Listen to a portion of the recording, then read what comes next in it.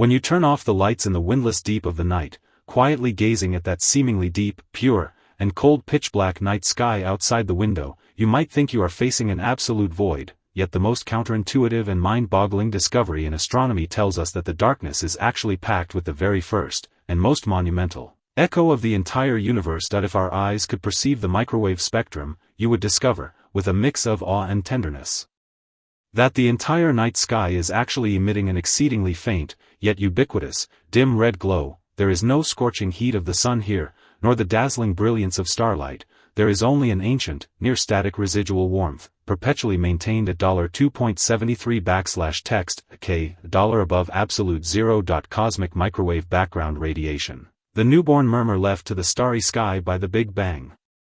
It resembles a prolonged, faint sigh left to the night by this spacetime after enduring a cataclysmic birth. Tonight, let us accompany the gently flickering firelight and this story you need not effortfully memorize, to walk together into its true lifetime. In this long descent and dissipation, there is no pain or clamor, only nature's most ultimate restraint, romance, and tenderness.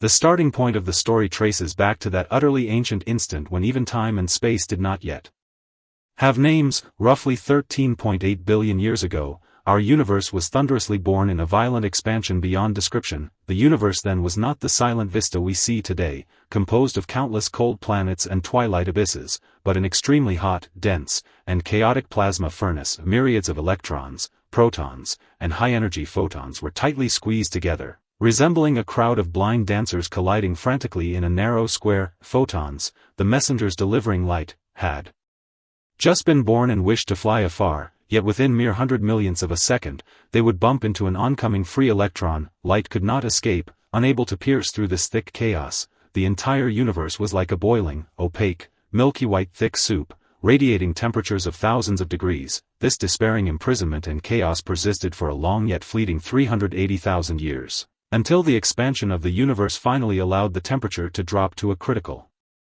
threshold. That temperature was approximately $3000 K, $1, a wondrous moment when the restless universe began to grow gentle and introverted. Precisely at this moment, the once frantically running free electrons, due to a drop in energy, finally became willing to slow down, gently captured by the neighboring protons to combine into the simplest hydrogen atoms. As free electrons vanished en masse from the square, the once overcrowded universe suddenly became incredibly empty and transparent. At a certain instant, those photons, imprisoned for 380,000 long years, were finally freed from any hindrance.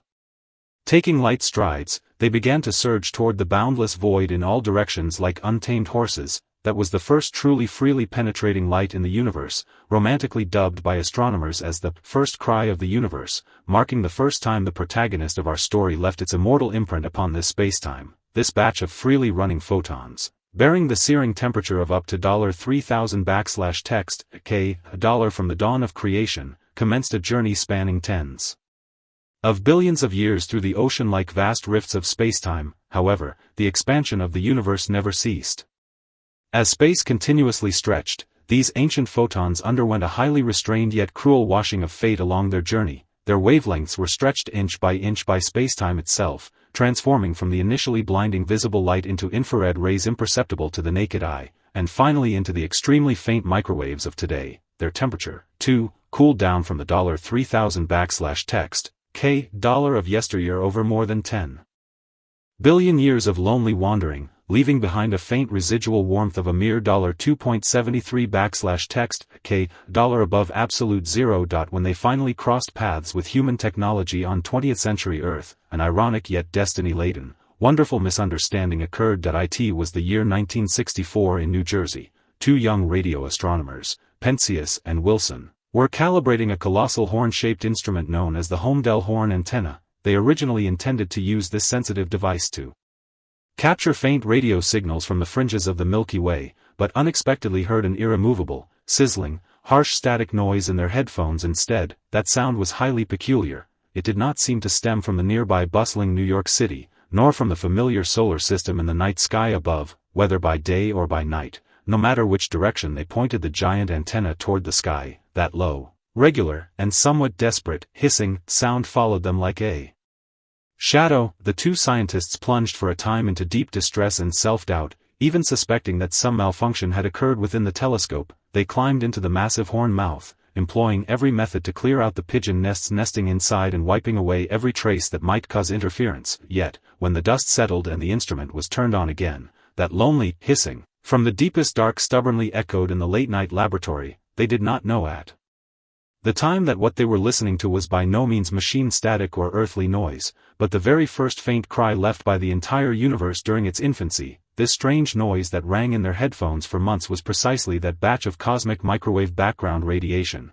which set out 380,000 years after the Big Bang and wandered through the void for 13.8 billion years. To fully discern this ancient murmur enveloping humanity, scientists, over the subsequent decades, sent more exquisite and sensitive satellites into the unshielded cosmos. The COBE satellite launched in 1989, and later the Planck satellite, which stunned the world by mapping out the most meticulous all-sky map of the universe, finally unveiled this gentle behemoth in the absolute quiet of the cosmic vacuum. When astronomers converted the data transmitted by the satellites into a newborn all-sky map modeled with intertwined red, yellow, and blue, resembling the human cerebral cortex, the entire world fell silent. This image, hailed as the first photograph of the universe, showcased the minuscule yet critical temperature fluctuations of the cosmic microwave background across the entire sky. These fluctuations were so faint that the temperature variance between the extreme red and blue was a mere 100,000th of a degree, akin to an almost invisible, fine ripple arising upon a lake as smooth as a mirror. However, it was precisely this subtle anisotropy of 100,000th of a degree that dictated the joys and sorrows of all galaxies, stars, and even humanity itself over the subsequent hundreds of billions of years. In those dim yellow regions where the temperature was slightly higher, gravity began acting like a gentle weaver, slowly pulling in surrounding matter to condense over hundreds of millions of years into the primordial stellar sparks and vast cosmic webs. Conversely, in the deep blue regions where the temperature was slightly lower, matter became increasingly sparse, ultimately devolving into those silent cosmic voids spanning hundreds of millions of light-years. This ancient shell woven from photons of 13.8 billion years ago is not only the endpoint of a history, but the grand cradle from which all subsequent life and civilization could emerge. With a near purely rational imperfection, it shattered the dead balance, sketching out the initial, delicate blueprint for future material reproduction upon the canvas of eternal night. Every soul sitting before a computer, sleepless with anxiety over life,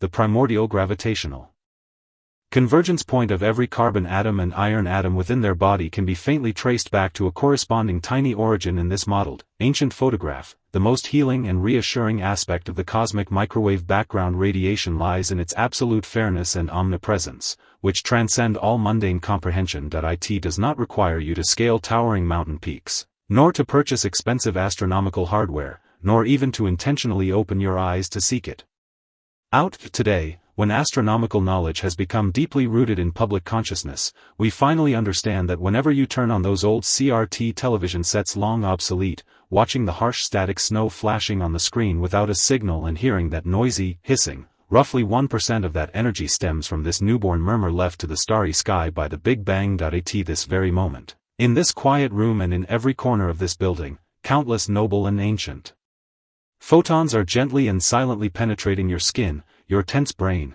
and the bed beneath you at the staggering speed of 300,000 kilometers per second. They have traversed the cold void for 13.8 billion years, never slowing down for the rise of any advanced civilization, nor altering their course for the extinction of any star. They witnessed the birth and demise of countless galaxies, and the magnificent tragedy of black holes devouring all, yet ultimately chose to shed all their searing sharpness, morphing into a gentle residual warmth of $2.73 K dollar to quietly envelope you and this boisterous world together. In the face of such a grand, robust, and eternal astronomical scale, all the gains and losses we cling to during the day, the anxieties, regrets, and pains that make us toss and turn, appear utterly insignificant, like a drop in the ocean, fleeting in an instant. It is like a refined elder who has weathered countless vicissitudes and seen through the disillusionment of spacetime, whispering tenderly in your ear during every lonely late night at a near-static frequency, "It's all right, everything is fine, everything will pass."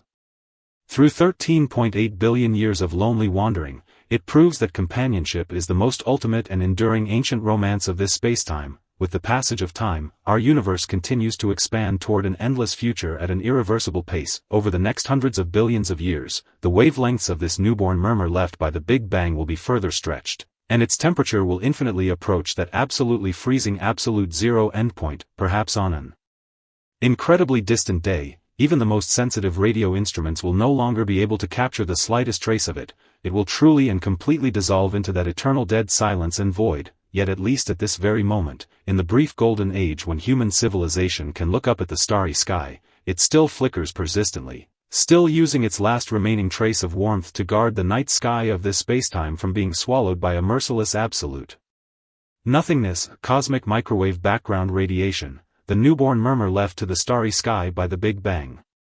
It answers all ultimate riddles regarding the backdrop of the night mentioned in the prologue. It proves that we have never been orphans accidentally appearing in the universe, but notes destined to emerge in this tens of billions of years-long symphony. The world has completely quieted down. The moonlight outside the window, together with those ancient photons, is weaving a most secure and reassuring dim light and shadow in your room.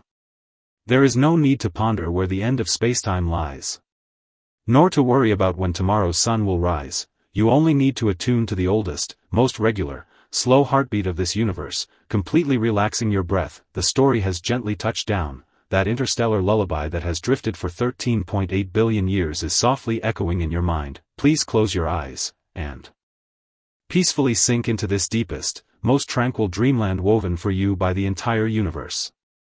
The first fracture of the story occurs on a warm early summer morning filled with transitions, unknowns, and turnings of fate. An ancient queen bee, slender in body and calm yet majestic in gaze, surrounded by tens of thousands of loyal worker bees, resolutely left that overcrowded old home filled with familiar scents to begin the first magnificent swarming in the life of their colony. In the high sky without a fixed dwelling, they drifted through the trees like a cloud of dark gold mist, ultimately choosing a sheltered hollow of a sturdy wild oak tree that had lived for centuries as the landing point of their brand new destiny. Having just arrived at their new home, they faced absolute desolation, surrounded by rough bark and twilight shadows, with no ready-made structure to shelter their noble eggs. At this stage, this group of wanderers was at the most vulnerable crisis of their lives, easily obliterated entirely by an unexpected storm, yet they displayed a survival wisdom akin to human logic. There was no panic, no chaos, and the entire colony plunged into a near-sacred state of absolute stillness the exact instant they landed. Tens of thousands of worker bees began to hang densely together at the top of the tree hollow, tightly interlocking with each other using their 6 tiny legs, forming structural curtains of life like ancient tapestries. Inside this curtain, due to the close friction of myriads of tiny bodies, the core temperature of the nest began to climb step by step at a highly rigorous and restrained frequency, until it steadily reached $35°/circ/text C$, a most comfortable and secure self-healing bed that only advanced life forms can maintain. The very instant this temperature was achieved, the wax glands in the abdomens of the worker bees quietly awakened. One after another, flakes of liquid beeswax, stark white and fine in texture, were slowly secreted from their bodies. They gathered them with their mouths, chewing repeatedly and mixing them with their own saliva, transforming them into the most flexible and plastic ancient building material. Without a blueprint, without a quarrel, the first sharp-featured worker bee stepped out of the curtain with an extremely calm pace, firmly sticking the first piece of wax onto the pitch-black top of the hollow, casting the very first anchor of destiny for this hexagonal castle, thereby initiating this microscopic epic project across tens of millions of years. When the first foundational piece of beeswax settled at the top of the hollow, the miracle of geometry displayed its most admirable wisdom of slow aesthetics in this microscopic world entirely ruled by instinct. If you carefully observe their labor, you will discover a highly counterintuitive architectural secret. When the worker bees initially carved the cells, what they hollowed out of the wax surface with their mouths were actually rounded, smooth circular holes without any sharp corners. However, a circle is a clumsy pattern that extremely wastes space and building materials. When countless circles are lined up together, gray gaps that cannot be utilized are inevitably left between one another. Confronting this critical survival dilemma, nature's most ultimate content magic quietly took place. Tens of thousands of worker bees used their bodies as living heat sources to precisely maintain the temperature around the cells at $33.6°/circ/text C$. At this precise threshold, the once hard beeswax began to turn like melted chocolate, revealing a soft, flowing semi-fluid tension. Due to the invisible pull of surface tension in physics, adjacent circular wax walls in a semi-fluid state began to spontaneously press and move closer toward each other.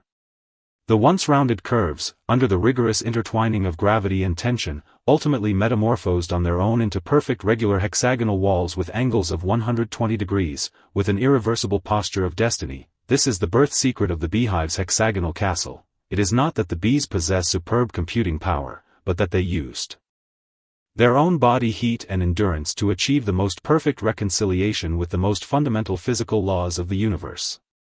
The regular hexagonal structure displays astonishing architectural advantages. It not only completely zeroes out the gaps between adjacent cells, perfectly utilizing every single micrometer of space in the tree hollow, but also uses the minimum amount of beeswax to support the heavy pressure of honey and offspring hundreds of times its own weight. Within this microscopic world densely extended by dark gold regular hexagons, space reveals an absolute rationality and order. Every single room looks identical, and every angle is flawless. This hypermicroscopic prosperity stands in sharp contrast to the chaotic, complex lines of the surrounding forest.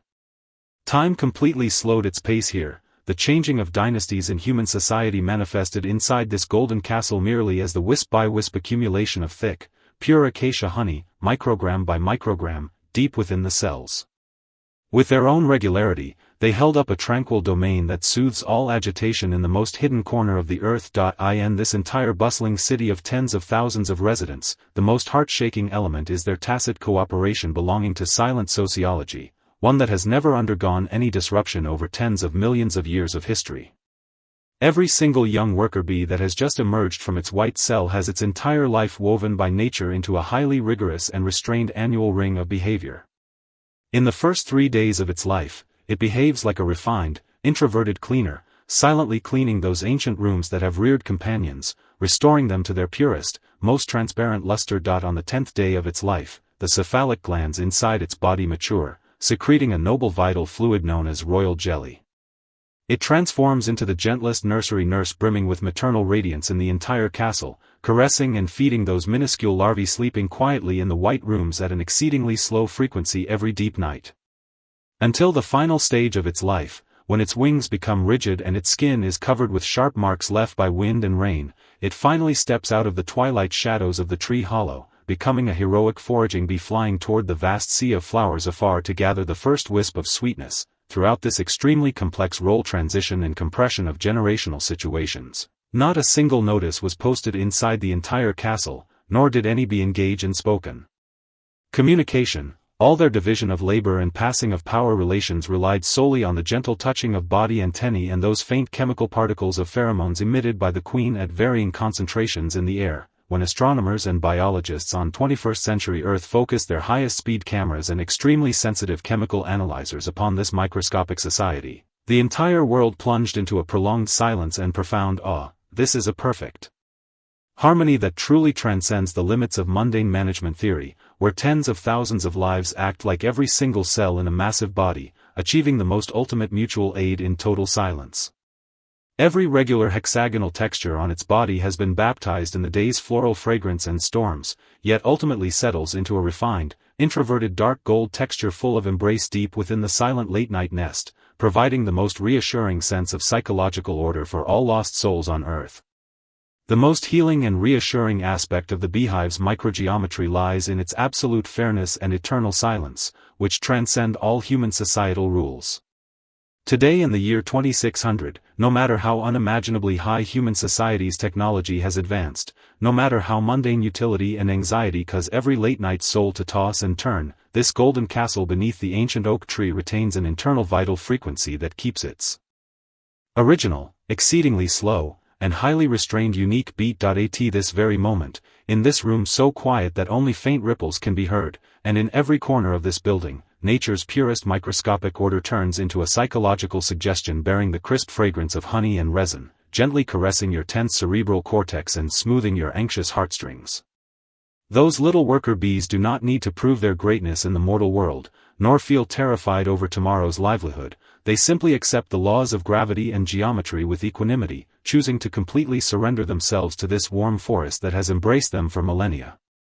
Every faint flutter of their wings and every rhythmic crawling of theirs inside the dark golden cells transmits a sense of security, being completely embraced to the late-night insomniacs. It's alright, now is the time to rest. You can close your eyes with peace of mind. No matter how chaotic the world, the microscopic castle always maintains the most perfect order and tranquility. In the face of such a grand, robust, and eternal natural law, all the gains and losses we cling to during the day, the anxieties, regrets, and pains that keep us awake at night, appear utterly insignificant, like a single minuscule grain of pollen falling in an ancient forest, fleeting in an instant. It is like a refined elder who has weathered countless vicissitudes and seen through the disillusionment of spacetime, whispering tenderly in your ear during every lonely late night at a near-static worker bee life cycle frequency of 29.5 days, lay down your defenses, return all chaos back inside the perfect hexagonal grids. Everything is fine, everything will pass. Through its silent cooperation and geometric steadfastness spanning tens of millions of years, it proves that silence, order, and introversion are the most ultimate and enduring ancient self-healing aesthetics of this boisterous world. As the late night dew gradually moistens the bark of the ancient oak tree, that silent symphony taking place inside the hexagonal castle will ultimately arrive at its gentlest nighttime pause. Over the next few hours, those worker bees that gathered the fragrance of flowers across thousands of miles during the day will completely cease their flight around the tree hollow, returning en masse inside those warm, secure regular hexagonal rooms, lowering their antennae in the gentlest posture to enter a deep sleep state lasting several hours. There will no longer be a single shred of unusual movement inside the entire castle, only those wisps of pure acacia honey upon the dark golden beeswax walls will quietly emanate a faint, weak aroma bearing the residual warmth of earth and blossoms, softly enveloping you and this weary world together. The microgeometry of the beehive, a silent symphony inside a hexagonal castle. She answers all ultimate riddles regarding the order of the night mentioned in the prologue. She proves that we have never been orphans accidentally appearing in the lonely night, but beautiful notes destined to emerge in this tens of billions of years-long symphony of life. The world has completely quieted down. The moonlight outside the window, together with the blood circulation within your body, is weaving a most secure and reassuring dim light and shadow in your room. There is no need to ponder where the end of growth lies, nor to worry about when tomorrow's storm will cease. You only need to attune to the oldest, most regular, slow heartbeat of these microscopic creatures, completely relaxing your breath. The story has gently touched down. That forest lullaby performed jointly by regular hexagons and pheromone particles is softly echoing in your mind. Please close your eyes, and peacefully sink into this deepest, most tranquil dreamland woven for you by a perfect castle. In the high-altitude fir forests at the foothills of the Himalayas, where mists linger all year round, what kind of posture must a life assume to endure nature's most ultimate isolation and bitter cold? The elevation here spans a precipitous 3,000 meters, where the thin air feels like crushed ice from the Arctic and the mountain winds cut as sharply as stone knives honed for thousands of years. Most living creatures in this peril-ridden old-growth forest are always in a hurried rush, exhausted merely by the act of making a living, yet, there is a creature that chooses to let the passage of time unfold with infinite slowness here. The red panda, a life endowed with a signature reddish-brown fluffy coat and an inherent natural cuteness, has lived out a form of motionless poetry between the steepest moss-covered cliffs and the deepest oceans of bamboo. Tonight, let us sit by the gently flickering hearth, and with this story that requires no effort to remember, step into his true life.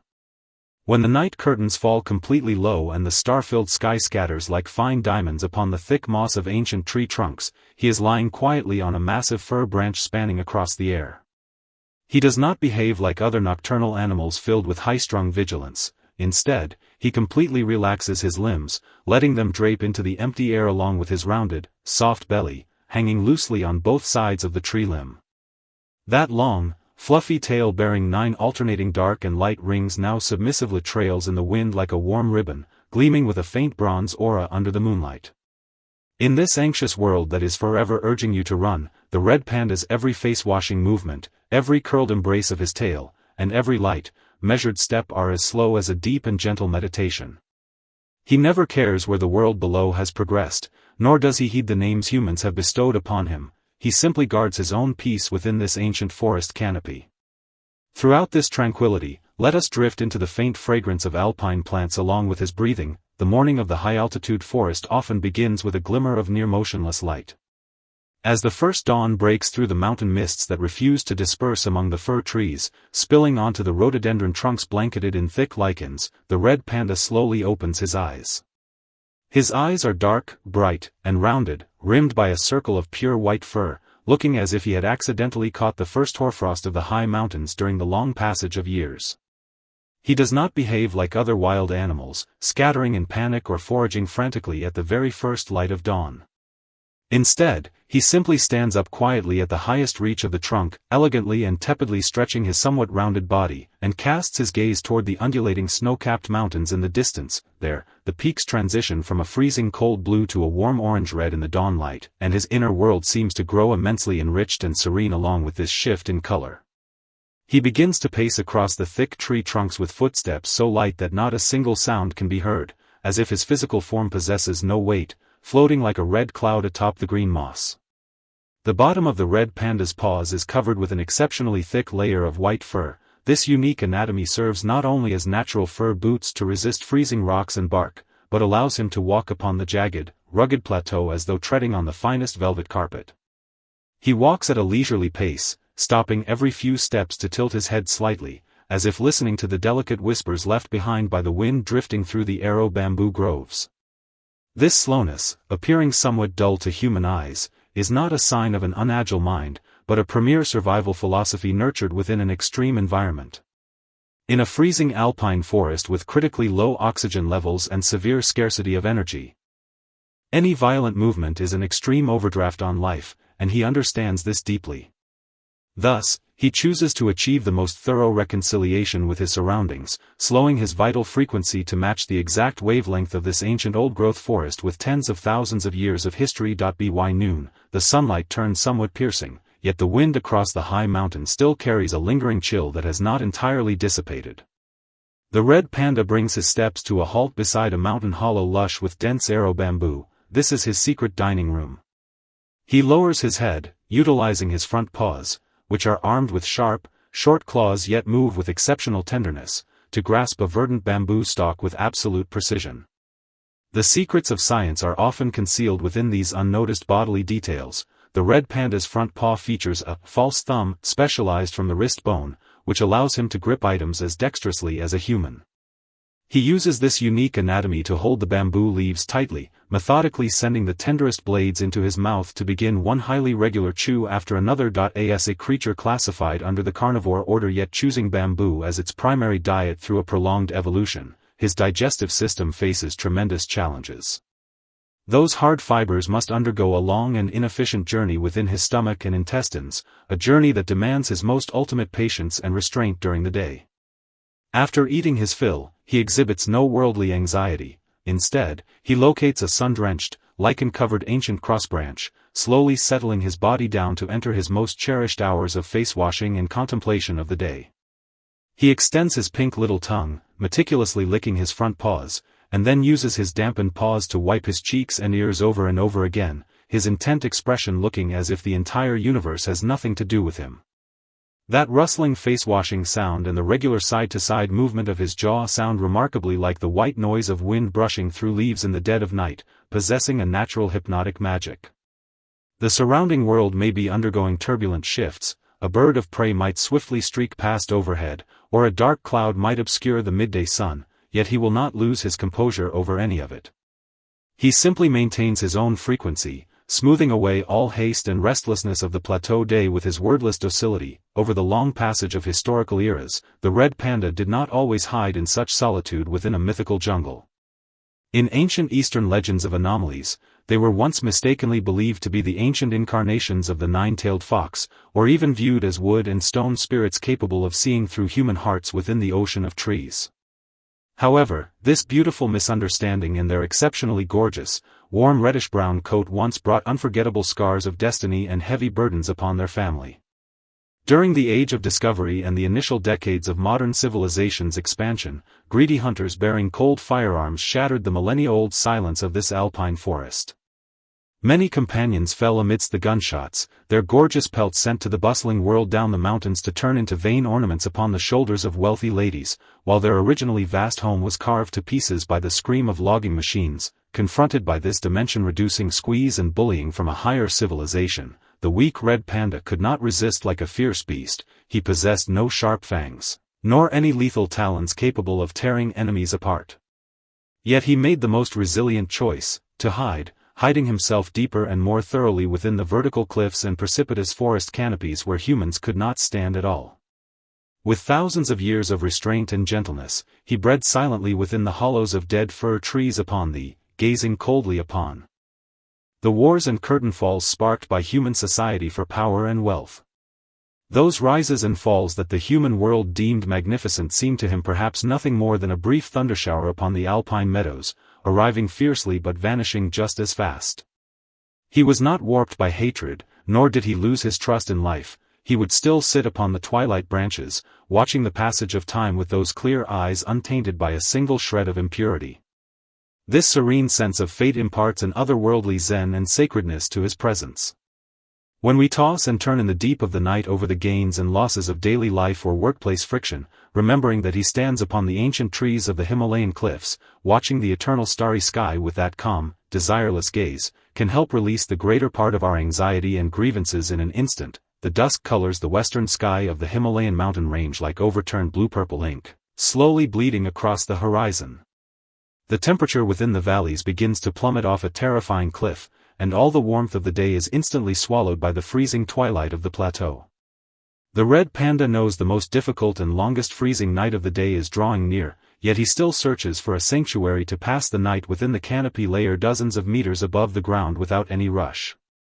He finds a massive tree knot cavity sheltered from the wind, blanketed heavily with dry, soft moss, radiating the distinct resinous aroma of wood. Although red pandas are solitary wanderers, they maintain an exceptionally high degree of tacit understanding and gentle politeness toward each other's presence on this cruel winter night. He slowly curls into the cavity, not falling asleep immediately, but compressing his body into a mathematically perfect round ball, allowing that plush tail, which is longer than his torso and features 9 distinct rings, to exhibit a miraculous capacity for insulation at this hour.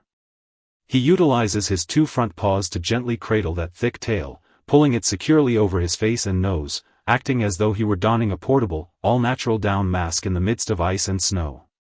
From a scientific perspective, the structure of the fur on a red panda's tail is extraordinary. The hollow fibers are capable of locking in every single remaining ray of the daytime sun's temperature. This most generous gift of nature grants him a cocoon of warmth belonging completely to himself within this desolate old-growth forest devoid of human heating. Thus, he rests quietly inside the mossy tree hollow, listening to the heavy howling of the savage gales rushing through the fir needles outside, fully committing himself to this cold and tranquil night. The night has grown profoundly deep, and the entire Himalayan mountain range has fallen completely into an atmosphere of ether, silence, and absolute stillness.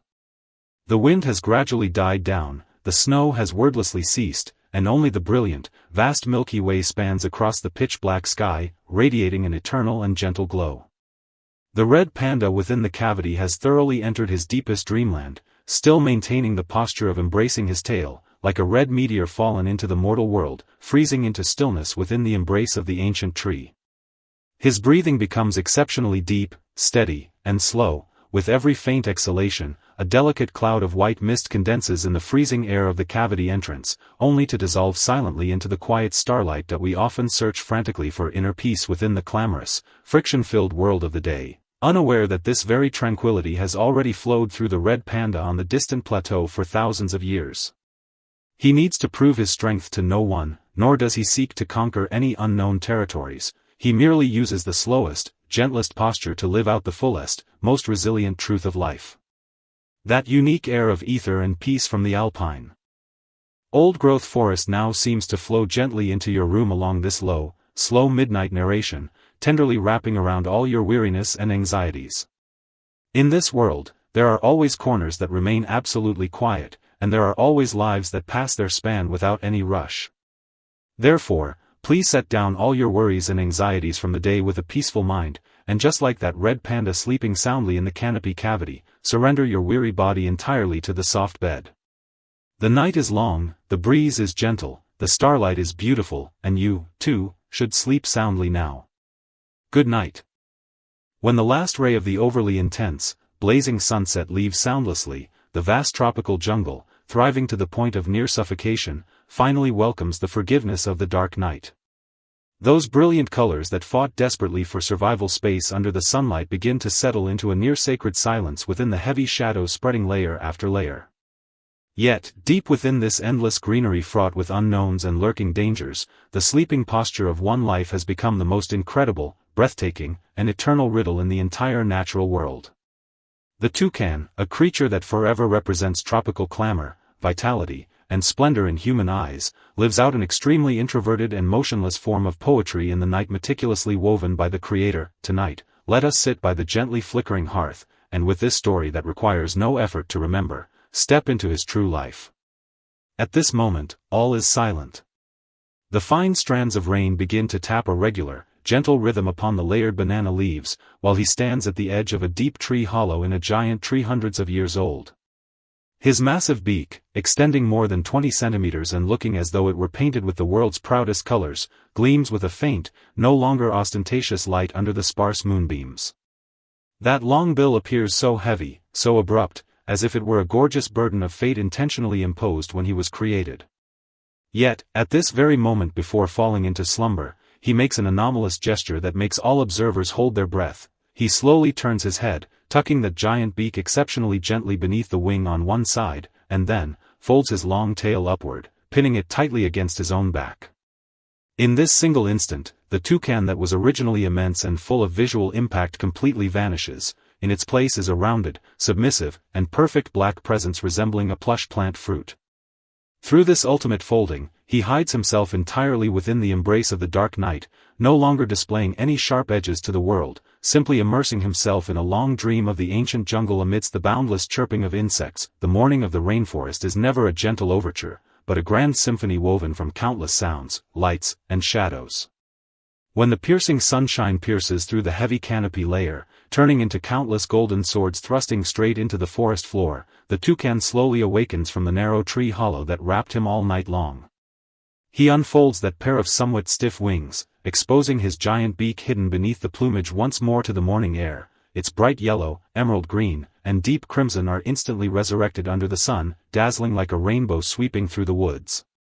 Yet, beneath this splendor hides a heavy pressure of survival and the first fracture of destiny that others cannot truly feel. His long beak occupies 1/3 of his total body length. In the eyes of many unformed observers, this might seem like an excellent weapon for showing off, fighting, or defending against predators in the jungle. But the truth of nature is far crueler than this. This massive bill is actually extremely fragile. Its interior is composed of countless minute, cancellous bony tissues, and the exterior is merely covered by a thin layer of keratin, possessing almost no hardness for combat. More fatally, this immense area makes his every flight through the woods remarkably clumsy. He cannot weave through the dense forest as nimbly as small passerine birds, and every takeoff must be accompanied by a massive consumption of physical strength and a precise compliance with the wind direction. He perches upon the branches of a Brazil nut tree soaring into the clouds, surrounded by the high-pitched, sharp calls of various songbirds that seem to declare territories or mock this slow-moving giant with a hollowly massive exterior. The toucan simply stands there silently, tilting his head slightly, gazing coldly and with restraint at this clamorous world through his deep eyes ringed with a patch of sky-blue skin. He knows he cannot hide this gown of vivid colors that feels like a curse, and he knows countless greedy predators are hidden in the shadows, staring at him like a moving target with icy gazes. In every single moment of the day, he must remain alert, bearing the dual squeeze of beauty and clumsiness, carefully searching for a balance point of survival within this perilous green labyrinth. The midday sun grows increasingly ferocious, and the air within the jungle feels as though it were boiled, hanging thick with a stifling, humid vapor woven from decaying vegetation and new life. In this period when even the air seems to solidify, the toucan begins the most frequent activity of his day, a prolonged gamble between feeding and body temperature. He begins to leap slowly through the high reaches of the canopy layer. Unable to sustain prolonged, continuous flight, he relies more often on his feet to execute precise hops between thick vines. His massive beak finally reveals another layer of the Creator's intent at this hour. the long structure allows him to easily reach those tropical berries growing at the very tips of fragile twigs, completely unreachable by other heavy birds. He utilizes the precise tip of his beak to harvest a ripe passion fruit exceptionally gently, tilting his head slightly back to let the fruit slide down the long passage into his throat using gravity, the entire movement elegant, restrained, without a single shred of savage tearing. Yet the true essence of science often manifests at the very edge of survival. This massive beak is not merely his harvesting tool, but the core air conditioning system within his body. Noon temperatures in the rainforest are extremely high, and birds possess no sweat glands to dissipate heat. The surface of the toucan's immense bill is densely webbed with minute networks of blood vessels. As blood flows through this expansive region, the long beak acts like a highly efficient radiator, continuously releasing his excess internal heat into the air. However, this simultaneously signifies a massive risk. If a cold rain suddenly sweeps through the jungle at this moment, these vessels turn into a lethal loophole for losing body heat. He must constantly calculate the wind speed and the temperature of the sun while foraging and replenishing energy, controlling his heartbeat and blood flow within an exceptionally delicate rhythm. He moves through the woods without any rush, pausing for a long time beneath the deep shade of a broad elephant ear leaf after swallowing a few fruits, opening his long beak slightly to exchange life energy with this cruel yet bountiful land in silent breaths. Throughout the prolonged breeding season, the power dynamics and survival struggles the toucan must confront are far more complex than merely coping with the climate. They do not possess the powerful wood-boring capabilities of woodpeckers. Thus, to rear offspring, they must locate natural tree hollows within this ancient jungle or occupy old residences abandoned by other birds. Upon the moss-covered trunk of an old gall tree, he once set his sights upon a premier tree hole, a warm place slowly hollowed out by termites and fungi through hundreds of years of wind and rain. Yet, good dwellings in the jungle are forever a scarce resource, and on that occasion, he encountered a fierce forest eaglehawk searching for a nesting site as well, confronted by a raptor that, though slightly smaller in frame, possessed razor-sharp talons and beak. The toucan could not engage in direct physical combat, for he knew that any damage to his long beak spelled the arrival of death. In that twilight thick with a crushing pressure, he perched upon the opposite branch, continuously opening his massive beak, flashing its terrifying serrated edges and piercing colors as a defense mechanism, releasing a low, hoarse, frog-like warning call. That was not a furious roar, but a psychological gamble under immense tension. He utilized his entire strength to disguise his power, using his gorgeous plumage to intimidate the opponent. Locked in a stalemate for a full hour, the eaglehawk was ultimately forced back by his immense, bizarre visual pressure, beating its wings to fly toward a deeper valley. He won, winning this safe haven where he could rear the next generation, yet there was no sliver of triumphal joy in his heart at that moment, only endless exhaustion. As he carefully stepped into that narrow, dark tree hollow, the sun was gradually sinking beneath a layered ocean of trees, completely dissolving his lonely silhouette into the growth rings of the wood. The speed at which the night curtain falls is astonishingly rapid. Within a few short minutes, the originally stifling jungle is ruled by a cold, damp atmosphere. Those long beaks that supported the toucan's heat dissipation by day suddenly turn into the most perilous source of cold at this hour, as the surrounding temperature drops below a point his blood vessels can bear. This is precisely why he displays that breathtaking, folded posture every single night. It is his deepest compromise with nature, and his gentlest rescue of his own life. Deep within this tree hollow that is narrow to the point of making a turn near impossible, he slowly crouches his body down, his two powerful blue-gray feet gripping firmly onto the textured bark of the interior. He takes a deep breath, turning that massive beak, which bore countless stairs and heavy pressures by day, 180 degrees backward, resting it smoothly and gently along his spine, and drawing his broad, thick black wing over it like a heavy velvet blanket. Immediately following, his long tail feathers, originally utilized to balance his body in flight, flip upward with a sharp snap like a spring-loaded mechanism, pinning flat against the exterior of his wing-covered back. In scientific studies, this unique skeletal joint structure is termed caudal vertebrae specialization, permitting their tail section to undergo significant reverse bending. Through this exquisite structural geometry of the body, the toucan successfully reduces all bare parts prone to radiating heat and all excess surface area to an absolute minimum. He turns himself into a perfect closed system, locking the body temperature accumulated by day tightly within the minute spaces at the base of his feathers, resisting the deep chill that seeps into the bones in the rainforest midnight. A torrential downpour begins to fall outside, the wild gale making the ancient trunks release heavy creaks, and countless nocturnal predators begin to patrol silently beneath the trees. But he can no longer hear or see them. Within this warm, absolutely secure geometric sanctuary crafted with his own body, he lets down all his guard completely. The tropical rainforest by now has been fully comforted by a gentle, lingering midnight rain. Countless minute water droplets gather and slide down the bizarrely shaped leaves, releasing a highly regular rustling sound that brings an immense peace to the inner soul. The toucan sleeps exceptionally steadily within that hidden tree hollow, his breathing slowed to a quarter of his daytime rate, his every faint rise and fall bearing a form of vital restraint and dignity. We often wear heavy masks in the world of the day, displaying sharp edges and splendors that do not belong to our true inner selves, looking very much like the toucan's massive, vivid beak by day, but please remember, when the night arrives, you similarly possess the right to fold yourself away and tuck your sharp edges out of sight. This world no longer demands that you maintain a perfect image, nor does it require you to calculate gains, losses, and dangers. You need only retreat into your own bed, and like that clever toucan, hide all your heavy burdens beneath gentle wings.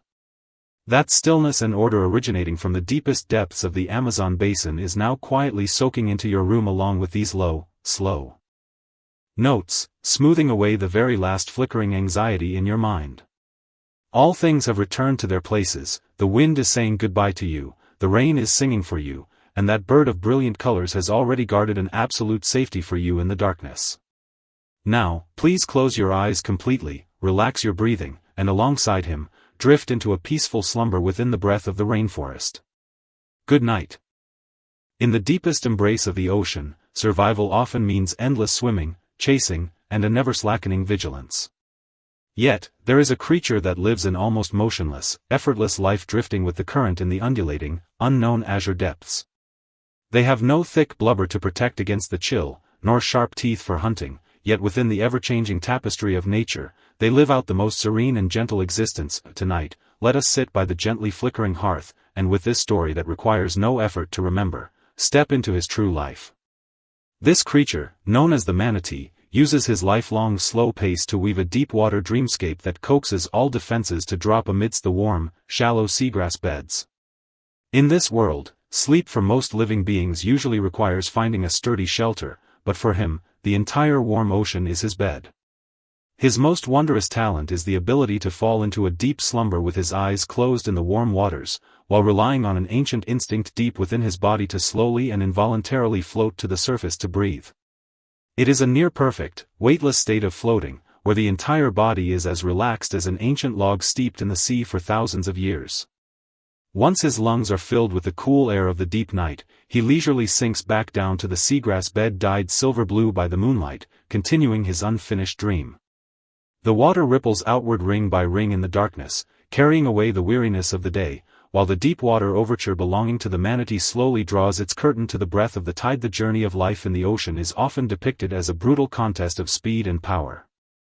Yet the manatee's night, from the very beginning, drifts outside this cruel law, revealing an anomalous tranquility. When night fully cloaks the mangroves and shallow bays of Florida, the surrounding water temperature begins to drop bit by bit. For a manatee without thick whale blubber, a water temperature below 20 degrees Celsius is a fatal fracture of fate, causing his body to gradually lose warmth and slide toward exhaustion.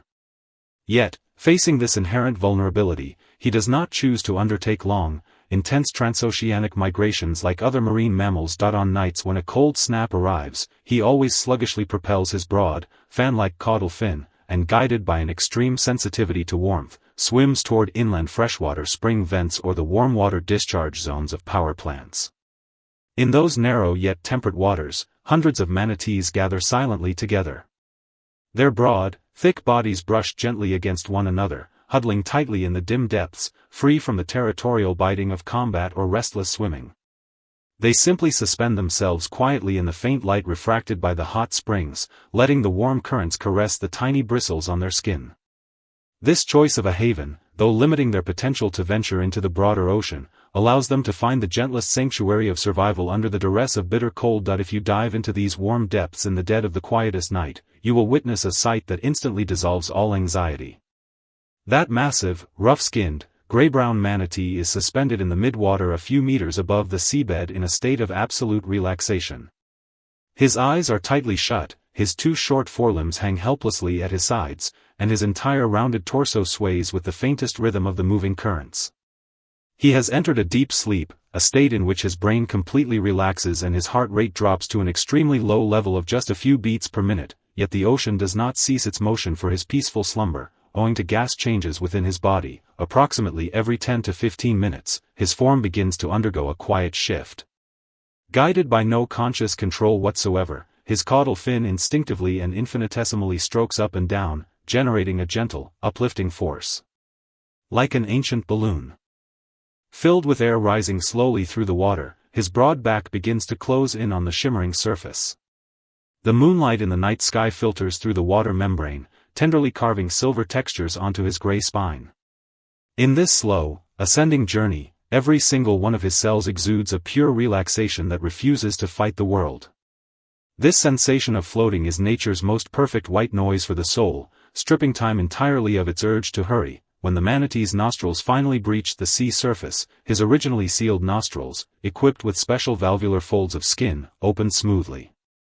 A deep, long, and exceptionally steady sound of exhalation quietly breaks over the vast and silent night sea, followed by a greedy yet quiet inhalation. This process is incredibly brief, failing to startle even the nocturnal birds resting near the water's surface. Immediately after, the folds of skin seal tight once more without a single gap, locking the outside air securely in the depths of his lungs. His body, now satiated with air, shifts its specific gravity again, and he begins to leisurely retreat into the deep blue depths, like a falling leaf descending on a windless autumn day. Throughout this entire cycle of falling asleep, ascending, breathing, and sinking back down, he never once truly opens his eyes from beginning to end. This perfect fusion of instinct and slumber is an ancient wisdom distilled over tens of millions of years. In the human world, we often must maintain absolute vigilance to keep life running, to the point where even our breathing becomes hurried and heavy. Yet the manatee showcases an ultimate trust through his posture, trust that the current will gently lift him up, and trust that instinct will safely guide him home. This complete surrender and submission to his surroundings grants him an inner peace that no storm in the volatile sea can ever strip away. Beyond his magical sleep, the reason the manatee was mistaken for the mysterious mermaid by countless seafarers over the long centuries stems even more from the exquisite, human-like affection shared between mother and calf.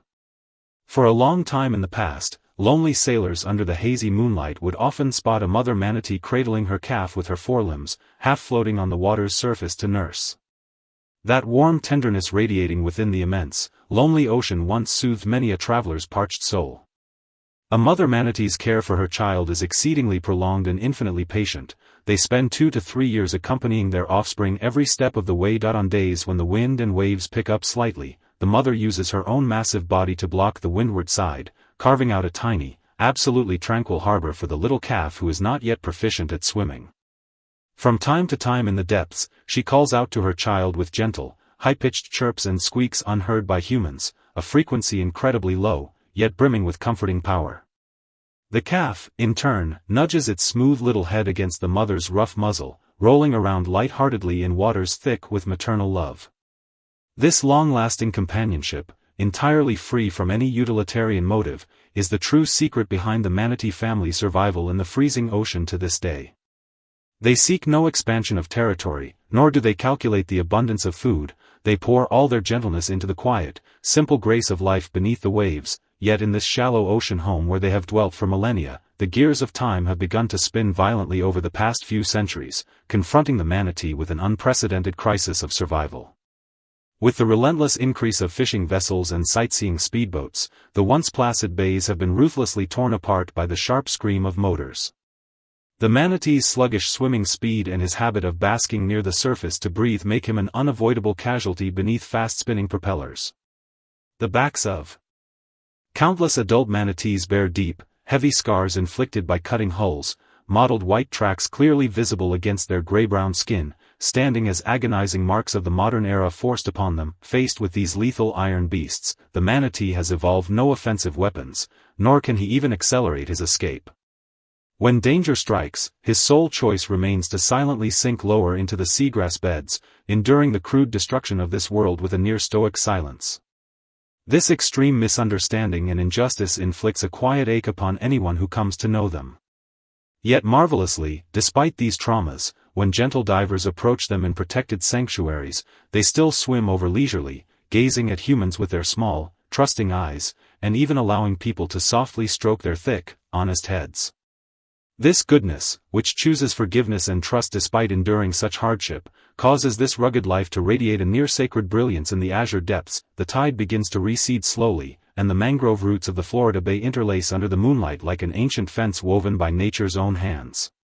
The deep ocean far away sends the muffled sound of waves crashing against reefs, but within this protected, calm inner bay, the manatee and his companions have fully immersed themselves in their midnight dreamland. His colossal frame rises gently once more through the warm current, his nostrils precisely breaching the surface to release a soft, sighing breath before soundlessly slipping back into the deep, profound blue. At the beginning of our story, we marveled at the paradox of his drifting survival, but now, we witness the purest compassion and open-mindedness within this life. He has no agile movements, no soaring songs, yet with a body like a floating log, he holds the most ultimate gentleness and relaxation of the ocean. This story of deep-water companionship has quietly reached its end, just like the lush seagrass swaying gently with the ocean currents on the seabed, softly brushing against your soul. The night is very deep now, and the faint glow of the shallow sea will watch over you until the first light of dawn. In this safe harbor, you no longer need to fight any waves, nor do you need to ponder complex problems. Please let your body relax just like the manatee, shedding all your weight, and in this warm, loose ambience, gently drift with the echo of the story toward the deepest, most peaceful dreamland. Good night. Upon the desolate salt flats where life is near extinct, the Creator often reclaims all tenderness, leaving only a cruel essence capable of swallowing everything. The lake water there is crystalline yet intensely toxic. High concentrations of saline and alkaline compounds can easily corrode the toughest leather, and the steaming air hangs heavy with the pungent scent of sulfur. Yet, within this forbidden zone where even wild birds refuse to alight, there resides a silhouette as brilliant as wildfire. With a near-miraculous elegance, they transform this lake of death into their own gentle haven. Tonight, let us sit by the gently flickering hearth, and with this story that requires no effort to remember, step into his true life.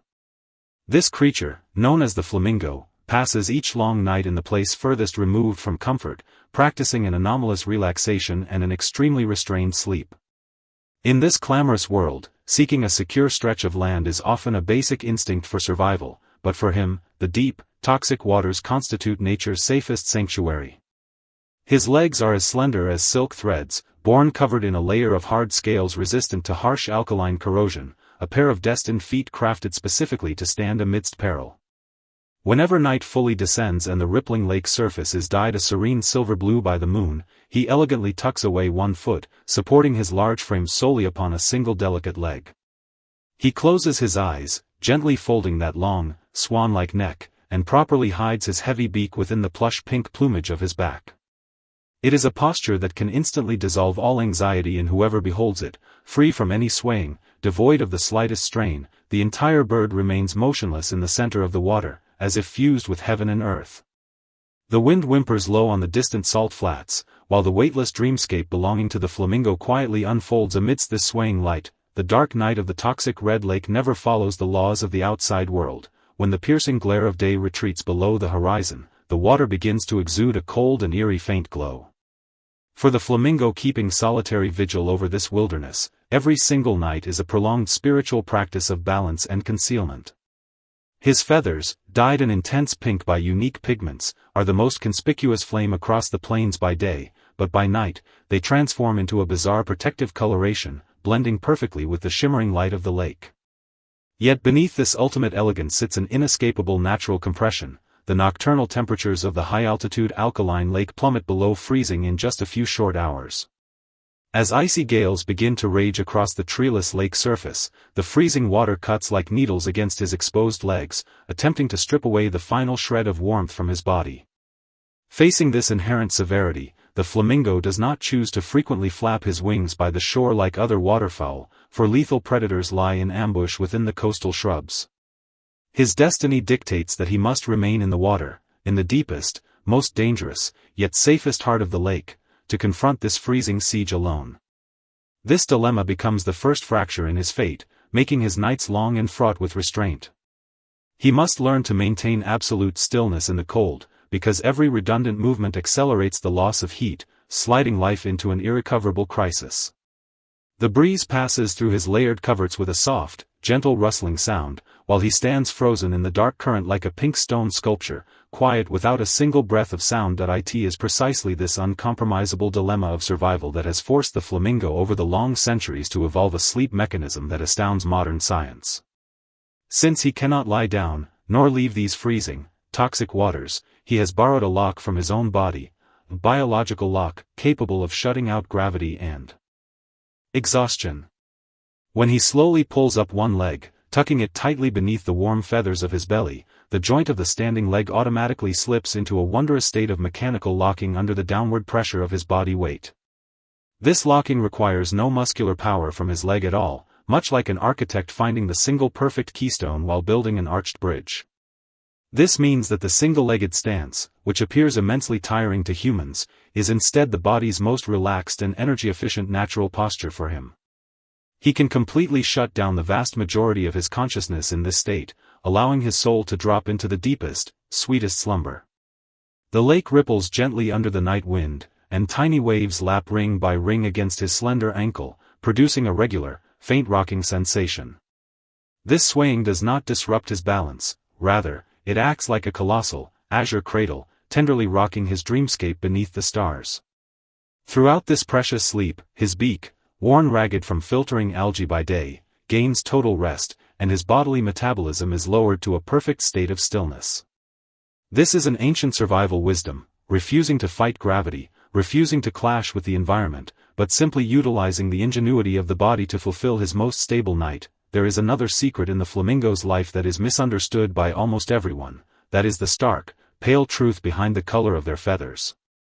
In the camera lenses of countless travelers, the flamingo is the definition of passion and romance, its brilliant pink wings intoxicating all who see them. Yet few know that this beautiful coloration is not an inherent pattern born of nature, but stems from the only food they can forage within these toxic waters, microalgae and brine shrimp rich in carotenoids. They are born merely as grayish-white, even somewhat homely chicks. To acquire this gown of fire, they must spend a lifetime swallowing these corrosive, toxic waters. It is a poignant life paradox of trading pain for beauty, and each step of their journey in turning toxin into splendor is exceptionally heavy. Crueler still, this beauty is not permanent. Whenever the breeding season concludes and a mother bird has exhausted every shred of nourishment to rear her offspring, her originally radiant plumage fades entirely within a few short days, turning into a dry, sickly white-gray. That paleness is the scar of a life completely drained, appearing utterly discordant within the bustling flock, even drawing cold neglect from companions. When a fated flamingo stands alone at the edge of the ruined lake, watching its companions still flashing pink under the moon, that isolation of being stripped by instinct and time carries a piercing sense of destiny.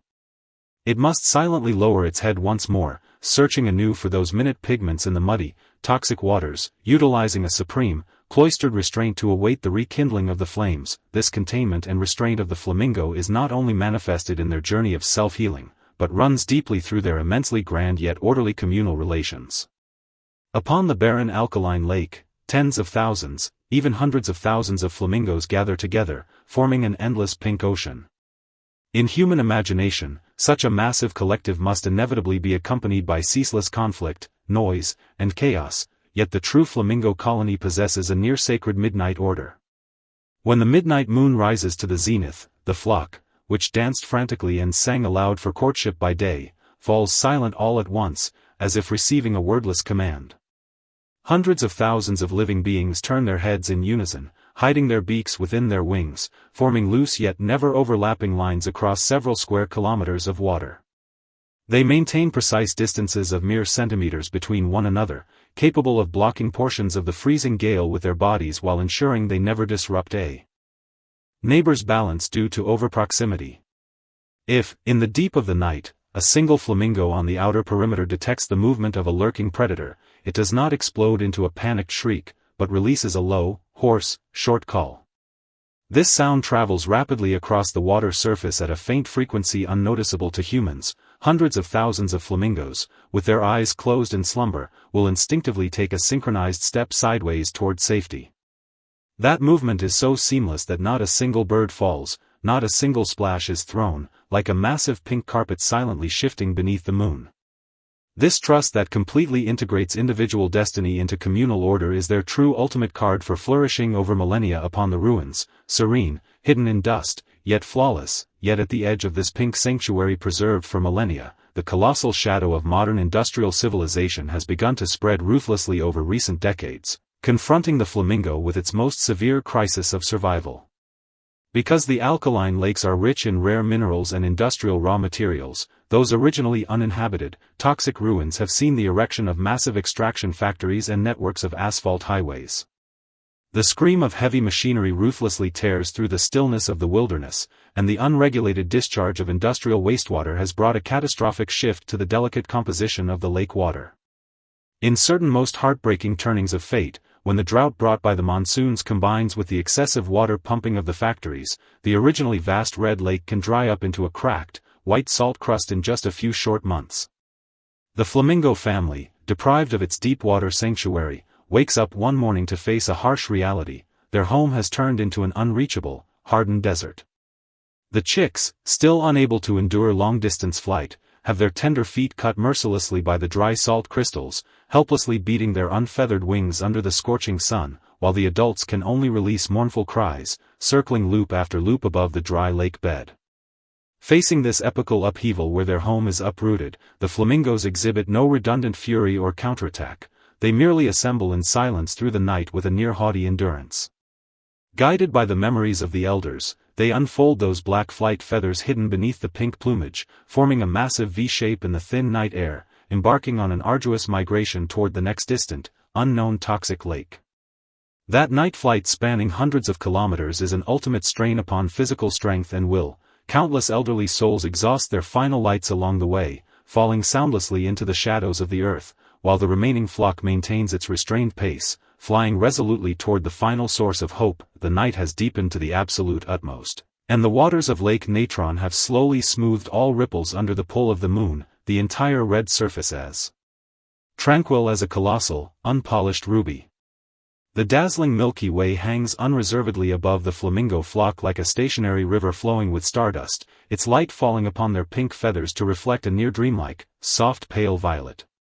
By now, he has completely immersed himself in tonight's deepest slumber. That long leg which stood for hours is lowered back down in his sleep with extreme slowness and smoothness, replaced by the other warm foot gently stepping into the water, completing this effortless midnight exchange.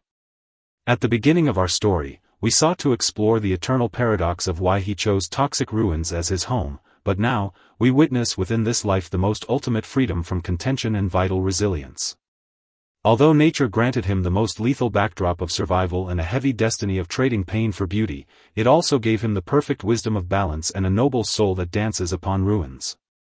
What he leaves to this desolate earth is never the clamor of conquest, but a flame that keeps burning amidst extinction, and a composure that remains unswayed before the storm.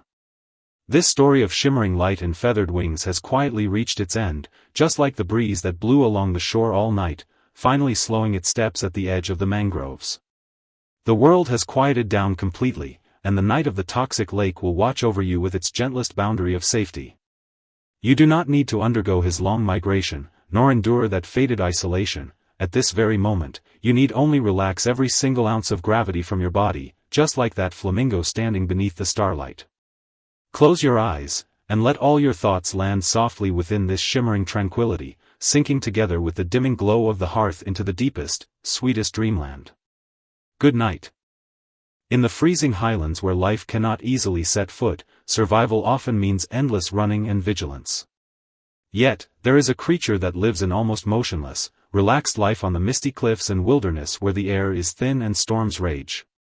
They possess neither sharp claws nor powerful bodies, yet within the harshest laws of nature, they live out the most gentle and serene existence. Tonight, let us sit by the gently flickering hearth, and with this story that requires no effort to remember, step into his true life. This creature, known as the alpaca, uses his lifelong gentleness and slow pace to weave the most comforting dreams upon the desolate land. The wind blows low outside the window, carrying away the weariness and clamor of the day. Meanwhile, the night on the highlands is drawing its quiet curtain. On the starlit pasture, he stands there silently, as if waiting for every tired soul to enter that pure world free from distraction. In those clear, somewhat vacant eyes, there is no anxiety, no panic, only a deep tranquility that has looked through the wind and frost. This is not a journey full of legends and adventures, but a record of a life gently reconciling with loneliness and bitter cold. The night in the Andes always arrives loftier and colder than anywhere else. As the last ray of the setting sun is swallowed by the icebound mountains, a piercing chill begins to permeate the thin air. Here, the great wind is a frequent guest of the night, howling through the treeless wilderness, stripping away the last remaining warmth of the earth's surface. At this moment, the alpaca stands beside a massive rock, his long wool fluttering slightly in the wind, yet his eyes remain as calm as water. His entire life seems to be spent in the company of this extreme cold. But he never resists, nor does he ever try to escape. He simply wraps himself gently with his thick, almost luxurious fleece. Those dense, soft fibers are the longest-lasting armor nature has bestowed upon him, locking in every precious degree of body temperature. At this moment, the alpaca stands beside a massive rock, his long wool fluttering slightly in the wind, yet his eyes remain as calm as water. His entire life seems to be spent in the company of this extreme cold. But he never resists, nor does he ever try to escape. He simply wraps himself gently with his thick, almost luxurious fleece.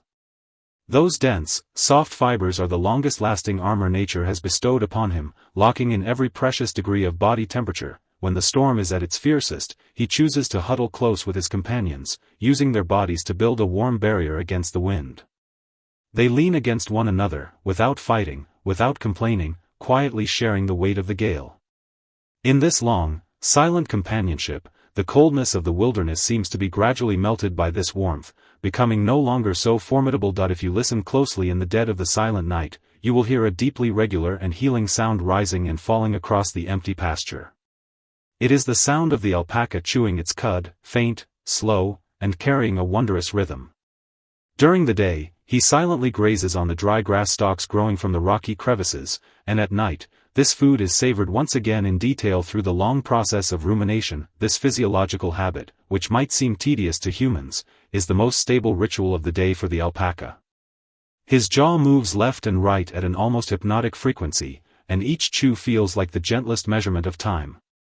This sound is amplified in the quiet night, gradually turning into a beautiful white noise that soothes all the restlessness brought by the cold on the wild plains. Life here has been turned down to the slowest gear. There are no hurried breaths, no panicked flights. In this way, he tells the surrounding world that even the lowest blade of grass deserves to be treated gently for an entire night. Listening to this sound, you will feel the flow of time slow down, and the anxieties and restlessness of the day dissolve and settle bit by bit with this steady rhythm. This is a survival wisdom inherited from ancient times, and a natural magic that brings peace to the soul. As the first dawn breaks and the highland sunlight pierces through the thin clouds, spilling unreservedly onto the golden pasture, a new day begins. Yet, the alpaca's morning shows no signs of busyness.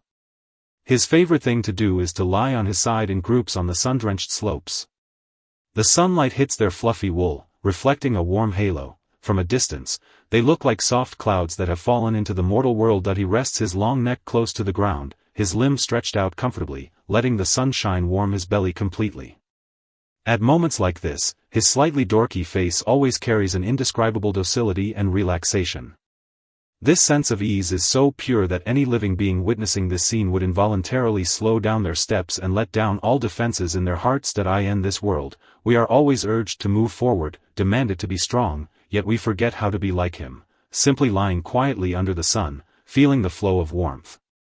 He does not ponder whether tomorrow's storm will be fiercer, nor does he worry about when the winter snow will melt. For him, every single ray of sunlight falling upon his body at this very moment is the entire meaning of life. This complete trust in the present allows him to always possess a sanctuary of peace amidst the unpredictable highlands. In the ecological hierarchy of the highlands, the alpaca is not a powerhouse, but he possesses a unique, non-aggressive philosophy of survival. His footsteps are incredibly light because he has soft pads on his hooves. Walking across the pasture, he causes almost no harm to the fragile highland vegetation. When he grazes, he only gently bites off the tips of the grass, leaving the roots so they can continue to grow in the next spring. This gentleness and restraint toward his home is the kindness in his bones, and a silent covenant he has made with this land. When interacting with other animals, he always maintains a perfect distance, neither intrusive nor overly detached. When a small bird alights on his back to preen its feathers, he stands perfectly still, not moving an inch, for fear of startling the visitor from afar. Through his existence, he demonstrates a possibility to the world. Strength does not necessarily mean conquest and possession. Sometimes, gentleness is the most resilient power. Over the long course of time, countless fierce beasts have perished on this land, while the gentle alpaca has always thrived and flourished here. He uses his life to prove that in a world that often appears harsh, living gently is, in itself, a magnificent victory. His every gaze, his every movement, is like a wordless hymn written for nature. The night grows deeper, and the starry sky of the Andes is so dazzling it brings tears to one's eyes. The Milky Way spans across the pitch-black night sky like a flowing river of silver. The distant wind gradually dies down, and the entire wilderness enters the deepest slumber. By now, the alpaca, along with his family members, lies quietly in the sheltered valley. He rests his head gently against the warm flank of a companion, his eyes softly closed, his breathing becoming calm and long. The nighttime chewing sound gradually fades, merging into the boundless starlight and tranquility. What he truly leaves to this land is not some earth-shattering footprints, but a warmth that remains tender in the cold, and a composure that stays unaltered before the storm. This story does not require you to deliberately memorize its every detail, just let this peace from the highlands flow into your heart. The world has quieted down, and all the rushing and toil can be safely set down at this moment. May you, just like the alpaca lying under the starlight right now, have a night wrapped in gentleness, free from fear, free from burden. Close your eyes, and let your body and mind slowly sink into the sweetest, most peaceful dreamland amidst this relaxation and warmth. Good night. At the edge of the vast earth, some lives seem born with a perspective that looks down upon the mortal world. They possess elegant and long necks, allowing them to easily reach treetops unreachable by others, yet because of this, they bear a certain unspoken weight of life. When night fully cloaks this ancient savanna and all clamor fades into the soil, they still stand quietly in the wind, like solitary sentinels. Tonight, let us sit by the gently flickering hearth, and with this story that requires no effort to remember, step into his true life. This creature, known as the giraffe, passes each long night in the place closest to the sky, using a near-cruel wakefulness and an extremely restrained sleep. In this world, sleep is an unconditional reward for most living beings, but for him, it is a game of precise calculation, even using life as collateral. He only allows himself a few minutes of deep sleep each day, a span of time so brief it makes one's heart ache. And in those precious few minutes, he gently folds back that seemingly proud long neck, resting his head softly and properly against his own back. It is a posture that, once seen, is hard to forget. It looks both like an exhausted compromise and a deep embrace of self-comfort. The wind whimpers low on the distant horizon, while the high-altitude dreamscape belonging to the giraffe quietly unfolds beneath this silent starlight. The dark night of the savanna is never truly calm, danger always lurks within those unseen shadows. For a giraffe standing several meters tall, this height is an unparalleled advantage by day, but by night, it becomes a massive target that cannot be hidden. Even more fatal is that his 2-meter-long neck makes his every standing up and lying down incredibly slow and difficult. Once a predator is encountered while lying down, a few short seconds of sluggishness are enough to rewrite the ending of life. That is why a deep vigilance toward the earth flows in his bones, and he is born rarely choosing to truly lie down. This instinctive resistance for survival becomes the first fracture in his destiny, splitting his night into countless fragmented and awake moments. While the surrounding zebras and antelopes close their eyes and sink into dreamland, he still needs to straighten his back and maintain a standing posture. His eyes gleam with faint light in the darkness, always watching for the slightest rustle in the grass. This prolonged standing is not because he is not tired, but because for life, staying awake is the only chip for survival. During the long hours of standing, the breeze passes through his mottled coat, carrying away his body warmth, but also bringing messages of danger or peace from afar. It is precisely this destiny of being unable to sleep peacefully that has forced the giraffe to evolve a highly unique, even fantastical way of sleeping. Since he cannot lie down for long, he has learned to steal scattered, crumb-like dreams in the intervals of standing. He often chooses a tall acacia tree to lean against during the quietest moments of the deep night. Then, that long neck accustomed to being held high slowly relaxes, carving a very gentle arc. He turns his head backward, carefully resting it on his back or thigh, just like a tired child who has finally found the most comforting pillow. Sleep in this posture usually lasts only 2 to 3 minutes each time, or even shorter. In human perception, 2 minutes is but an exchange of a few breaths, but for the giraffe, this is already the greatest tolerance the night grants him. In these 2 minutes, his brain quickly falls into deep sleep, his body muscles relax for a moment, and he may even have extremely short dreams about treetops and breezes. Then, the alarm of instinct wakes him right on time, and he raises his head again, turning back into that vigilant, lonely sentry. This continually repeating night woven from countless 2-minute blocks is his unique rhythm of life, restrained yet full of poetry. Aside from an extremely brief sleep, there is another secret in the giraffe's life that is misunderstood by almost everyone, that is his near-absolute silence. On the noisy savanna, lions roar, elephants trumpet, and even seemingly gentle antelopes snort in warning. Only the giraffe remains completely noiseless, whether at the moment of encountering danger or in times of grief over losing a companion. In the past, people once thought he was a natural mute, believing nature had forgotten to endow his throat with the power of vocalization, but true science reveals a deeper truth: he has functional vocal cords. It is just that his trachea is too long and the distance between his chest and throat is too far, requiring immense airflow and physical effort to make a sound. More importantly, on this land fraught with peril, sound often exposes one's location, bringing devastating disaster. Thus, in the long river of evolution, he voluntarily surrendered the right to vocalize, pressing all emotions deep into his chest. He uses infrasound, at frequencies too low for humans to hear, to communicate gently with distant companions under the silent night sky. That sound vibrates slowly in the air, skimming over the tips of the grass, crossing distances of several kilometers, caught only by companions who are equally lonely. This silence is not inability, but a high level of restraint, his gentlest resistance against this noisy world. This squeezing of destiny brought by body structure is not only reflected in sleep and sound, but even his most basic drinking of water turns into an adventure full of a sense of ritual. Although the giraffe's neck is very long, when he stands straight, his head still cannot reach the water source on the ground. Whenever he comes to a waterhole, he must spread his 2 long front legs wide to the sides of his body, striking a posture that is somewhat awkward or even comical, to painstakingly lower his head to the water's surface. In this posture, his center of gravity drops to the lowest point, and his body's defenses completely collapse. If a crocodile or a lion suddenly launches an ambush at this moment, he has almost no chance of resisting. Therefore, every time he lowers his head to drink, it is a grand gamble against fate for the giraffe. He always hesitates by the water for a long time, constantly looking up and around, confirming there is not a shred of movement in the wind before slowly lowering that proud head.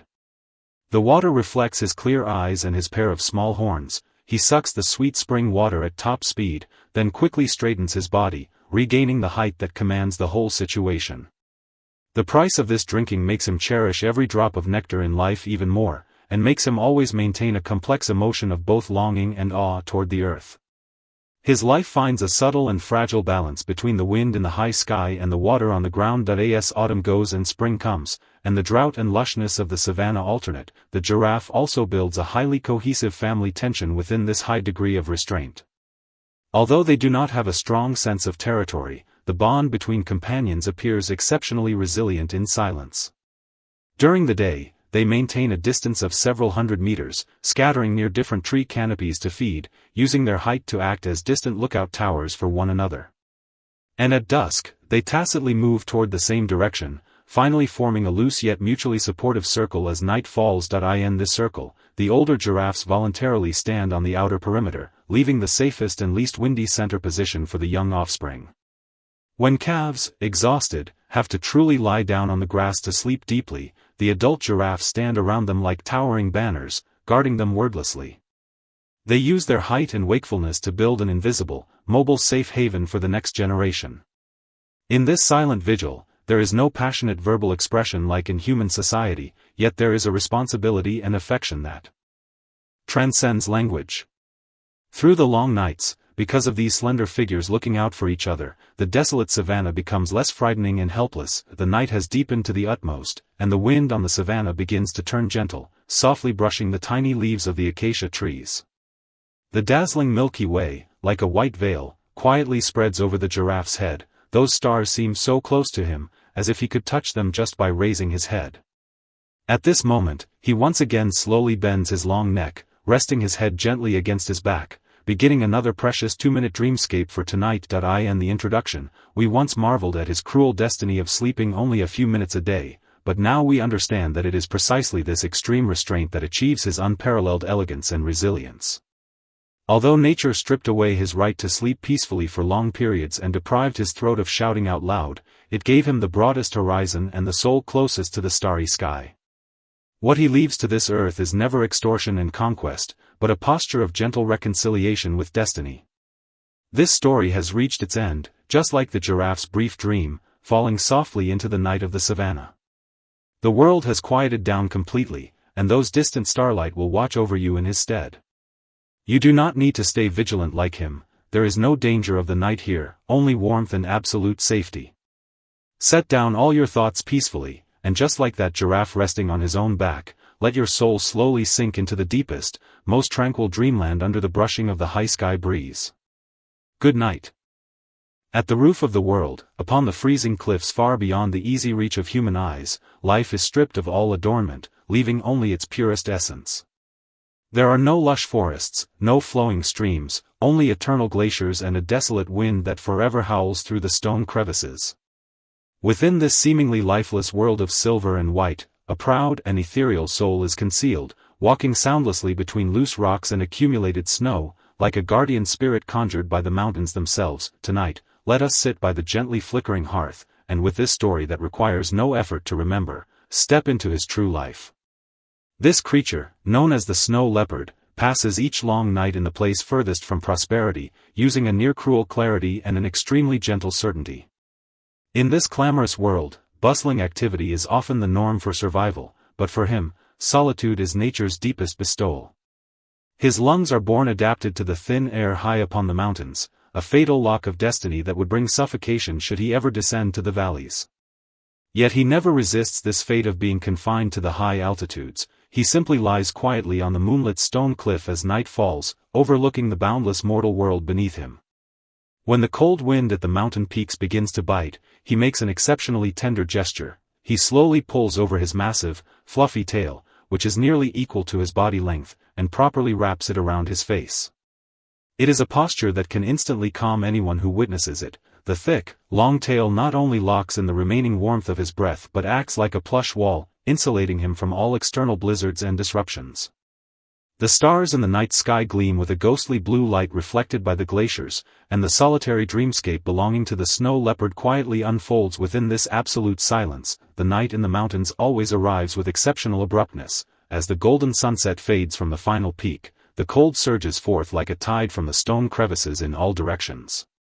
For the snow leopard living alone above the snowline, every single night is a spiritual practice to be faced entirely on his own.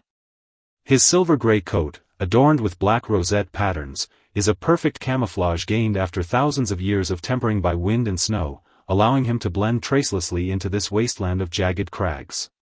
Yet this ultimate concealment bears an unavoidable, absolute loneliness at its back. In the life sequence of the snow leopard, there are no gatherings in large numbers, nor any dawn-to-dusk companionship.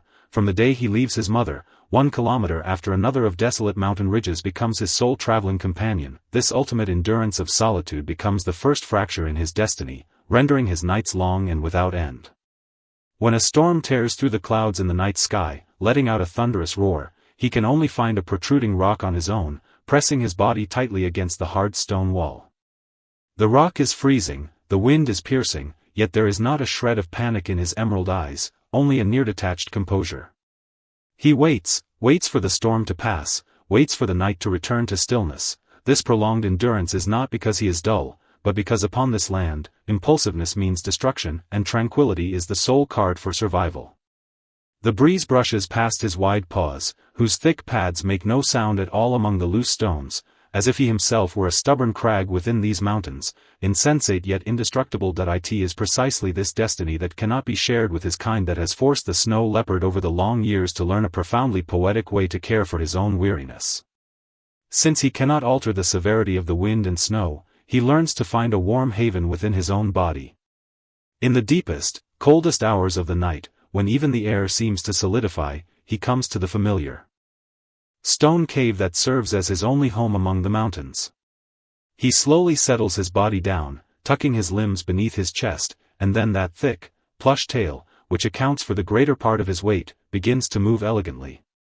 He gently draws the tip of his tail to his nose, following the contours of his face, burying his entire countenance into that thick, soft layer of fur. The hair upon his tail is dense and warm, and as his breath pats against it, a tiny microclimate belonging entirely to him is formed. Within this world circled by his tail, there is no cutting wind to tear his skin, no freezing cold from scraping rocks, only his most familiar temperature and even breaths. This wondrous physiological mechanism is not merely a tool against the cold for the snow leopard, but rather a spiritual ritual, allowing him to gain a fleeting sense of security upon this desolate cliff. Listening to his muffled, rhythmic breathing filtering through the fur, the restlessness of the entire mountain range seems to subside along with it. Life has found its most introverted expression here, seeking not a single shred of warmth from the outside world, but simply using its own body to fulfill its own safe sleep. This is a self-healing wisdom derived from ancient times, and the most dignified, gentle reconciliation a solitary being can make when facing nature. Beyond this comforting sleeping posture, the snow leopard's movement and hunting among the mountains similarly reveal a high level of restraint and elegance. The scree slopes high above are exceptionally steep and unstable. The slightest careless step could trigger a thunderous rockslide, thereby exposing his presence. Thus, he evolved the most perfect balancing organ in the natural world, that thick, long tail, which sways gently in the air like a helicopter's rotor when he leaps between sheer cliffs, helping him precisely correct every single deviation of his center of gravity. Each time he vaults across a chasm several meters wide, he appears so light and soundless, like a gray feather cradled by the wind, landing firmly upon a ledge barely large enough for his feet. This elegance walked upon the brink of life and death is the pride in his bones, and a tacit understanding born of his long observation of this treacherous terrain that he never hunts blindly. More often, he sits at the highest point of a formation known as the Moonlit Cliff, quietly overlooking the movements of the blue sheep in the valley below. He can maintain a single posture, sitting silently for hours, letting the falling snow pile high upon his head and shoulders, turning him into a true snow sculpture. That prolonged stillness carries a spellbound magic, as if even the flow of time has stagnated around him. With this ultimate patience and restraint, he writes a wordless hymn of survival and mechanics at the perilous edge of the high skies. When he finally takes a step into the dark night, that fleeting silhouette is not for conquest, but solely to sustain his dignified life in this freezing world. This restraint of the snow leopard is even more deeply manifested within their exceptionally rare communication and relational tension. In their vast territories, two snow leopards may never see each other more than a few times in a lifetime, yet they maintain a mutual understanding across the mountains through a highly respectful, silent language. He will leave his claw marks upon the rocks or gently rub his face against protruding stone corners, leaving a scent mark completely unique to himself. These markings can persist for months in the freezing air. When another solitary wanderer passes by, he needs only to lower his head slightly to sniff and read the message left by his predecessor. Someone has been here, and this place is filled with peace. Through this method, they build an invisible bridge of communication across the glaciers, maintaining absolute respect for each other's territory while gaining a sliver of solace in their icy solitude from the existence of their kind. And only in the early spring of each year, when the ice and snow show a faint sign of thawing, does the quiet valley occasionally echo with the snow leopard's slightly hoarse, long, and ethereal call. It is not a ferocious roar, but a gentle long howl filled with searching and testing, reverberating tier upon tier through the empty mountains, piercing deep canyons, and drifting toward the distant heavens. Those are rare moments in their lives when they express longing to the outside world. Each long howl is like a wordless love poem written for this lonely wilderness, restrained, deep, yet carrying a shred of fatalistic sorrow. When a response echoes faintly from another mountain peak, the two solitary souls slowly draw closer in the night, completing the most vital yet briefest intersection of their lives, before turning away once more to vanish back into their respective solitudes. With the turning of the eras, even this paradise soaring into the clouds has begun to feel the inevitable squeeze and intrusion of the low-altitude human world. The slow warming of the global climate causes the originally stable snowline to retreat higher year by year, while the degradation of the pastures below forces herders and their flocks to migrate to higher, steeper slopes. This invisible pressure ruthlessly shatters the ancient covenant preserved between the snow leopard and this land for thousands of years. When livestock occupy the territory that originally belonged to the wild blue sheep, the starved snow leopard, through countless blizzard-ridden nights, is forced to face a difficult and painful choice, whether to continue enduring hunger among the barren scree, or to risk moving toward the human pens glowing with faint lantern light that in certain most agonizing moments of fate. When he is trapped within a herder's sturdy fence for preying upon a goat, his originally proud soul is forced to confront cold barbed wire and furious shouts. Faced with this extreme dilemma of the era, he does not explode into the destructive, frenzied counterattack of a lion or a tiger. He merely curls up quietly in a corner, using those green eyes filled with starlight to gaze coldly at the surrounding crowd. There is no begging in that gaze, no fury, only a detachment and sorrow that has seen through the cycle of life.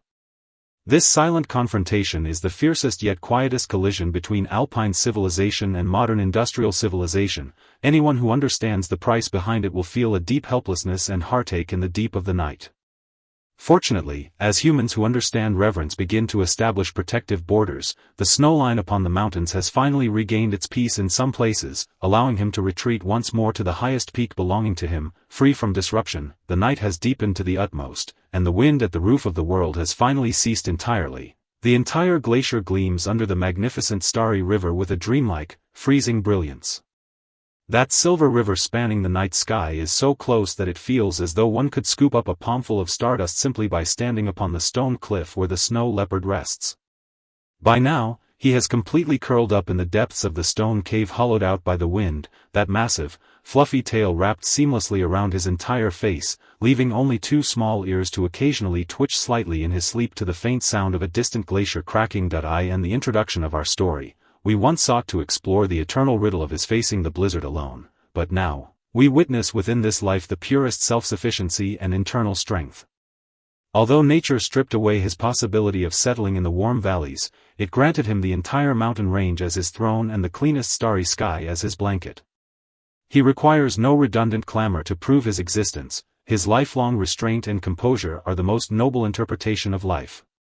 This story of high-altitude watching has quietly reached its curtain call, like a single snowflake drifting slowly from the night sky, melting silently upon the quiet ice field. The world has quieted down completely, and the night sky of the mountains will watch over you with its purest power. You do not need to experience his solitude, nor do you need to face his blizzards. At this very moment, you need only relax every single one of your cells, just like that snow leopard burying his face within his warm tail. Close your eyes, and let all your thoughts land softly in this atmosphere of ether and peace, sinking together with the dimming hearth into the deepest, sweetest dreamland. Good night. In the restless, slaughter-filled barrens of the night, the laws of survival are often equated with the confrontation of power, the gamble of speed, and fierce tearing. Yet, above the cold, clear night sky, a certain creature composes an acoustic miracle of life-dissolving air friction in the lightest, gentlest posture. Tonight, accompanied by the gently flickering hearth and this story you need not effortfully remember, let us step into his true life. This barn owl stands quietly upon a weathered, ancient beam of an abandoned manor, his feathers, as soft as silk and laced with delicate mottling, appearing boundlessly serene beneath the faint moonlight. The outside world is accustomed to calling them monkey-faced owls, or phantom birds, in terrifying legends, but few truly understand that this seemingly mysterious and bizarre creature is actually a reclusive sage utilizing acoustic physics to the absolute limit. The flight path he charts is an absolute silence devoid of any air friction sound or tearing burst of wind, just like a silent breeze brushing over wild grass. even the keenest nocturnal insects cannot detect his descent. To survive in a world without light, the barn owl made a series of astonishing, even poignant evolutionary compromises along its lengthy lineage. He surrendered the hard, waterproof feather coat of traditional birds and remodeled his plumage into an ultra-fragile, noise-canceling sponge that is easily drenched by rain, solely to barter for a single absolute silent glide across the night sky. This is no relaxed or elegant hunting cruise, but a hermit meditating lonely in the deep dark, constructing an invisible anechoic chamber within the shifting currents through a lifetime of restraint, endurance, and concentration. Now, please let your breath lengthen and slow down with the rhythmic, gentle microcurrent flows beside the barn owl, and immerse yourself in this midnight dream tenderly wrapped in silent feathers. When the last glint of faint autumn twilight vanishes completely from the desolate wastes, the chilly night wind, laden with withered grass debris, begins to unfold silently across the boundless earth. At this hour, when most living things attempt to shrink back into their burrows out of dread for the dark or collapse into desperate sleep, the barn owl's day commences in extreme quietude and alertness. He slowly turns his head from the ancient wooden window of the abandoned barn, upon that perfectly heart-shaped facial disc, as delicate as a white porcelain plate, two eyes as black as ink betray a concentration he can never discard for life. To comprehend this focus, we must first uncover his strict physiological ledger that offers no retreat. This is the starting point of all his actions and the acoustic shackle binding his destiny. Unlike other birds of prey that rely on speed or strength to hunt in daylight, the barn owl's life belongs completely to the pitch black, and prey in the dark usually harbor a hypersensitive alertness to sound. If his feathers were as hard and elastic as an eagle's or a falcon's, the exact moment he flapped his wings, the air rushing across the feather margins would trigger violent turbulence and vortices, erupting into a tearing blast of wind enough to startle any creature. To survive in this corner devoid of light, the barn owl thoroughly remodeled his plumage across long ages on a microfluid dynamics level. If we magnify his feathers under a microscope, an awe-inspiring physical world reveals itself. The leading edge of his flight feathers bears a regularly arranged row of rigid comb-like serrations. These tiny teeth act like a fleet of delicate dinner knives, silently slicing and dismantling the oncoming mass of air into countless minute, smooth linear airflows as he flaps. Immediately following this, a layer of ultrafine underdown, as delicate and soft as velvet coating his feather surfaces, acts like a thick sponge, perfectly absorbing and dissolving these shredded, faint aerial vibrations. Ultimately, when the current flows past the trailing edge of the feathers, a defensive line woven from countless soft, staggered, fringe-like margins, it transitions smoothly back into the air, leaving behind not a single noise-generating vortex. This ultimate sound-softening structure allows his core body heat and kinetic flight energy to strike a balance in the gentlest way on a microscale as he wanders the freezing night sky, unhurried and deliberate, fully complying with the natural laws of fluid dynamics. His entire life is spent within this silent greenhouse built by hand from hundreds of millions of gentle feathers, demanding the utmost diligence to mend and nurse that vital coat which could fail at any moment due to mere dirt. However, the heaviest price the barn owl pays in its epic of life to sustain this ultimate silent glide lies hidden within its seemingly sturdy feathers, which actually offer zero resistance to moisture. To attain peak acoustic cancellation, the barn owl's plumage abandoned the uropygial gland owned by most birds during its evolution, meaning it cannot smear oils across its feather surfaces to gain flawless waterproofing like a duck or an eagle. His feathers are porous, loose, and hyperabsorbent. When a sudden midnight autumn rain descends without warning over the ancient woods, it marks a lethal catastrophe for the barn owl. The instant those crystalline, freezing raindrops make contact with his feathers, they do not beat up and roll off as they would on other birds, but rapidly infiltrate and saturate his thick underdown layer like a sponge soaking up water. Once waterlogged, the down collapses and mats together instantly, which not only strips him of that vital air-insulating greenhouse in a flash, but also causes his body weight to skyrocket, turning his wings as heavy as iron. At this juncture, with every labored flap of his wings in the storm, he emits an exceptionally coarse, muffled sound of air friction, completely stripped of his proud, silent close-up protection. Plunged into this intense wretchedness, he can catch no prey in the dark, and worse, he slides into fatal hypothermia due to the sudden drain of stamina and the massive energetic expense of keeping warm. Consequently, when seasons of unceasing rain arrive, the barn owl is frequently forced to stay in the blind corners of ruined barns, enduring days and nights of starvation, his eyes flashing with immense dread of an unknown clear sky. This is precisely why every single barn owl's perception of weather is honed to a near-obsessive degree. As elegant as they are beneath a clear night sky, they are equally desolate amidst continuous rain. This acoustic dominance bartered away at the cost of waterproofing rights is a destiny hymn etched into the deepest core of their genes, anchoring their lifelong security to a mere straw that could snap with a single rain dot. If the serrations on his wings are the barn owl's invisible armor for conquering the night sky, then his perfectly heart-shaped facial disc and completely asymmetrical ears are his secret weapons for battling fate in a silent world. In the absolute pitch black of a night devoid of a single ray of light, when his eyes lose all utility for observing the world, the barn owl relies on his auditory spatial mapping system, unmatched in the biological realm. That white porcelain-like heart facial disc is actually not for aesthetics, it is a precise, sound-collecting radar, forged from exceptionally stiff, densely packed feathers. It can precisely refract, focus, and amplify those incredibly faint sound waves generated by grass friction or crawling insects in the barrens, directing them straight into his ear canals hidden deep beneath the plumage. Even more abnormal is that the positions of his left and right ear openings on the skull are entirely asymmetrical, one sits higher, one lower, one angles up, one down. This setup looks close to a deformity to humans, but in fluid acoustics, it stands as a divine design capable of drafting a three-dimensional map.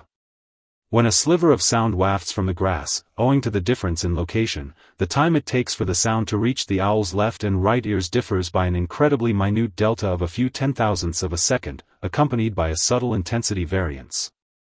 The barn owl's brain, not colossal in volume, yet allocating the vast majority of its neurons to the auditory processing system, can capture this minute delta in a split second.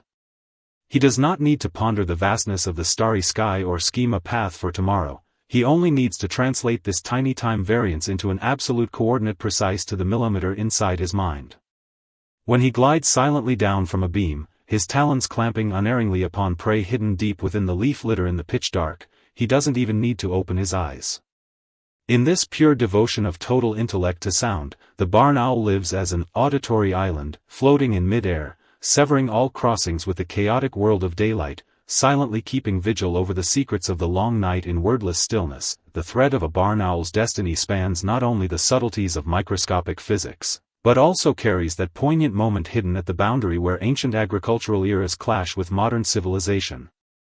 Over past centuries, the habitats the barn owl clung to most were the ancient wooden barns and abandoned stone towers widely scattered across European manors and countrysides.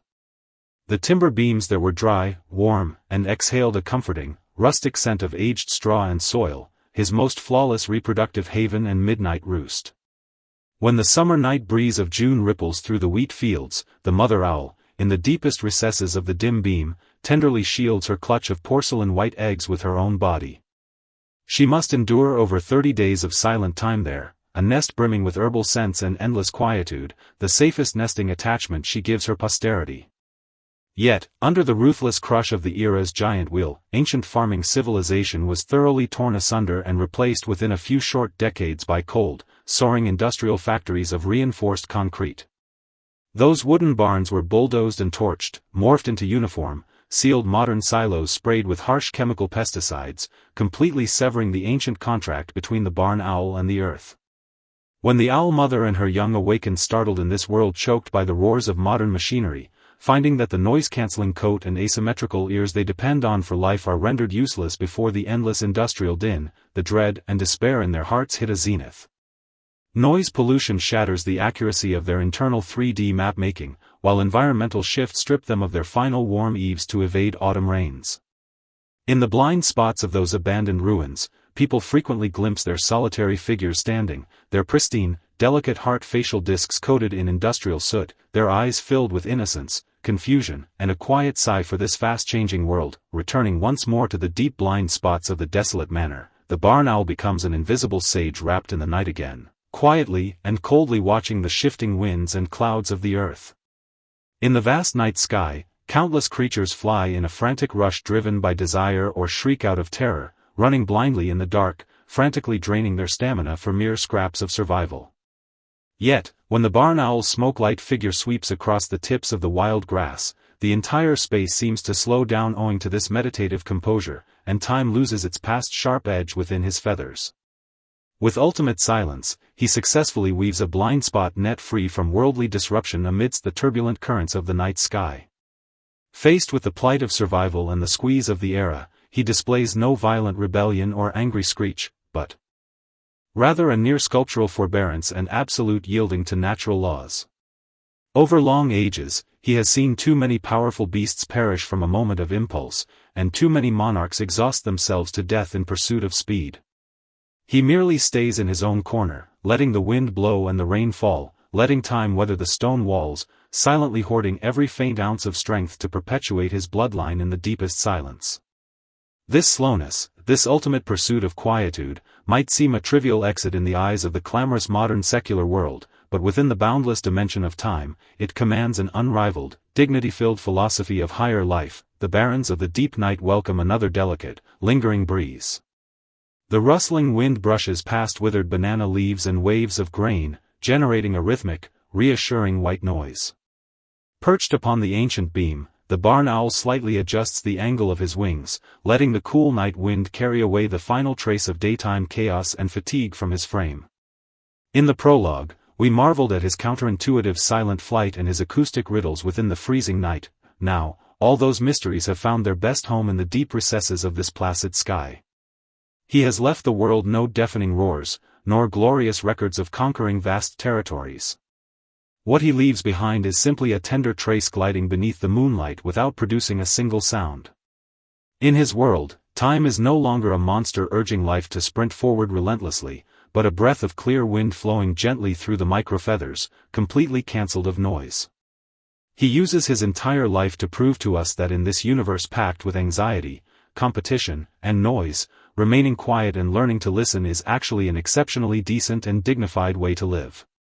Listening to the rhythmic rise and fall of the night wind rustling outside your window and watching the final, faint, introverted warm glow of the hearth fire in your room, has the tight tension within your nerves finally received the gentlest comfort? There is no need to fret over unfinished tasks with intense anxiety, nor tremble over tomorrow's unknowns. Like that weathered being suspended beneath the starry sky, lay down all your defenses and burdens. Let your tight muscles fully unwind with every rise and fall of your breath. Let your weary mind slowly find its footing and settle into this story you need not effortfully remember. The night is far spent, and the physics story inside the midnight feathers has concluded. May you carry this ultimate tenderness, tranquility, and silent attachment. Gently close your eyes, have a beautiful dream, and good night. In the ferocious, cold, and plunder-filled realm of nature, the laws of survival are often equated with the absolute dominance of strength, the ultimate gamble of speed, and the merciless exit of the individual. Yet, when the sun sinks completely beneath the horizon of the Antarctic Circle and a months-long polar night seals the entire wilderness like a colossal black shroud, a certain creature makes the most counterintuitive choice, marching by the thousands into the deep ice barrens where the blizzard rages hardest. Tonight, accompanied by the gently flickering hearth and this story you need not effortfully remember, let us step into his true life.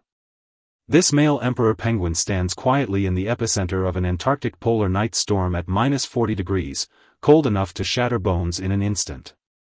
His massive frame, clad in thick, scale-like waterproof feathers, appears boundlessly serene under the faint aurora.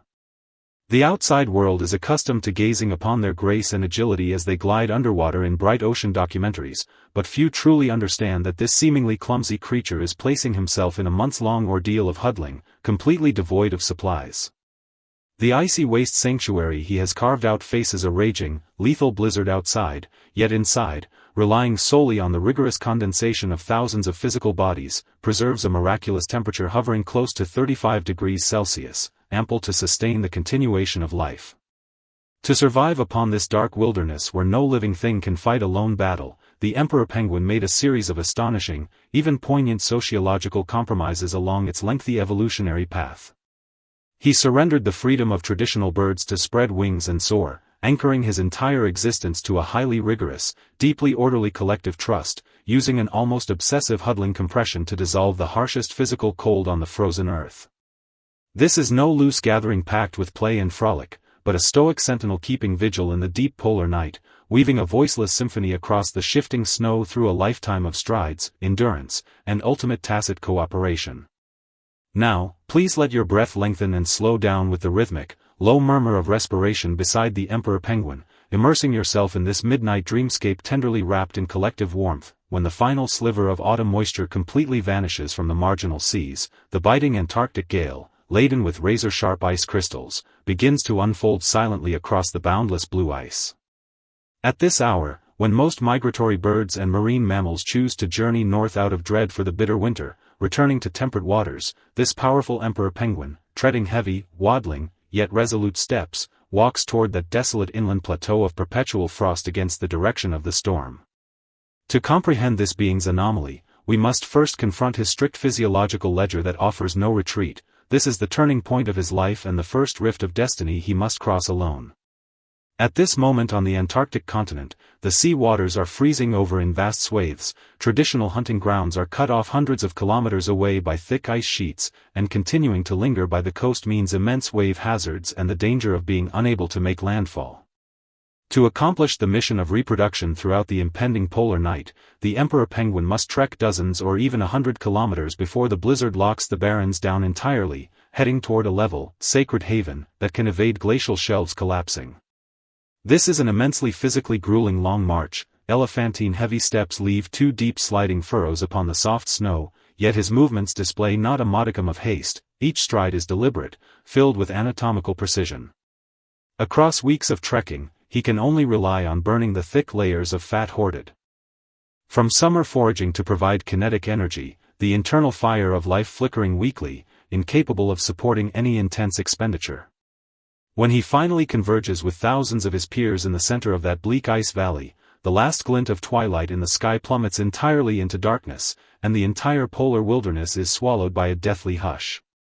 Within this narrow universe forged from ice and snow, time seems to instantly lose all its sharp edges, transforming into a tranquil river flowing so slowly it almost grinds to a complete halt. However, within this isolated ice waste haven, the price of life paid by the Emperor Penguin is an ordeal of physiological and sociological extremes unimagined by the outside world.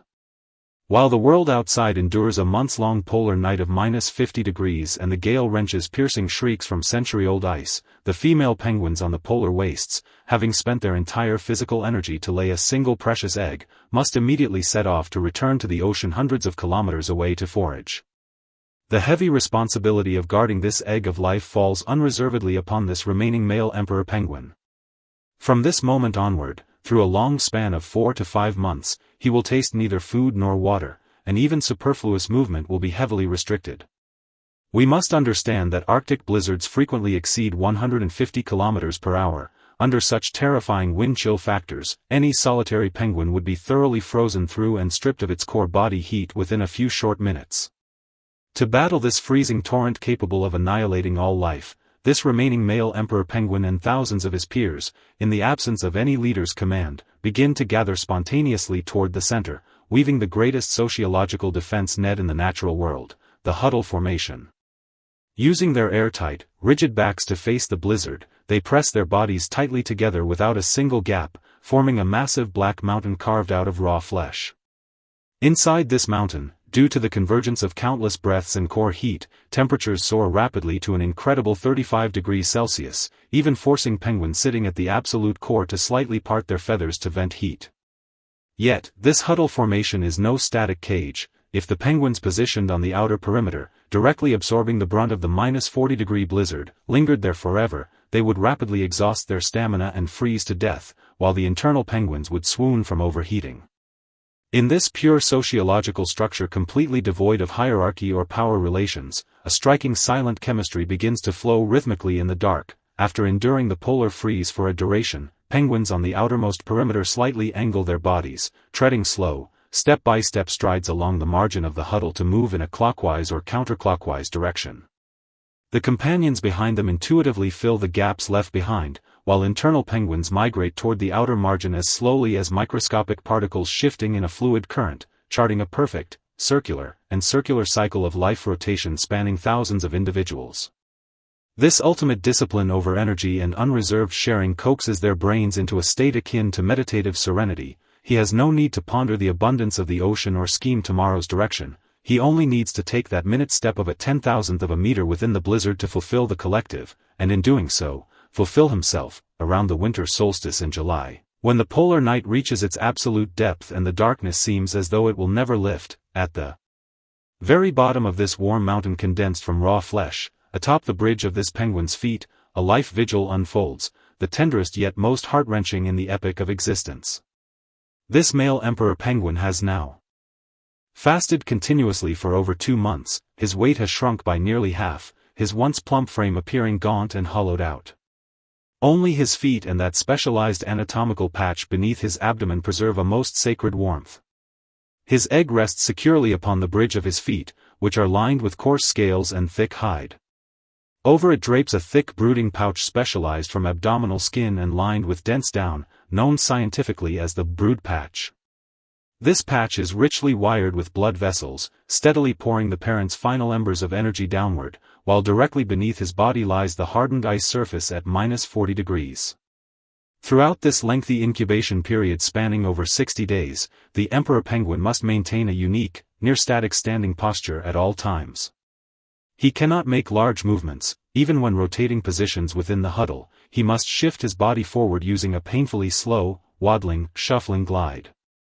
For if he accidentally loosens his feet and the egg makes contact with the ice for even a few short seconds, the quickening life within will be flash frozen by the Antarctic freeze, snuffed out in its cradle.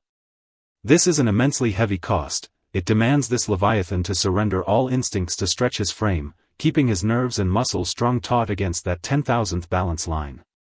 Every time the blizzard violently slams the huddle formation, his frame tremors faintly from sheer exhaustion, yet his talons grip the ice as though rooted, using his flesh as an absolute, insurmountable barrier of life. In this boundless dark, the lone melody across the storm-beaten wastes is the roar of the outer gale and the rhythmic, raspy respiration of countless lives within the huddle. These two forces interlace and echo, softening into a perfect midnight lullaby. The father uses his flesh and life as fuel, igniting a torch beneath the ice and snow that never goes out, passing this survival code down silently through generations for thousands of years. When the tail end of August delivers the first ray of long-lost, faint sunlight, casting a dreamy golden warmth through the glacial mists of the horizon onto the frost-coated black backs of the huddle, this emperor penguin finally welcomes the grandest liberation of his life and the most poignant turning point of destiny. Upon the bridge of his feet, the egg, amidst an exceedingly faint click of a splitting shell, finally hatches into a downy, large-eyed chick. Yet, due to the hardships of the long trek, the foraging line of mothers has not yet returned. The internal physiological alchemy sustained for months hits its most helpless zenith. In a state of starvation where his body has cannibalized itself to the limit, the father's esophageal glands begin to secrete a faint, viscous fluid rich in proteins and fats, akin to crop milk. This is the final nutrition he keeps for his offspring, bartered with his own life. As he lowers his head, guiding this thread of secretion tenderly into the chick's beak with his long bill, a massive returning vanguard of thousands of mothers finally punctuates the distant horizon. They carry back full stomachs of fresh fish and krill, bringing the abundance of the sea and the breath of spring. An echoing chorus of trumpeting instantly erupts across the colony, the ancient chemistry of mates tracing one another through unique acoustic signals among thousands of individuals. When the father finally transfers the exhausted yet miraculously surviving chick intact to his mate, he lacks even the spare energy for warmth, his internal fuel is utterly drained, and he must immediately set off alone to return to that ocean from which he has been parted for months. Turning away, treading upon feet stiffened by months of bearing weight, he walks lonely toward that icebound passage leading to the sea. The outer ice floes are fracturing and melting silently with the arrival of spring, transforming into a scattering of isolated islands drifting in the dark sea. He glides slowly across the disintegrating ice field, his gaze reflecting no ecstatic triumph, but merely a stoic numbness and certainty born of surviving an apocalypse. He knows the home he depends on is shifting, but his mission has achieved its most dignified execution within the breathing miracle of the huddle. Throughout the lengthy and lonely migration back to the ocean, the emperor penguin relies precisely on that tenacity etched into the deepest core of its genes and the ultimate tacit understanding of the collective to guide its lineage across the polar chasm of life and death time and again. Outsiders frequently praise their comical charm and cuteness in shallow water exploration as they hop among glaciers, mistakenly believing them to be the carefree darlings of the Antarctic. Yet, few witness their disheveled unselfishness in the heart of a blizzard, actively treading toward the outer perimeter to shield their companions. Still fewer comprehend their months-long, starving, voiceless vigil in the deep polar night. They lack the advanced intellect to reverse global warming trends that trigger premature fracturing of spring ice flows, nor do they possess extra weapons to battle the squeeze of the era. Their sole armor is that huddle formation woven from their own raw flesh and trust. Under this extreme concentration upon lineage and restraint, time seems to lose its past sharp edge upon their bodies, no longer a monster hounding life to sprint forward. Glaciers dissolve and seasons turn, while they merely follow the contract of an ancient system quietly, igniting the lone glimmer of hope upon the barrens with collective warmth during every winter night when the cold wind howls. This blind vigil, this unreserved surrender to life, may appear poignant under the brutal laws of natural selection, but within the vast epic of the universe, it commands an unrivaled dignity of life. He uses his entire existence to prove to this cold, volatile world that true security is never dictated by how ferocious the external storm rages, but by whether you can lean your bodies tightly together in the harshest extremes, constructing a warm nest belonging to trust. At midnight, the Antarctic wilderness gradually reclaims its primal peace. That distant storm and the roars of collapsing glaciers long dissolve into the lengthy river of time. The brilliant, hazy aurora, like a delicate green ribbon, flows tenderly across the deep night sky, sprinkling a faint, soothing glimmer upon the boundless, frozen earth. The emperor penguin, having weathered the ordeal of the polar night, the Huddle trial, and the migration back to the sea, is perhaps sleeping peacefully alongside his family beneath another tranquil ice shadow now. In the prologue, we sought to uncover the riddle of destiny behind its refusal to fall at -40 degrees. Now, having listened to this chronicle of physiological ledgers, unselfish rotation, and torches of life, those mysteries have found their best home within the long wind of this long night. It has left no eternal structures upon the earth, nor carved brilliant triumphs into history. What it leaves to these barrens are merely those firm, gentle, waddling footprints that vanish with the blizzard yet reappear every single spring. Listening to the faint wind outside your window, a white noise like the long polar night wind across the barrens, and watching the final, faint, introverted warm glow of the hearth fire in your room, has the tight tension within your nerves finally received the gentlest comfort? No matter how ferocious the external storm rages, it can never invade this fortress built of memory and trust. Be like that creature beneath the ice and snow, completely drawing its body close to its companions through orderly rotation. On this night that requires nothing of your wakefulness, requiring you to battle no external storms alone, gently lay down all thoughts of gains, losses, anxieties, and tomorrows. Let your body settle slowly with the warmth of your bed, and let your mind dissolve completely into that pool of dreams, devoid of cold, containing only absolute order and sanctuary. Along with this story you need not effortfully remember. The night is far spent, and the wilderness has hushed into silence. May you carry this collective chemistry across thousands of years, rest peacefully, have a beautiful dream, and good night.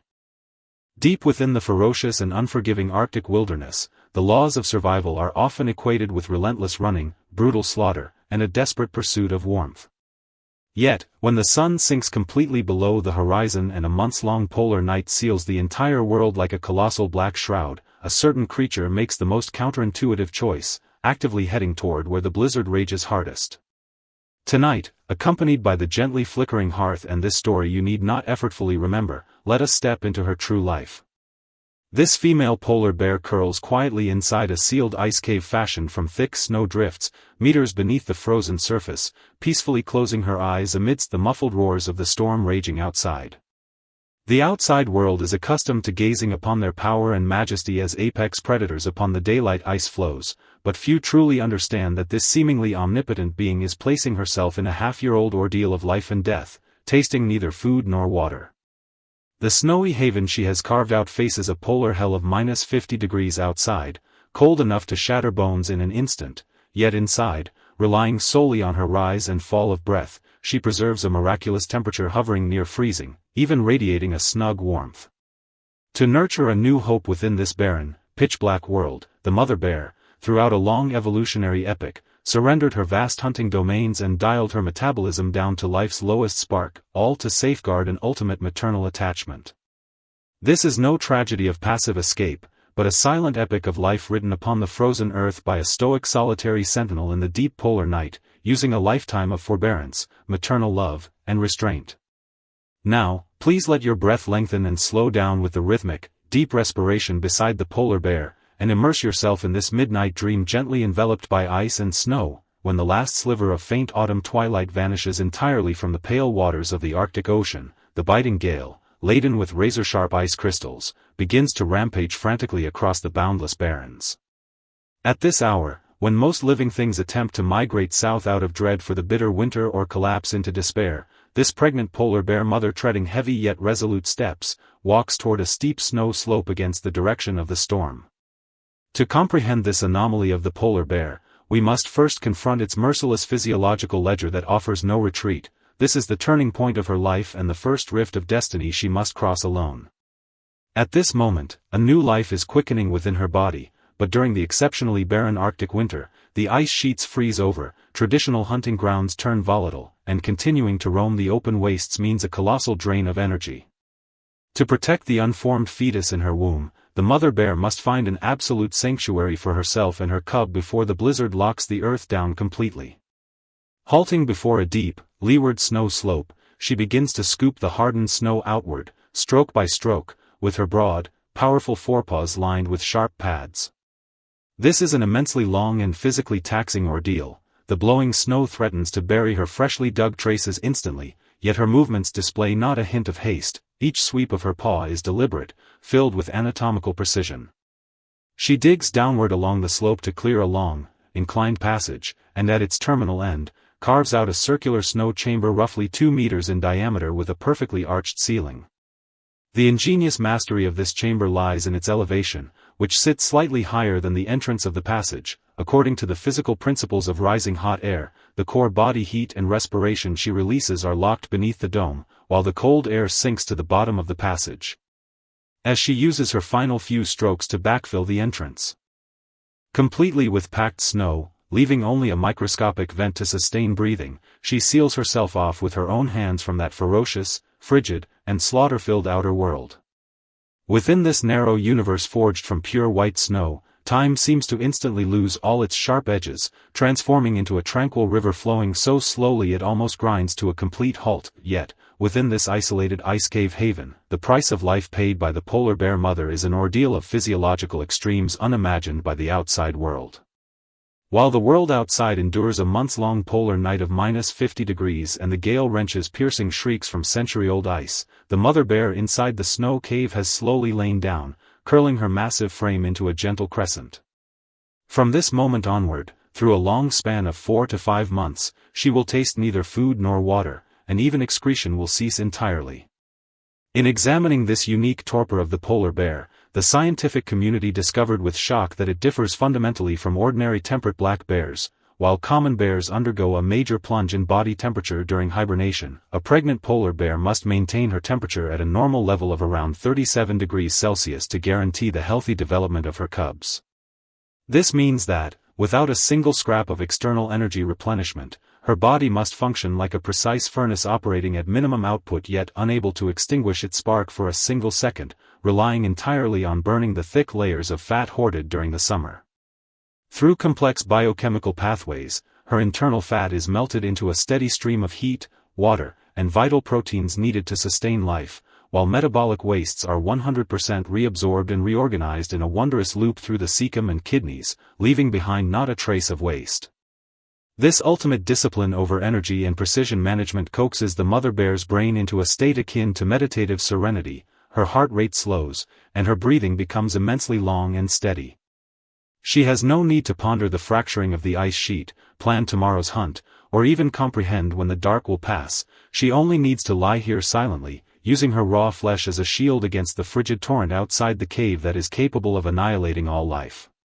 Amidst this intense solitude and numbness, she transforms scarcity into abundance and cold into security, anchoring an unbreakable fortress of maternal tenderness in the deepest recesses of the snow drifts. Around the winter solstice in December, when the polar night reaches its absolute depth and the darkness seems as though it will never lift, This silent snow den welcomes the most moving climax in the epic of life amidst a flurry of exceedingly faint cries, resembling the mewls of kittens.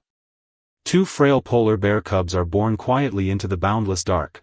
They are so tiny and helpless that it is difficult to link them with the future apex predators of the ice fields, weighing hundreds of kilograms. A newborn cub is merely the size of an adult's palm, weighing a mere 500 grams or so. Their bodies are clad only in a sparse, near-translucent coat of faint down, their eyes shut tight, devoid of any capacity to ward off cold or care for themselves. If they were exposed outside the snow cave for even a single second at this time, the polar gale would instantly freeze these delicate lives into ice sculptures. In this most fragile juncture of life, the polar bear mother displays an inspiring delicacy and restraint. With immense slowness and profound gentleness, she shifts her colossal forelimbs, coaxing these two tiny lives softly into the depths of her embrace. Using her broad, warm, fat-laden abdomen and paws, she wraps the cubs completely, constructing the safest greenhouse in the world with her own body heat. Immediately following this, the alchemy sustained within the mother's frame for months hits its most sublime peak. In a state of tasting neither food nor drink, her mammary glands begin to steadily secrete precious, thick milk, resembling condensed milk, rich in over 40% fat content. This exceptionally high-calorie milk is the sole lifesaver for the cubs in the pitch black. They suckle greedily, every swallow transmuting into sustenance for the growth of bone and fur. Through the subsequent 2 months, the only melody within the snow cave is the rhythmic suckling of the cubs and the deep, raspy respiration of the mother. These two sounds intertwine and echo within the narrow chamber, softening into a perfect midnight lullaby. The mother uses her own flesh and life as fuel, igniting a torch beneath the ice and snow that never goes out, passing this survival code down silently through generations for thousands of years. Yet, this lineage of life, staking all survival chips entirely upon a snowbound sanctuary, must confront a brutal transformation of destiny the exact moment spring arrives without warning. When the tail end of February brings the first ray of long-awaited sunlight, casting a faint and hazy golden warmth against the dome of the cave, the mother bear knows the hour of departure has come. The two little polar bears, having grown carefree through 2 months, now weigh over a dozen kilograms. Their bodies have grown a thick, snowy, and elastic insulating coat, and their eyes gleam with clarity and curiosity toward the unknown world. The mother bear rises to her feet, her joints, unextended for months, releasing heavy pops. Her internal fat reservoirs are completely spent, her weight slashed precisely by half. The entire bear appears gaunt and hollowed out, save for those eyes that remain serene and unyielding. Walking to the terminal wall of the snow den, she begins to dig upward forcefully with her claws. As the final blocks of snow collapse, a long-lost polar glare, like a razor-sharp silver broadsword, instantly pierces the half-year darkness, shooting straight into the depths of the cave. That flash of blinding light forces the mother and her 2 cubs, accustomed to the dark, to squint their eyes in pain simultaneously. And when they tread the soft snow, stepping out of the ice haven to stand once more upon the boundless polar barrens, the brutal veil of destiny is truly lifted. The world outside is no longer the landscape they left behind. Due to drastic global climate shifts, the once solid and level spring ice floes are fracturing and melting silently at a visible speed, morphing into a scattering of isolated islands drifting in the freezing sea. The mother must lead her 2 cubs, who have never seen the outer world, treading laboriously across this disintegrating hunting ground, searching for ringed seals that can provide the desperate fat they need. The cubs run and roll excitedly on the chilly snow, utterly unable to comprehend the profound anxiety and heaviness in their mother's gaze, oblivious that the home they depend on for survival is turning into an inescapable, eternal cage under the crush of modern civilization. Throughout the long and lonely polar migration, the polar bear mother relies precisely on that tenacity and vigil etched into the deepest core of her genes to guide her bloodline across the chasm of life and death. Time and again, people in the outside world frequently praise their majesty and strength as kings of the ice fields in documentaries, mistakenly believing them to be an invincible myth of nature. Yet, few witness their disheveled desperation when the ice floes fracture, using their raw flesh to block the biting seawater to protect their young. Still fewer comprehend their months-long, starving, voiceless vigil in the depths of the polar night. They lack the advanced intellect to reverse the course of global warming, nor do they possess extra weapons to battle the squeeze of the era. their sole armor is that ice haven woven from their own body heat and packed snow drifts. Under this extreme concentration upon lineage and restraint, time seems to lose its past sharp edge upon their bodies, no longer a monster hounding life to sprint forward. Glaciers dissolve and seasons turn, while they merely follow the ancient contract quietly, igniting the lone glimmer upon the wastes with maternal love during every winter night when the cold wind howls. This blind vigil, this unreserved surrender to life, may appear poignant under the brutal laws of natural selection, but within the vast epic of the universe, it commands an unrivaled dignity of life. She uses her entire existence to prove to this cold, volatile world that true security is never dictated by how ferocious the external storm rages, but by whether you can construct an unextinguishable, warm nest for the ones you love in the deepest sanctuary of your heart. At midnight, the Arctic wilderness gradually reclaims its primal peace. That distant storm and the roars of fracturing ice flows long dissolved into the lengthy river of time. The brilliant green aurora, like a silken ribbon, flows tenderly across the deep night sky, sprinkling a faint, soothing glimmer upon the boundless, frozen earth. The polar bear, having weathered the ordeal of the polar night, the nursing trial, and the spring migration, is perhaps treading off into another tranquil ice shadow now, slumbering peacefully alongside her cubs. In the prologue, we sought to uncover the riddle of destiny behind its winter slumber. Now, having listened to this chronicle of snow insulation, extreme fiscal austerity, and ash-abiding vigil, those mysteries have found their answers within the breeze of this long night. It has left no eternal structures upon the earth, nor carved brilliant triumphs into history. What it leaves to these barrens are merely those firm, gentle footprints that vanish with the blizzard yet reappear every single spring. Listening to the faint, rhythmic wind outside your window, a white noise like the long polar night across the barrens, and watching the final, faint, introverted glow of the hearth fire in your room, has the fatigue within your body finally found its safe haven? Be like that creature beneath the ice and snow, cradling her young tightly in her embrace. On this night that requires nothing of your wakefulness, requiring you to battle no external storms alone, gently lay down all thoughts of gains, losses, anxieties, and tomorrows. Let your body settle slowly with the warmth of your bed, and let your mind dissolve completely into that pool of dreams, devoid of cold, containing only absolute sanctuary. Along with this story you need not effortfully remember. The night is far spent, and the barrens have hushed into silence. May you be accompanied by this crisp fragrance, rest peacefully, have a beautiful dream, and good night. Deep within the ferocious, clamorous East African savanna, rife with fleeting predation, the laws of survival are often equated with the peak of speed, the sharpness of fangs, and ceaseless, panicked flight. Yet, when the blistering dry season gales scatter the last shred of cloud, baking the boundless earth into cracked fissures, a certain creature uses the heaviest, slowest strides to mock the impetuousness of the secular world across a long expanse of time. Tonight, accompanied by the gently flickering hearth and this story you need not effortfully remember, let us step into his true life. This male African elephant stands quietly upon an ancient, wind-eroded migration corridor hundreds of kilometers away from any water source, his colossal frame, weathered and laced with countless deep wrinkles, appearing boundlessly serene beneath the faint moonlight. The outside world is accustomed to gazing upon their raw power and fury as the primary titans of land in fierce documentaries, but few truly understand that this seemingly indestructible being relies on thick layers of fat beneath his feet to silently harvest the faint seismic resonances of the earth from hundreds of kilometers away.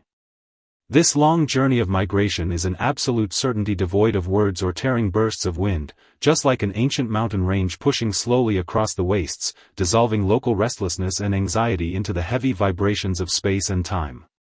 To survive upon this desolate continent hit by devastating droughts every few years, the African elephant made a series of astonishing, even poignant compromises along its lengthy lineage.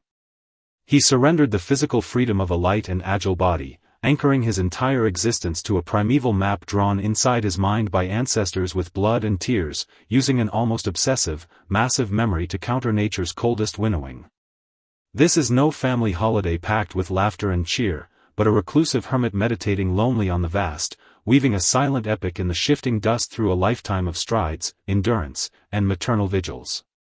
Now, please let your breath lengthen and slow down with the rhythmic, heavy, and steady footsteps beside the African elephant, immersing yourself in this midnight dreamscape tenderly wrapped in primeval infrasound. when the last glint of autumn moisture completely evaporates from the margins of the Serengeti, the boiling equatorial heatwaves, laden with parched grass debris, begin to unfold silently across the split red soil.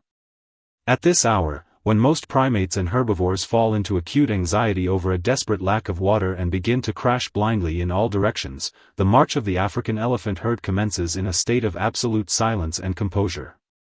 The matriarch, acting as the core of the herd, slowly turns her colossal body away from a dead acacia tree. Her ears, startlingly massive like twin ancient shields, give a soft flap before she presses her long trunk flush against the parched ground. To comprehend this aged giant's absolute certainty, we must first confront her strict physiological ledger that offers no retreat. This is the starting point of all her wisdom and the first rift binding her destiny. A mature African elephant demands hundreds of kilograms of foliage and hundreds of liters of fresh water daily. This massive energetic expense policy means that during the dry season, when food and water are entirely severed, a single erroneous turn will plunge the entire family line into an inescapable abyss of death.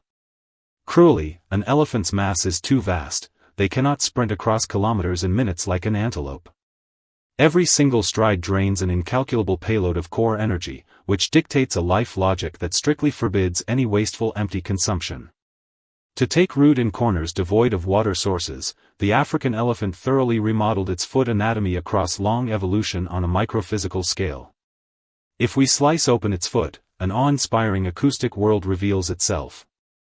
Within its massive circular sole is wrapped a thick, soft, and hyperelastic padding of collagenous fat, densely packed with thousands of hypersensitive Pacinian corpuscles. These tiny nerve endings function like a fleet of miniature seismographs buried in raw flesh. When a faint thunderstorm crackles hundreds of kilometers away, or another herd stomps the earth with heavy strides, the resulting low-frequency infrasound traveling through the crust's rock strata triggers a minute vibration in the parched sand grains. This vibration is exceptionally faint, its frequency falling far below the limits human ears can register. Yet, when it filters through the thick padding of the elephant's soul, those Pacinian corpuscles perfectly capture, amplify, and guide it straight up the robust limb bones to her middle ear and brain. The elephant's brain, boasting an incredible volume, particularly its highly developed temporal lobes wired for memory and emotion, can instantly reconstruct this planetary tremor into a three-dimensional map containing direction, distance, and water table humidity. This ultimate low-frequency dialogue allows her core body heat and planetary tremors to strike a balance in the gentlest way on a microscale as she wanders the freezing long night, unhurried and deliberate, fully complying with the natural laws of fluid dynamics and acoustics. Her entire life is spent within this infrasound greenhouse, built by hand from ancestral memories and planetary tremors, demanding the utmost stability to execute that mortal lifeline etched into the deepest core of her ancient genes. However, the heaviest price the African elephant pays in its epic of life to maintain this ultimate slow stride and ancient listening lies hidden within its massive body's powerless rebellion against natural shifts. To safeguard that sensitive fat pad beneath the soles during long treks, the elephant's skin surface evolved countless crisscrossing cracks and wrinkles deep to several centimeters. These fissures trap mud and moisture securely, serving to dissipate heat and shield against the sun. Yet, this anatomy turns into a lethal, incomprehensible cage of destiny when facing the rapid expansion of modern human civilization.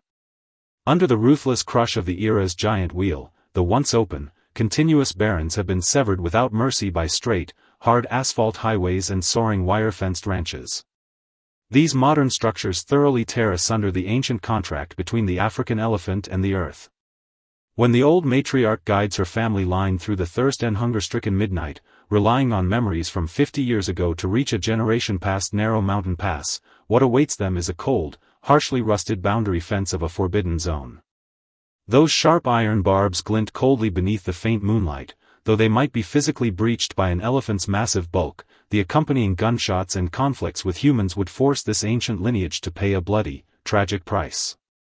At this agonizing crossroads of a dilemma, the matriarch must maintain absolute restraint. She stands silently in the dark for hours, her ears flapping intensely as she attempts to map an untrodden alternative corridor inside her mind. This brutal deprivation of memory and overexhaustion of physiological limits stand as the deepest trauma elephants carry in the modern world. Their massive frames appear so helpless and desolate before the wire fences, every low moan rippling outward into circles of fate-laden sighs through the air. If the primeval map inside an elephant's mind is their invisible armor for crossing crises, then inside the dead end of an extreme drought, their 2-meter trunk, packed with tens of thousands of muscle units, stands as their secret weapon against the grim reaper in a desolate world. When the dry season grinds into its third month, the once spacious rivers have morphed completely into a parched, cracked sand bed of absolute silence. The air holds not a shred of vapor, and surrounding herbivores collapse dead in sheets from sheer exhaustion. In this most fragile milestone of life, the African elephant matriarch displays an inspiring delicacy and resolve, halting before a parched river channel that betrays not a single trace of water flow. Closing her eyes, she inserts her sensitive trunk deeply beneath the parched sand layers. Relying on a faint memory of escaping death here alongside her mother decades ago, she detects that thread of near-static underground undercurrent buried meters beneath the silt. Immediately following this, she commands the robust adult females of the herd, using their heavy, sharp forelimbs and tusks to dig into the parched sand bed, stroke by stroke, tusk by tusk. This is an intensely long and physically grueling ordeal. The loose sand continuously caves inward toward the center, and the kicked-up dust blurs their eyes, yet the herd's movements betray not a modicum of haste. Each sweep is exceptionally orderly and patient. As the digging plunges deeper, a circular sand well meters deep finally takes form in the center of the cracked riverbed. At the very bottom of that pit, the parched soil begins to moisten, and a sliver of pristine, freezing life-spring water finally oozes slowly from the sandy gaps. In that split second, cool vapor diffuses into the blistering air, yet the restraint displayed by the elephant family inspires reverence. The matriarch does not step up first to drink her fill, but stands silently beside the pit, using her massive bulk to shield against outer perils, permitting the infant calves and lactating mothers to lower their trunks first to suckle this precious nectar of life. Using her experience and endurance, the mother fashions an unextinguishable life sanctuary for her young beneath the dried ruins, passing this survival code down silently through generations for thousands of years. The tenderest yet most heart-wrenching aspect of an elephant's existence is undoubtedly that deep, voiceless web of attachment within the elephant family that transcends life and death. When the herd suffers an insurmountable disaster during long migrations, or an aged companion collapses slowly beneath a silent acacia tree because her frame is spent with years and unable to keep up with that slow yet ceaseless pace, the echo of destiny for this being hits its most sublime zenith. They do not disperse with cold indifference upon a companion's demise as other wild beasts do. The herd slowly forms a majestic circle around the fallen comrade, their long trunks softly stroking her already freezing, stiff ears and tusks time and again.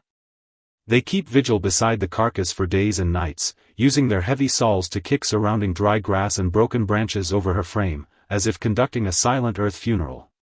Even many years later, when this herd passes this desolate ruin long reduced to bleached bones once more, the elephants halt their strides unerringly.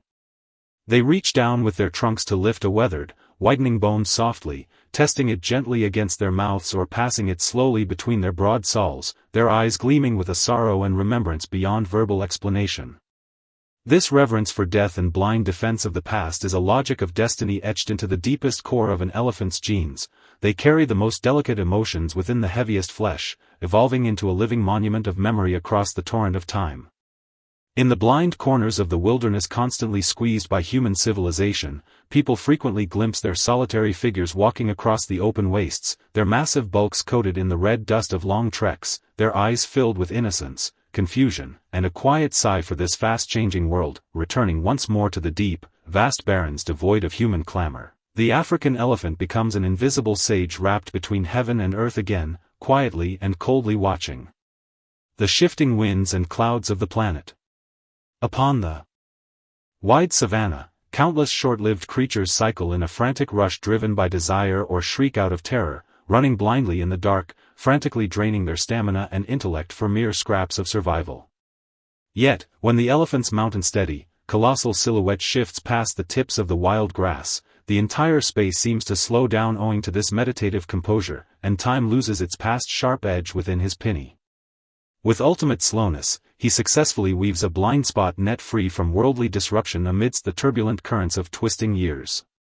Faced with the plight of survival and the squeeze of the era, he displays no violent rebellion or angry trumpet, but rather a near-sculptural forbearance and absolute yielding to natural laws. Over long ages, he has seen too many powerful beasts perish from a moment of impulse, and too many monarchs exhaust themselves to death in pursuit of speed. He merely paces his own strides quietly, letting the wind blow and the rain fall, letting time weather the stone walls, silently hoarding every faint ounce of strength to perpetuate his bloodline in the deepest silence. This slowness, this ultimate pursuit of past memories, might seem a trivial exit in the eyes of the clamorous modern secular world, but within the boundless dimension of time, it commands an unrivaled, dignity-filled philosophy of higher life. The East African savanna of the deep night welcomes another delicate, lingering breeze. The rustling wind brushes past parched acacia leaves and wild grass, generating a rhythmic, reassuring white noise.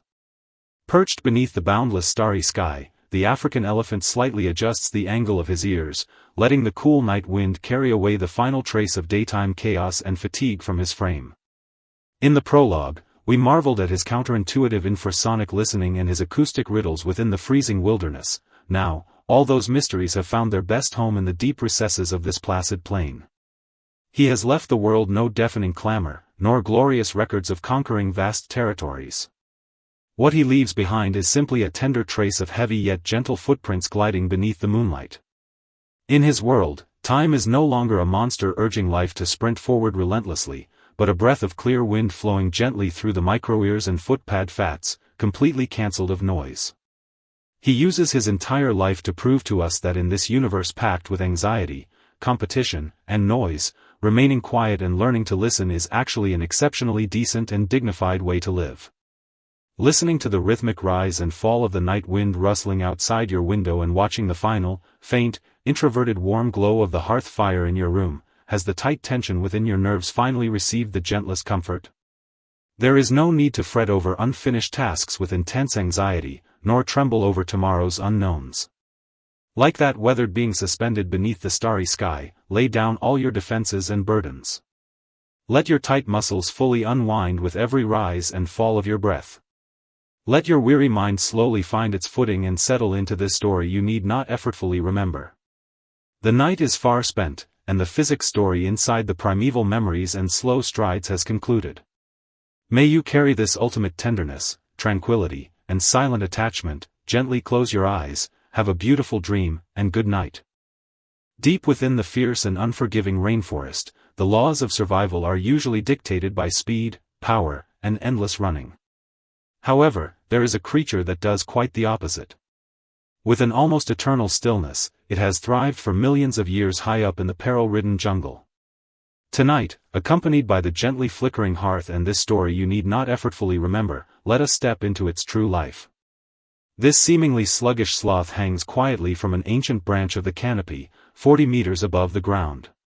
Its every breath is so faint that even the sharpest predators passing by would mistake it for nothing more than a gnarl on the tree bark. The scientific community once viewed this creature with bewilderment and mockery, even naming it after sloth, one of the 7 deadly sins. Yet, few truly understand that this being, branded with the name of laziness, is actually a reclusive philosopher that utilizes energy to the absolute limit. Along its long evolutionary path, it surrendered the right to run, but in exchange, it gained a timeless survival wisdom that endures nature's harshest winnowing.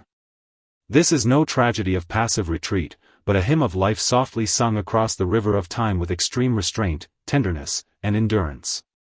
Now, please let your breath settle down slowly and quietly with the midnight rain of the forest, and listen to this miracle of stillness from the high green screen. As the morning light parts the heavy mists over the Amazon and sunbeams sprinkle bit by bit onto the damp leaves, the entire forest begins to awaken.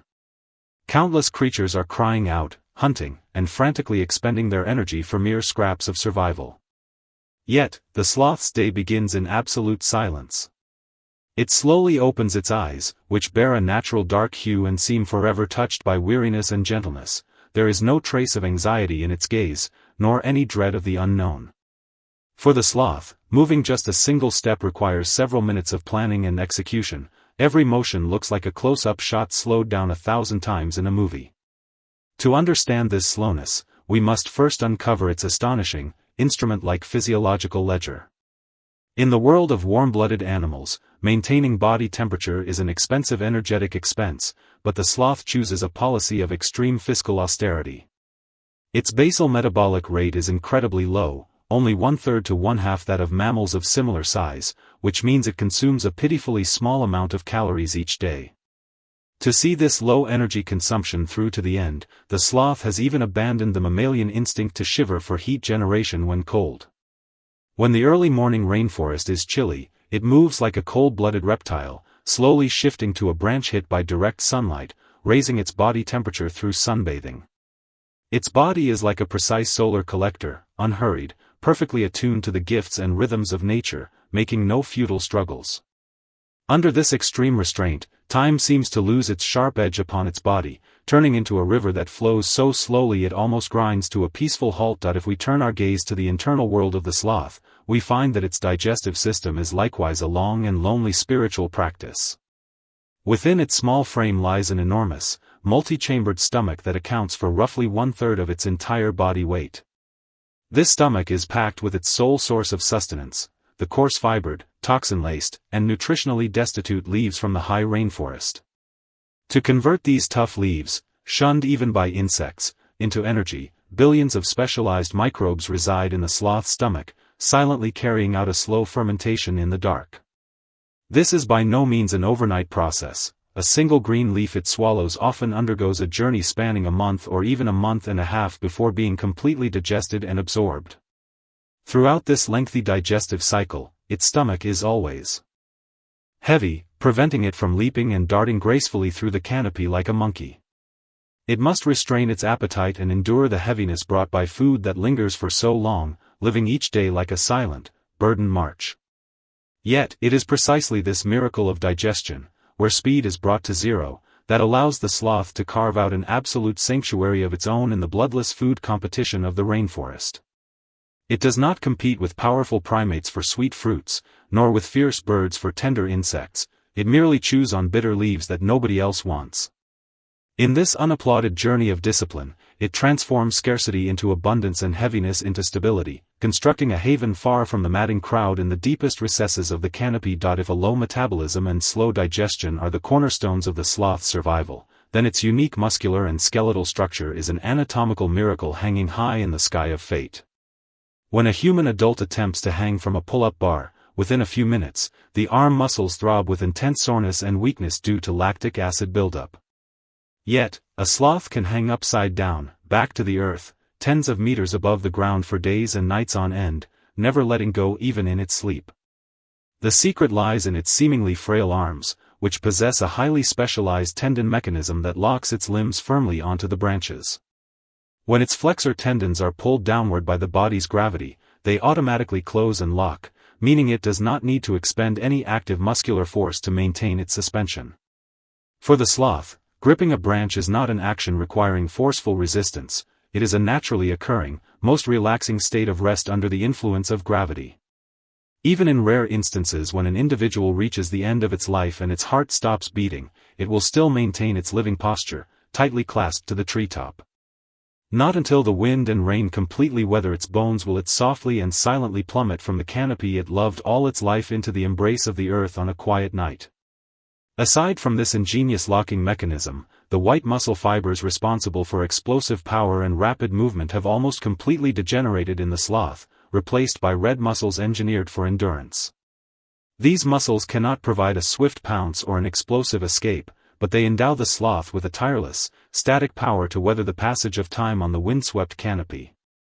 Its life is spent gathering all its strength inward, quietly welcoming the sunrise and sunset of the rainforest in a posture akin to a living sculpture. Yet, behind this nearly perfect philosophy of stillness lies a cruel and inescapable riddle of destiny, which marks the most perilous moments of a sloth's life. Although they spend over 90% of their time in the safety of the canopy, about once a week, they must make a decision that defies all survival instincts. In the quiet dawn or dusk of the rainforest, they climb down the thick, mottled trunks, step by agonizingly slow step, descending to the death-threatened ground just to defecate.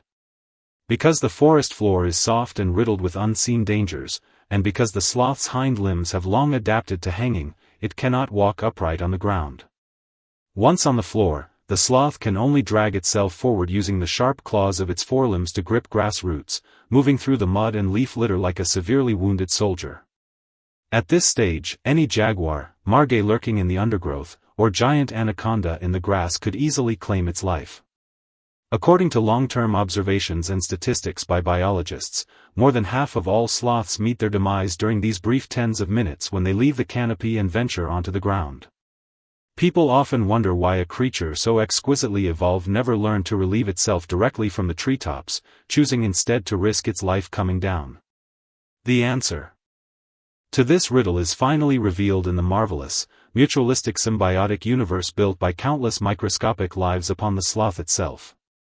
When the sloth defecates with great difficulty on the ground, the specialized moths living in its thick fur, sloth moths, take the opportunity to lay their eggs in the fresh dung. When the next generation of moths hatches and matures, they fly back up to the canopy to find a sloth, which serves as their lifelong habitat and breeding ground. As these moths die and decompose within the sloth's fur, the nutrients released happen to nourish a unique green alga that grows wildly in the hair. This alga not only paints the sloth with a perfect, dark green camouflage during the rainy season, blending it seamlessly into its surroundings, but also serves as a precious micronutritional supplement when food is scarce. To nurture this community of tiny lives and maintain that life-saving green coat, the sloth willingly braves mortal peril, fulfilling an ancient contract with the earth once every week. This journey into danger is no longer a symbol of stupidity, but a bond of destiny deeply intertwined with the entire ecosystem, transcending individual life and death. Returning once more to the high canopy, the sloth becomes an invisible sage wrapped in greenery, quietly watching the shifting winds and clouds of the rainforest. In the sky above, the harpy eagle, the most terrifying aerial apex predator of the jungle, circles with a massive wingspan and razor-sharp talons capable of easily crushing a monkey's skull.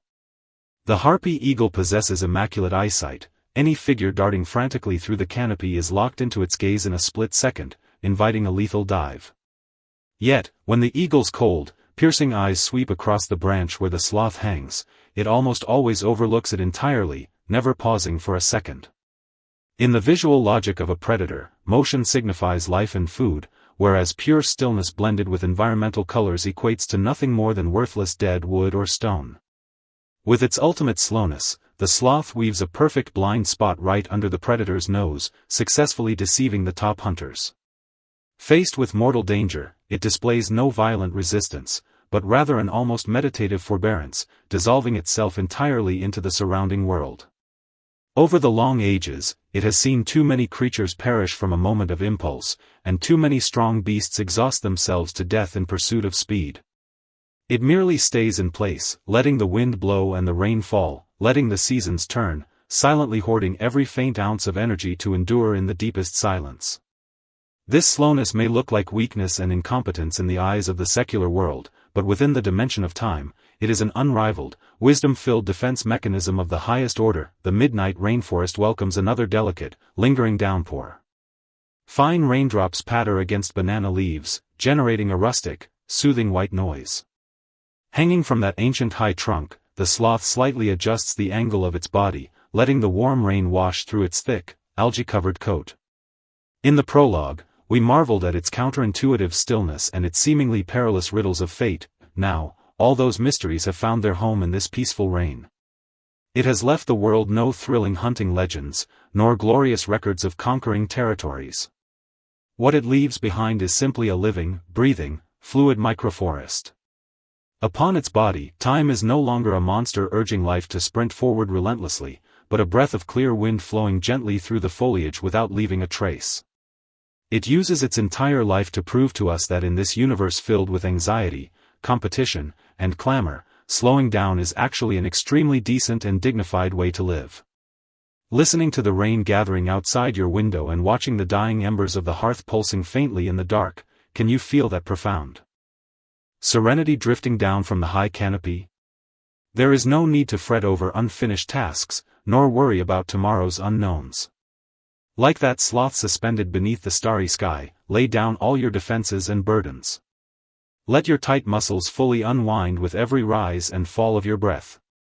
Let your weary mind slowly find its footing and settle into this story you need not try to remember. The night is far spent, and the tale of the rainforest has come to an end. May you carry this ultimate tenderness and tranquility. Gently close your eyes, have a beautiful dream, and good night. In the restless, ever-surging torrents of rivers, the laws of survival are often accompanied by ruthless predation and merciless exit. Yet, atop the freezing waters, a certain creature composes a miracle of life-resisting nature in the most gentle, defenseless posture. Tonight, accompanied by the gently flickering hearth and this story you need not effortfully remember, let us step into its true life. This otter quietly floats belly up in the icy currents, its paws tightly clasping those of its companion, peacefully closing its eyes amidst the rhythmically rippling waves. The outside world is accustomed to praising the cuteness of their sleeping hand-in-hand in romantic fairy tales, but few truly understand that this seemingly carefree being is actually suspended on the brink of life and death. The rivers they inhabit are not only bone-chillingly cold, but also harbor countless deadly whirlpools and rapids that can wash them away, drown them, or rip them apart in an instant. To survive on a rootless water surface, the otter has made a series of astonishing, even poignant evolutionary choices over countless ages. It surrendered the right to build a stable nest on dry land and entrusted its entire existence to the drifting waters, using an almost obsessive attachment to counter the cruelty of nature. This is no relaxing vacation, but a reclusive hermit drifting lonely in a river cradle, using a lifetime of trust and restraint to build an invisible sanctuary in a fluid world. Now, please let your breath lengthen and slow down with the rhythmic churning of the waves beside the otter, and immerse yourself in this midnight dream gently enveloped by the current. As the morning river mist slowly disperses over the greening waters and icy river currents lap against moss-covered reefs, the entire river gradually awakens from absolute silence. At this moment, when most land animals begin to run and forage through the woods, the otter's day commences in extreme cold and alertness.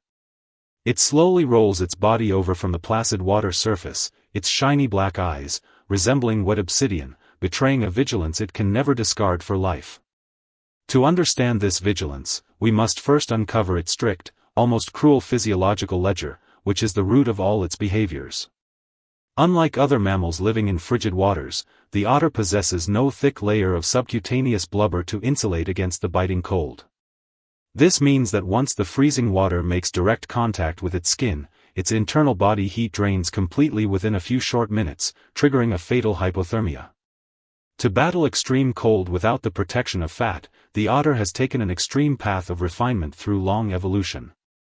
It has developed the densest fur in the animal kingdom. On a single square centimeter of skin grow over 100,000, or even hundreds of thousands of delicate underfur hairs. This coat is divided into two layers. The outer guard hairs are coarse and waterproof, while the inner underfur is tightly intertwined, forming an airtight line of defense. As the otter swims, this thick coat traps a layer of microscopic air bubbles, creating a natural, aquatic greenhouse. However, maintaining this greenhouse comes at an exorbitant cost, requiring the otter to spend immense amounts of time daily grooming and cleaning its fur, as no dirt can be allowed to compromise the waterproof structure. Its entire life is like dancing on an invisible line between life and death, requiring absolute diligence to patch a life jacket coat that could leak at any moment. If we turn our attention to the otter's daily hunting, we find its life closely pursued by a hunger monster disguised as a hypermetabolic rate. Lacking fat insulation, the otter consumes energy at an unimaginable speed to maintain its body temperature. Its basal metabolic rate is over twice that of terrestrial mammals of similar size. This near-mad, high-energy consumption policy means it must ingest a quarter or even a third of its own body weight in food every single day just to barely balance survival. Consequently, the otter enjoys not a moment of peace during the day. It must constantly shuttle through the freezing depths, hunting for high-calorie prey like fish and crustaceans. Every single dive into deep waters is a life-skimming gamble, for the underwater pressure and plunging temperatures sap its remaining heat exponentially. When it finally catches a crab and surfaces, lying back on the water to crunch through the shell with its sharp teeth, its mind is gripped by immense dread of running out of fuel. It is no greedy predator, it is merely a river monk pushed to the brink by an astronomical fuel consumption rate, forced to stoke the body's furnace without a second's pause. In this ceaseless hustle, the otter's flesh and nerves remain tightly strung, leaving no spare energy to build complex social relationships. It conceals all its loneliness beneath its damp fur, turning every breath into a grueling rebellion against starvation, calculating the loss and gain of every single calorie alone in the turbulent currents. Yet, when night fully descends and the starry sky shatters into silver ripples upon the undulating water, the otter finally welcomes the tenderest, most fragile moment of salvation in its life. After a grueling day of hunting and grooming, the exhausted body must sleep, but atop a flowing river, slumber is an adventure fraught with unknowns. If it allows its body to drift freely, the rushing currents would sweep the defenseless creature downstream within hours, smash it against jagged rocks, or deliver it straight into the territory of nocturnal predators.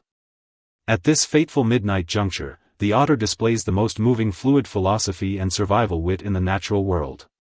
Sometimes, they seek out a massive kelp forest growing in the shallows, wrapping their long tails and bodies around the heavy frills to anchor themselves using the earth's roots. More often, however, in open rivers devoid of vegetation, two or more otters will slowly gather together, floating belly up side by side like a fleet of tiny boats. Then, they reach out their forepaws, searching for each other in mid-air, locking them tightly, unyieldingly together into a life alliance that never parts on the water. This hand-holding is not for play in the dark, it is the ultimate expression of trust, and trusting their lives to one another amidst flowing despair. They close their eyes to the rhythmic swaying of the waves, letting the cold river glide beneath them, those tightly locked paws becoming the only solid anchor they can touch in this rootless universe. In that moment, the river becomes a gentle cradle, the rhythmic sloshing hums a midnight lullaby, dissolving all the anxieties accumulated from a long day of hunger and cold. The river of an otter's destiny is not always smooth sailing, the most agonizing moments usually strike in the dead of night when a storm descends without warning. When flash floods unleash, the once gentle waves morph into roaring black walls of water within minutes, and the entire river violently trembles and tears apart.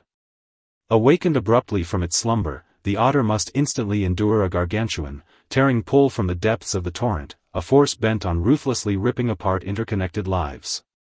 For an otter mother with a pup, this storm is a brutal trial determining the continuation of her bloodline. A newborn otter pup boasts fur with immense buoyancy, enabling it to bob on the surface like a cork, but its feeble limbs are utterly useless at navigating a torrent. The mother must lie back in the crashing billows, using her own body as a raft, allowing her baby to cling tightly to her belly while she locks her arms around it. In perilous moments when giant waves submerge them time and again, the mother must suppress her instinct to dive and escape, using her raw flesh to absorb the direct impact of the crests. The freezing water voraciously drains her body heat, and her hypermetabolism, starved of food replenishment, causes her muscles to throb with intense pain and tremors. Sometimes, the merciless torrent violently tears away their final embrace, sweeping the helpless pup into a dark vortex, leaving the mother with a scream instantly shredded by the gale and rain. This cruel deprivation of attachment is the deepest trauma the river inflicts upon the otter, the price of fate they must silently shoulder while enjoying the warmth of drifting. Through countless such baptisms of torrents across long evolutionary epochs, the otter has etched that attachment to its companion deep into its marrow and genes. Outsiders frequently misunderstand them, viewing these creatures, comical on land yet hyperagile in water, as animals that know only how to play and frolic. Yet, few witness their frantic anxiety as they scan for a companion sent with wet noses after a storm, or the slightly trembling relief when they reclasp each other's paws. They lack the supreme intellect of primates to alter nature, nor do they possess the razor claws of apex beasts to rule domains. Their sole weapon is that restraint and trust that refuses to let go in a fluid world. Under this extreme concentration, time seems to lose its sharp edge upon them, no longer a monster hounding life to sprint forward. Rivers shift and seasons turn, while they merely cradle quietly in their aquatic birth, weathering every peril-fraught midnight in the gentlest of postures. This slowness, this unreserved surrender to one another, might seem trivial to utilitarians, but within the vast epic of nature, it commands an unrivaled dignity of life. They use their entire existence to prove to this cold, shifting world that warmth does not necessarily spring from solid ground. Sometimes, it emanates solely from that small, firm grasp in the dark. At midnight, the river gradually reclaims its primal peace, that distant flash flood and storm long dissolved into the lengthy river of time. The fine river mist regathers like a shroud of soft tulle, tenderly draping over the tranquil surface, sealing off all the noise and clamor of the outer world. The otter, having braved countless daytime hunts and midnight gales, now floats smoothly belly up once more in the center of the cool waters. In the prologue, we attempted to unravel the mystery behind their sleeping hand in hand. Now, having listened to this chronicle of fur greenhouses, extreme energy consumption, and life and death separations, those riddles have found their answers in the rhythmic lapping of the waves. It has left no grand dens upon the solid earth, nor carved markers of dominion across the woods. What it leaves to this river are merely those gentle ripples expanding beneath the moonlight with its every breath. Listening to the faint, rhythmic rise and fall of the waves outside your window, a white noise like a river cradle, and watching the final, faint, introverted glow of the hearth fire in your room, has the fatigue within your body finally found its safe haven? Be like that creature beneath the starry sky, surrendering its paw to its companion. On this night that requires nothing of your wakefulness, requiring you to battle no torrents alone, gently lay down all thoughts of gains, losses, anxieties, and tomorrows. Let your body drift slowly with the softness of your bed, and let your mind dissolve completely into that peaceful, profound pool of dreams. Along with this story you need not effortfully remember. The night is far spent, and the river has hushed into silence. May you carry this hand-holding chemistry across thousands of years, rest peacefully, have a beautiful dream, and good night. In the ferocious and unforgiving depths of the vast ocean, the laws of survival are often equated with ceaseless swimming, brutal tearing, and a blind chase after light.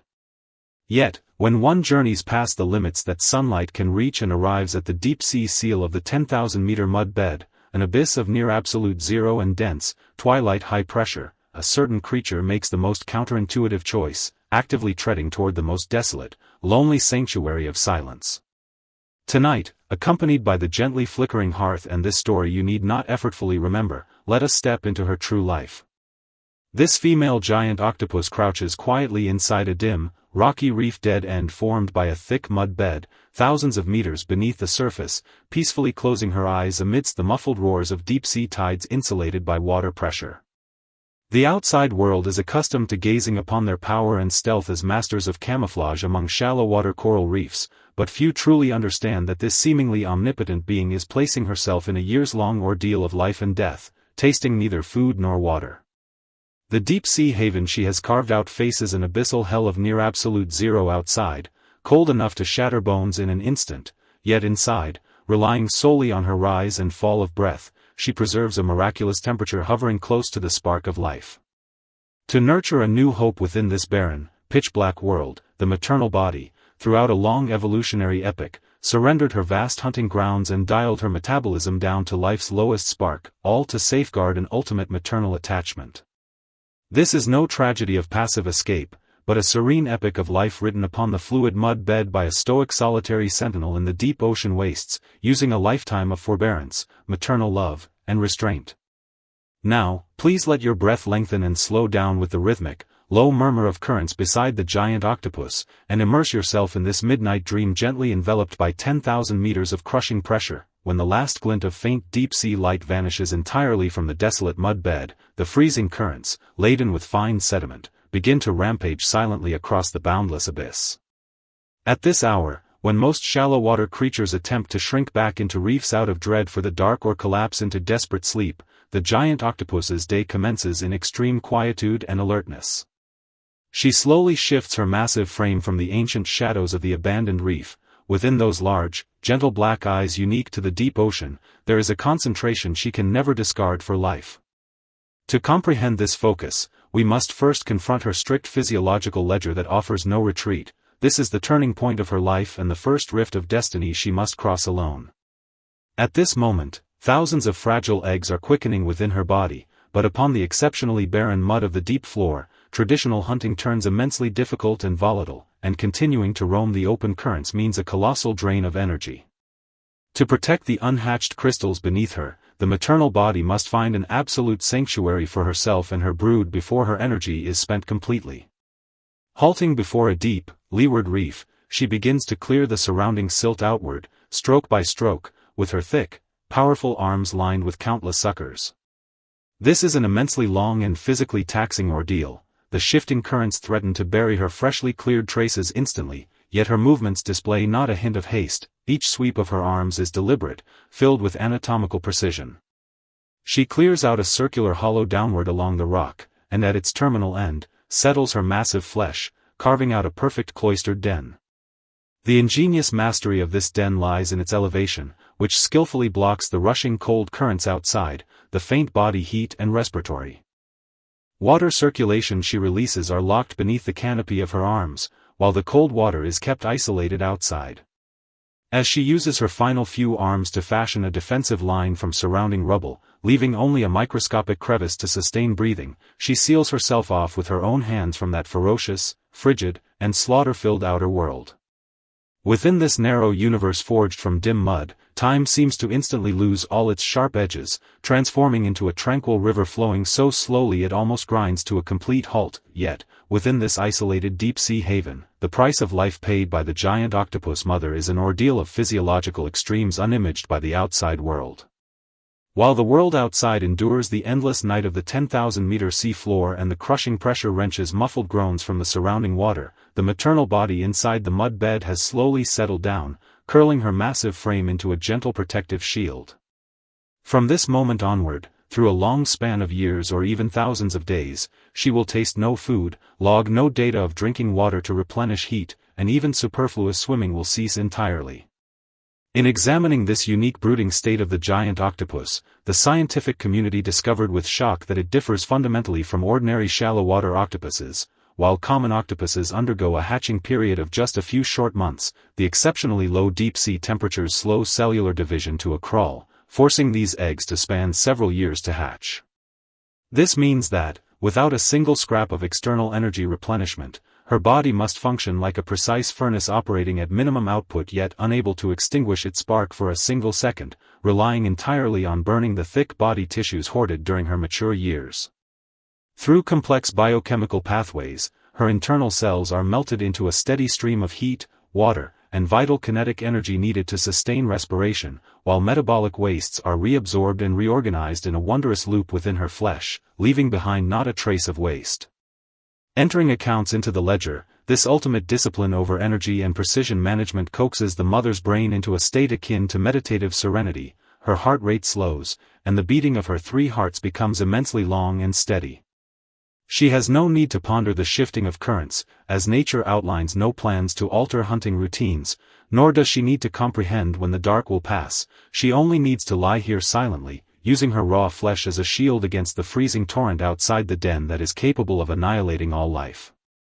Amidst this intense solitude and numbness, she transforms scarcity into abundance and cold into security, anchoring an unbreakable fortress of maternal tenderness in the deepest recesses of the mud bed, right within the quiet span where the deep sea is at its heaviest and darkness seems as though it will never lift. This sealed rocky den welcomes the most moving climax in the epic of life amidst a flurry of exceedingly faint vibrations, resembling the stirring of fluid particles.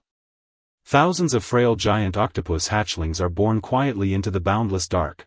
They are so tiny and helpless that it is difficult to link them with the future behemoths of the deep wastes, possessing arms spanning several meters. A newborn hatchling is merely the size of a human fingernail. Their semi-translucent bodies glimmer within the faint bioluminescence, devoid of any capacity to ward off foes or care for themselves. If they were exposed outside the den for even a single second at this time, the icy currents would instantly sweep these delicate lives into the bottomless abyss, turning them into shards of seabed sediment. In this most fragile juncture of life, the giant octopus mother displays an inspiring delicacy and restraint. With immense slowness and profound gentleness, she shifts her colossal arms, coaxing these tiny lives softly into the deep sanctuary of her embrace with her suckers. Using her broad, warm, mucus-laden flesh filled with her final sparks of life, she wraps the eggs and larvae completely, constructing the safest fluid greenhouse in the world with her own respiratory water currents.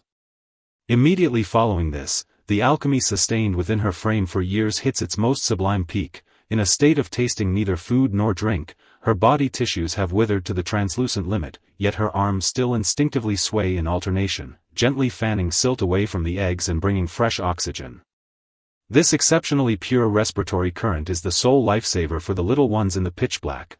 They absorb it greedily, every quiver transmuting into sustenance for the growth of soft tissue and nerves. Through the subsequent months, the only melody within the narrow den is the rhythmic pulsing of the young and the deep, raspy respiration of the mother's siphon. these two sounds intertwine and echo within the small hollow, softening into a perfect midnight lullaby. The mother uses her own flesh and life as fuel, igniting a torch beneath the 10,000-meter mud bed that never goes out, passing this survival code down silently through generations for thousands of years. Yet, this lineage of life, staking all survival chips entirely upon a deep-sea sanctuary, must confront a brutal transformation of destiny the exact moment the young mature without warning. When the final cycle brings the first glimmer of light from an unknown bioluminescence, filtering faint blue-green rays through the edge of the den and casting a hazy, soft warmth across the mother's skin, she knows the hour of departure has come. The schools of giant octopus young now possess the capacity to drift and forage independently in the deep, their semi-translucent bodies gleam with clarity and curiosity toward the unknown world. The mother rises, her muscular tissues, unextended for years, releasing a hollow, tearing sensation. Her internal fat and energy stores are completely spent, her weight slashed precisely by 2/3. The entire octopus appears gaunt, pale, and powerless, save for those eyes that remain serene and unyielding. Uncoiling the arms blocking the opening, she pushes the water outward forcefully one last time. As the final obstructing stones roll away, the long-lost deep-sea free fluid, like a razor-sharp silver broadsword, instantly pierces the years-long confinement, shooting straight into the depths of the den. That flash of movement forces the mother and her young, accustomed to stillness, to feel the pull of fate simultaneously. And when the young glide out of the fluid greenhouse along the gentle water ripples to stand once more upon the boundless deep wastes, the brutal veil of destiny is truly lifted. The world outside is no longer the landscape of their birth, due to periodic hydrothermal vent eruptions and the phantom diving of modern commercial fishing machinery. The once silent, level mud bed is enduring an unseen disruption, morphing into a scattering of volatile, unknown territories. The young puff water and glide excitedly through the chilly current, utterly unable to comprehend the profound farewell and heaviness in their mother's gaze, oblivious that she has hand-stepped toward her own life's end to secure this moment. After the young vanish completely into the terminal end of the bottomless abyss, this focal giant octopus, having burned through her final sparks of life, lies quietly upon the hollowed-out mud bed she guarded for years. Her skin begins to grow as fragile and pale as parchment, even dissolving and weathering silently under the gentle stroking of the currents, dissolving into that ancient sand. People in the outside world frequently praise their cunning and versatility as high-intelligence beings in shallow water exploration, mistakenly believing them to be cold-blooded ocean anomalies. Yet, few witness their disheveled desperation beneath a 10,000-meter chasm, using their raw flesh to block absolute zero to protect their young. Still fewer comprehend their years-long, flesh-consuming, voiceless vigil in the deep night wastes. They lack advanced language to recount this trial to the world, nor do they possess extra weapons to battle the decay of life. Their sole armor is that icy haven woven from their own arms and rocky reefs. Under this extreme concentration upon lineage and restraint, time seems to lose its past sharp edge upon their bodies, no longer a monster hounding life to sprint forward. Currents shift and eras turn, while they merely follow the ancient contract quietly, igniting the lone glimmer upon the abyss with maternal love during every deep-sea night when high pressure howls. This blind vigil, this unreserved surrender to life, may appear poignant under the brutal laws of natural selection, but within the vast epic of the universe, it commands an unrivaled dignity of life. She uses her entire existence to prove to this cold, volatile world that true security is never dictated by how ferocious the external storm rages, but by whether you can construct an unextinguishable, warm nest for the ones you love in the deepest sanctuary of your heart. At midnight, the 10,000-meter mud bed gradually reclaims its primal peace, that roar of new lives hatching and an old life dissolving long vanished into the lengthy river of time. The gorgeous, hazy deep-sea bioluminescence, like a silken ribbon, flows tenderly through the deep water columns, sprinkling a faint, soothing glimmer upon the boundless, silent floor. The giant octopus, having weathered the 1,000-day ordeal, the hatching trial, and the final farewell, has now fully transformed into a part of this mud bed, her flesh nourishing fresh microscopic life, her spirit slumbering peacefully in the ethereal currents. In the prologue, we sought to uncover the riddle of destiny behind its abyssal stillness. Now, having listened to this chronicle of high-pressure insulation, flesh autolysis, and silent vigil, those mysteries have found their answers within the white noise of the tides. It has left no eternal structures upon the earth, nor carved brilliant triumphs into history. What it leaves to these wastes are merely those gentle echoes of life expanding beneath the currents, vanishing yet reappearing every single reproductive cycle. Listening to the faint wind outside your window, a white noise like the long night currents across the polar abyss, and watching the final, faint, introverted glow of the hearth fire in your room, has the fatigue within your body finally found its safe haven? Be like that creature beneath the freezing water, cradling her young tightly in her embrace. On this night that requires nothing of your wakefulness, requiring you to battle no external high pressure alone, gently lay down all thoughts of gains, losses, anxieties, and tomorrows. Let your body settle slowly with the warmth of your bed, and let your mind dissolve completely into that pool of dreams, devoid of cold, containing only absolute sanctuary. Along with this story you need not effortfully remember. The night is far spent, and the abyss has hushed into silence. May you be accompanied by this art of solitude across thousands of years. Rest peacefully, have a beautiful dream, and good night. In the grand, sweeping epic of natural evolution, speed, power, and sharp instincts are often revered as the iron laws of survival. Yet, on the ancient and lonely continent of Australia, a certain creature chose a completely opposite path. With its near-eternal stillness and 20 hours of daily slumber, it mocks the clamor of the secular world. Tonight, accompanied by the gently flickering hearth and this story you need not effortfully remember, let us step into its true life. This koala quietly clasps a weathered eucalyptus branch with both arms, peacefully closing its eyes in the gentle breeze laced with the crisp scent of eucalyptus. The outside world is used to defining it as cute, sluggish, or even foolish. Few know that the minty fragrant green forest it calls home is actually a biological wasteland filled with deadly toxins and barren fibers. To survive in this labyrinth of poison that deters most mammals, the koala has made a series of astonishing, even poignant evolutionary compromises over countless ages. It surrendered a highly developed brain, gave up the freedom to run, and dimmed its fire of life to the faintest spark, all to watch over a sanctuary of its own in a corner that does not belong to the strong. This is no tragedy of passive retreat, but a silent hymn of survival, sacrifice, and destiny written through a lifetime of restraint and numbness by a reclusive philosopher deep within the green canopy. Now, please let your breath lengthen and slow down with the rustling of the leaves beside the koala, and immerse yourself in this midnight dream enveloped by the aroma of eucalyptus. As the first morning light of the southern hemisphere pierces through the dense branches of the eucalyptus grove, casting mottled golden shadows upon the dry earth, the entire forest becomes shrouded in a faint mist smelling of herbal medicine. While most living things begin their daily hustle, hunting, foraging, and calling out, the koala's day proceeds with its own rhythm in near sculptural immobility. It slowly shifts its plump body, its large, gentle ears lined with thick grayish-white fur twitching slightly, before burying its head between its legs once more. To understand this unhurried grace, we must first confront its strict, almost cruel physiological ledger. This ledger is the starting point of its life and the invisible shackle binding its destiny. The koala's sole source of food is the eucalyptus leaf, widely distributed across the Australian continent. These leaves are not only as tough and leathery as hide, but also packed with tannins and phenolic compounds that could easily poison other mammals to death.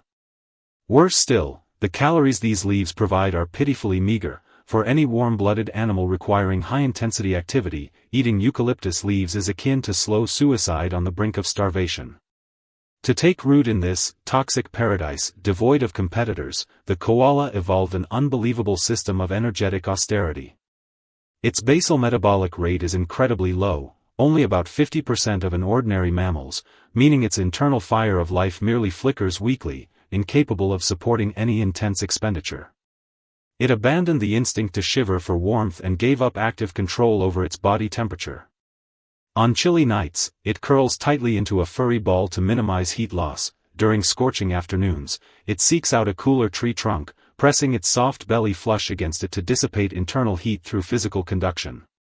Its every heartbeat and every breath resemble an old clock intentionally wound down to a crawl, leisurely and deliberate, fully entrusting itself to the natural cadence of the forest. However, the heaviest price the koala paid in evolutionary history to maintain this ultra-low consumption lifestyle lies hidden inside its large, round cranium. In studying the koala's anatomy, biologists discovered a brutal secret: the koala's brain is exceptionally bizarre among mammals. Not only is it remarkably tiny, but it doesn't even fill the cranial cavity, floating like a shriveled walnut inside a skull awash with cerebrospinal fluid. Even more unusual is its remarkably smooth cerebral cortex, completely lacking the gyri and sulci, the folds and wrinkles, that ordinary mammals evolved to enhance cognitive capacity. From a biological standpoint, the brain is an incredibly expensive organ. Though it accounts for a tiny fraction of body weight, it drains over 20% of the body's total energy. Faced with barren and toxic eucalyptus leaves, the koala made a fiercely resolute choice over long ages of survival. To save energy, it actively shrank its own brain. The cost of this decision is clear. It stripped the koala of complex logical reasoning and the ability to react swiftly to sudden dangers.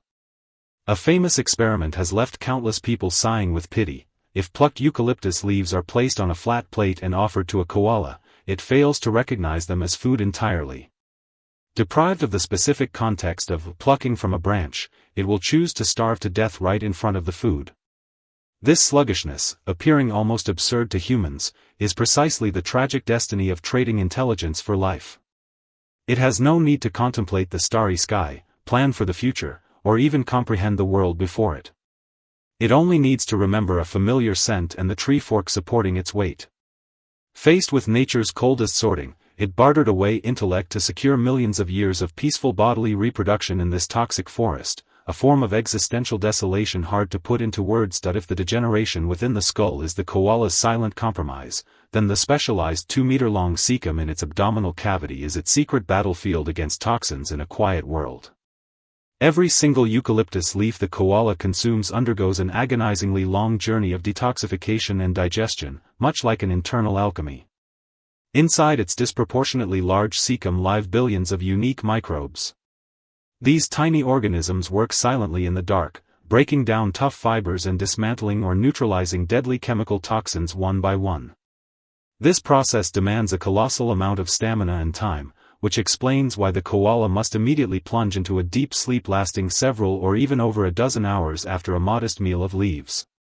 Its slumber is not born of laziness, but because its body is redirecting all blood and energy to the abdomen to wage a life-or-death battle of detoxification. Every time we see it dozing off on camera, a bloodless microscopic war is raging within its body, turning lethal arsenic into the nectar of life.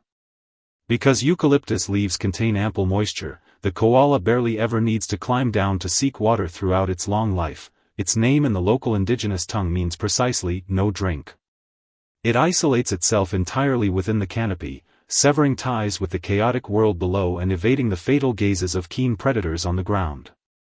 In this intensely lonely discipline, the koala lives as an island floating in mid-air, communicating with no one and yielding to no hardship, silently chewing the bitterness of time amidst fragrance and numbness. The tenderest yet most heart-wrenching aspect of a koala's life is undoubtedly the tiny pouch nestled against the mother's abdomen. As a marsupial that never evolved a complete placenta, a mother koala's gestation lasts a mere 35 days, and the newborn cub can hardly be called a fully formed life. The newborn koala joey is only the size of a peanut, weighing less than a single gram. Hairless, blind, and with undeveloped ears, it looks as fragile as a drop of translucent water. The moment it is born, this tiny life, devoid of almost all sensory perception, must rely purely on instinct to crawl laboriously through its mother's coarse fur, eventually slipping into the warm, backward-facing pouch. Inside that blind pouch filled with the aroma of milk and endless darkness, the joey spends 6 months of silent time, its safest and purest sanctuary. However, as those 6 months pass and the cub grows, peeking its furry little head out, it must confront the first and most unique hurdle of its life, weaning and learning to eat toxic eucalyptus leaves. To help the joey's delicate stomach adapt to future poisons, the mother expels a special, semi-digested soft fecal byproduct from her pouch, known scientifically as pap. Rich in detoxifying microbes from the mother's cecum, the cub must feed exclusively on this substance for several consecutive weeks to establish its own internal immune system. This method of feeding, which might seem unclean or primitive to the secular world, is the greatest bond of heritage maternal love can forge in an exceptionally barren environment. Using her own digestive products, the mother fashions a shield against toxins for her child, passing this survival wisdom down silently through generations for thousands of years. Yet, this extreme evolution, staking all survival chips entirely on eucalyptus forests, has turned into a fatal vulnerability before the tidal waves of human civilization and drastic climate change. The koala's unique muscle and claw anatomy grants it unparalleled grip on tree trunks, but once it leaves the trees and ventures onto the solid earth, it plummets into immense panic and helplessness. Their hind limbs are short and ill-suited for running. On crisscrossing highways and human pastures, they can only amble along in an agonizingly slow, waddling gait. A more harrowing fate descends during the exceptionally dry, blistering summers of the Australian continent. When bushfires, whipped up by gale-force winds, turn into raging oceans of flame swallowing the eucalyptus forests, the tragedy of the koala reaches its zenith. Because eucalyptus leaves are rich in volatile oils, they trigger devastating explosions when exposed to extreme heat, turning an entire tree into a massive torch in an instant. At such times, the koala's ancient instinct for danger, climbing higher and deeper into the canopy and holding deathly still against the trunk, becomes a fatal curse pushing them into the abyss. They cannot leap across meters of shrubbery like kangaroos to flee the inferno, nor can they take wing like birds. They can only watch helplessly as the fire creeps up from below, consumed by rolling choke smoke and heat waves in the canopy they loved all their lives. In the ashes of those disasters, people often find surviving koalas with their thick paw pads severely burned, yet still mechanically and instinctively clinging for dear life to carbonized, blackened trunks, their eyes filled with innocence and confusion. This blind defense of home is a logic of destiny etched into the deepest core of their genes, and their most heart-wrenching, powerless rebellion against a fast-changing modern world. Tonight, that distant forest fire has long been extinguished by the passage of time, and the night sky of the southern hemisphere has reclaimed its primal depth and vastness. The Milky Way, like a radiant ribbon of white silk, spans quietly across the eucalyptus canopy. Meanwhile, the koala, having weathered the storms of fate, slumbers on in its familiar fork. In the prologue, we sought to uncover the secret behind its 20-hour daily sleep. Now, stripping away the harsh truths of toxins, brain degeneration, and raging fires, what remains for us is an absolute tranquility transcending life and death. With a near-ultimate form of inaction, it has peacefully endured for countless centuries on a planet rife with predation and competition. It leaves the forest no destruction and no plunder, only a faint aroma of eucalyptus that diffuses through the deep night with its every breath. In its world, nothing is worth hurrying for, and no anxiety is worth sacrificing sleep over. Living itself is a serene vigil kept high in the treetops. Listening to the faint breeze outside your window, sounding like it traveled from the heart of the woods, and watching the final, faint, warm glow of the hearth fire in your room, has the fatigue within your body finally found its resting place? Be like that creature beneath the starry sky, cradling its tree trunk. On this night that requires nothing of your consciousness, gently lay down all thoughts of right and wrong, gains and losses, and futures.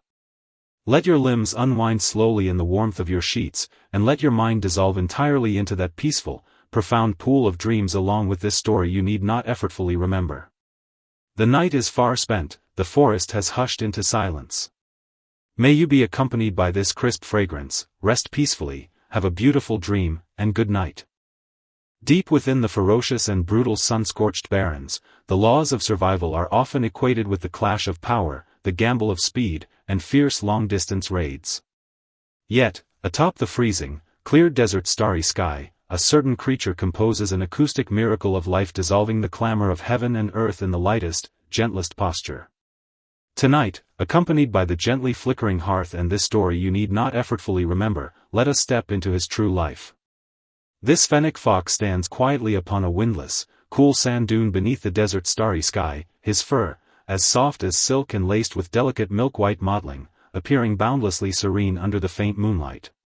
The outside world is accustomed to calling them dune hermits or elven foxes in terrifying legends, but few truly understand that this seemingly mysterious and bizarre creature is actually a reclusive sage utilizing acoustic physics to the absolute limit. The life path he charts is an absolute silence devoid of any air friction sound or tearing burst of wind, just like a silent breeze brushing over sand grains. even the keenest nocturnal insects cannot detect his descent. To survive in a world without water droplets, the fennec fox made a series of astonishing, even poignant evolutionary compromises along its lengthy lineage. He surrendered the compact, sharp head proportions of traditional mammals and remodeled his pinpa into a hearing radar that is hypervulnerable to noise damage and intensely fragile, solely to barter for an absolute precise listening inside the barrens. This is no relaxed or elegant hunting cruise, but a hermit meditating lonely in the deep dark, constructing an invisible anechoic chamber within the shifting dunes through a lifetime of restraint, endurance, and concentration. Now, please let your breath lengthen and slow down with the rhythmic, gentle microsand grain flows beside the fennec fox, and immerse yourself in this midnight dreamscape tenderly wrapped in silent whispers. When the last glint of faint autumn twilight vanishes completely from the desolate sand barrens, the chilly night wind, laden with parched dust, begins to unfold silently across the boundless earth. At this hour, when most living things attempt to shrink back into deep burrows out of dread for the diurnal temperature variance or collapse into desperate sleep, the fennec fox's day commences in extreme quietude and alertness. He slowly turns his head from the ancient sandy opening of the abandoned burrow. Upon that perfectly V-shaped face, as delicate as a white porcelain plate, two eyes as black as ink betray a concentration he can never discard for life. To comprehend this focus, we must first uncover his strict physiological ledger that offers no retreat. This is the starting point of all his actions and the acoustic shackle binding his destiny. Unlike other birds of prey or beasts that rely on speed or strength to hunt in daylight, the fennec fox's life belongs completely to the pitch black, and prey in the dark usually harbor a hypersensitive alertness to vibrations. If his body were as coarse and devoid of a heat-dissipating mechanism as an ordinary fox's, the exact moment he faced the 50-degree heat of daytime, his internal heat would accumulate to a lethal payload within a few short minutes, triggering fatal dehydration. To survive in this corner devoid of water sources, the fennec fox thoroughly remodeled his pinna across long ages on a microfluid dynamics level. If we magnify his ears under a microscope, an awe-inspiring physical world reveals itself. Within his colossal pinna, which commands nearly half the proportions of his head, are densely distributed a staggering number of regularly arranged rigid capillaries resembling miniature cooling pipes. These tiny vessels act like a fleet of delicate cooling fins, silently slicing and radiating the massive heat accumulated inside his frame into the air as the night wind blows. Immediately following this, a layer of ultrafine velvet-like underfur coating his internal ear surfaces acts like a thick sponge, perfectly absorbing and dissolving these faint vibrations swaying with the wind. Ultimately, when the current flows past the trailing edge of the pinna, a defensive line woven from countless soft, staggered, fringe-like hairs, it transitions smoothly back into the air, leaving behind not a single noise-generating vortex. This ultimate sound-softening and heat-radiating structure allows his core body heat and kinetic movement energy to strike a balance in the gentlest way on a microscale as he wanders the freezing night sky, unhurried and deliberate, fully complying with the natural laws of fluid dynamics. His entire life is spent within this cooling greenhouse built by hand from hundreds of millions of gentle fur strands, demanding the utmost diligence to mend and nurse that vital coat which could fail at any moment due to mere dirt. However, the heaviest price the fennec fox pays in its epic of life to sustain this ultimate silent movement and listening lies hidden within its seemingly sturdy pinna, which actually offers zero resistance to moisture. To attain peak acoustic clarity, the fennec fox's pelage abandoned the thick stratum corneum owned by most mammals during its evolution, meaning it cannot smear sebum across its fur surfaces to gain flawless thermal insulation like a polar bear or a camel. His ears are porous, loose, and hypersusceptible to evaporative water loss. When a sudden midnight rainstorm descends without warning over the ancient wilderness, it marks a lethal catastrophe for the fennec fox. The instant those crystalline, freezing raindrops make contact with his ears, they do not beat up and roll off as they would on other animals, but rapidly infiltrate and saturate his thick underfur layer like a sponge soaking up water. Once waterlogged, the fur collapses and mats together instantly, which not only strips him of that vital air-insulating greenhouse in a flash, but also causes his head weight to skyrocket, turning his cranium as heavy as iron. At this juncture, with every labored stride he makes across the storm-beaten dunes, he emits an exceptionally coarse, muffled sound of sand friction, completely stripped of his proud, silent close-up protection. Plunged into this intense wretchedness, he can catch no insects hidden deep beneath the shifting sand in the dark, and worse, he slides into fatal hypothermia due to the sudden drain of stamina and the massive energetic expense of keeping warm. Consequently, when rare seasons of unceasing rain arrive, the fennec fox is frequently forced to stay in the blind corners of ruined burrows, enduring days and nights of starvation, his eyes flashing with immense dread of an unknown clear sky. This is precisely why every single fennec fox's perception of weather is honed to a near-obsessive degree. As elegant as they are beneath a clear night sky, they are equally desolate amidst continuous rain. This acoustic dominance bartered away at the cost of waterproofing rights is a destiny hymn etched into the deepest core of their genes, anchoring their lifelong security to a mere straw that could snap with a single rain dot. If the blood vessels on his ears are the fennec fox's invisible armor for conquering the desert, then his perfectly shaped face and completely asymmetrical auditory nerve distribution are his secret weapons for battling fate in a silent world. In the absolute pitch black of a night devoid of a single ray of light, when his eyes lose all utility for observing the world, the fennec fox relies on his auditory spatial mapping system, unmatched in the biological realm. That pair of colossal pinnae, as delicate as white porcelain plates, is actually not for aesthetics. It is a precise, sound-collecting radar, forged from exceptionally stiff, densely packed cartilage. It can precisely refract, focus, and amplify those incredibly faint sound waves generated by sand friction or insects crawling centimeters beneath the sandy floor. In the wastes, directing them straight into his ear canals hidden deep beneath the coat. Even more abnormal is that the cochleae on his left and right sides harbor a clever, fine-tuning mechanism. When capturing audio, one biases toward high frequencies, one biases toward low frequencies, one faces forward, one faces back. This setup looks close to a deformity to humans, but in fluid acoustics, it stands as a divine design capable of drafting a three-dimensional map. When a sliver of sound wafts from beneath the sand layers, owing to the difference in location, the time it takes for the sound to reach the fennec fox's left and right ears differs by an incredibly minute delta of a few 10,000ths of a second, accompanied by a subtle intensity variance.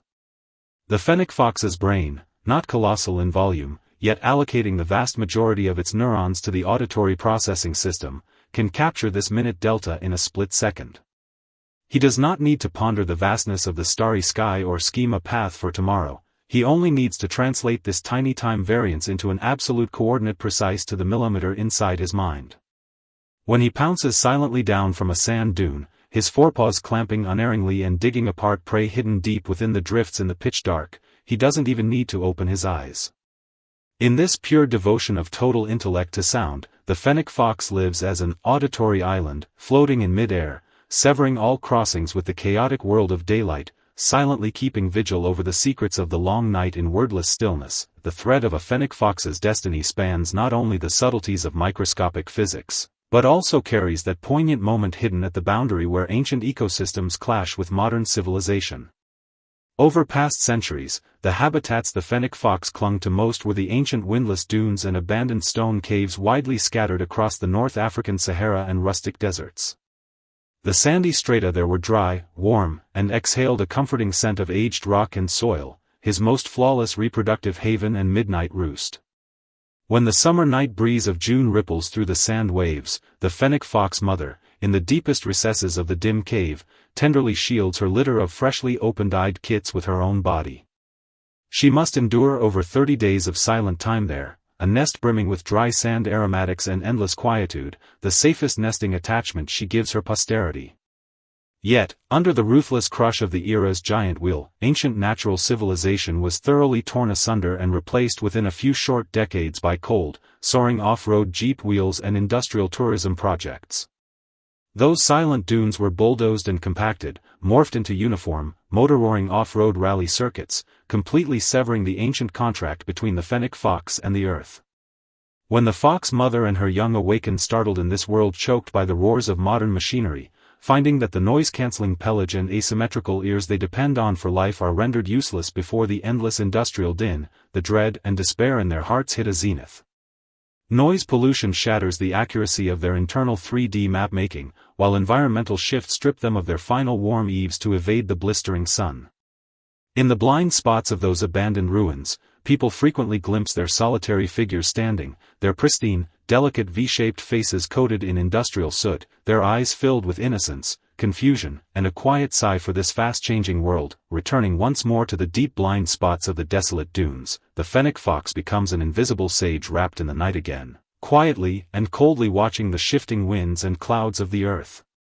In the vast night sky, countless creatures fly in a frantic rush driven by desire or shriek out of terror, running blindly in the dark, frantically draining their stamina for mere scraps of survival. Yet, when the fennec fox's smoke-light figure sweeps across the tips of the sand dunes, the entire space seems to slow down owing to this meditative composure, and time loses its past sharp edge within his pinna. With ultimate silence, he successfully weaves a blind spot net free from worldly disruption amidst the turbulent currents of the night sky. Faced with the plight of survival and the squeeze of the era, he displays no violent rebellion or angry bark, but rather a near-sculptural forbearance and absolute yielding to natural laws. Over long ages, he has seen too many powerful beasts perish from a moment of impulse, and too many monarchs exhaust themselves to death in pursuit of speed. He merely stays in his own corner, letting the wind blow and the rain fall, letting time weather the stone walls, silently hoarding every faint ounce of strength to perpetuate his bloodline in the deepest silence. This slowness, this ultimate pursuit of quietude, might seem a trivial exit in the eyes of the clamorous modern secular world, but within the boundless dimension of time, it commands an unrivaled, dignity-filled philosophy of higher life. The barons of the deep night welcome another delicate, lingering breeze. The rustling wind brushes past withered desert plants and waves of sand, generating a rhythmic, reassuring white noise. Perched upon the ancient sand dune, the fennec fox slightly adjusts the angle of his ears, letting the cool night wind carry away the final trace of daytime chaos and fatigue from his frame. In the prologue, we marveled at his counterintuitive silent listening and his acoustic riddles within the freezing night. Now, all those mysteries have found their best home in the deep recesses of this placid sky. He has left the world no deafening roars, nor glorious records of conquering vast territories. What he leaves behind is simply a tender trace gliding beneath the moonlight without producing a single sound. In his world, time is no longer a monster urging life to sprint forward relentlessly, but a breath of clear wind flowing gently through the micropinny, completely cancelled of noise.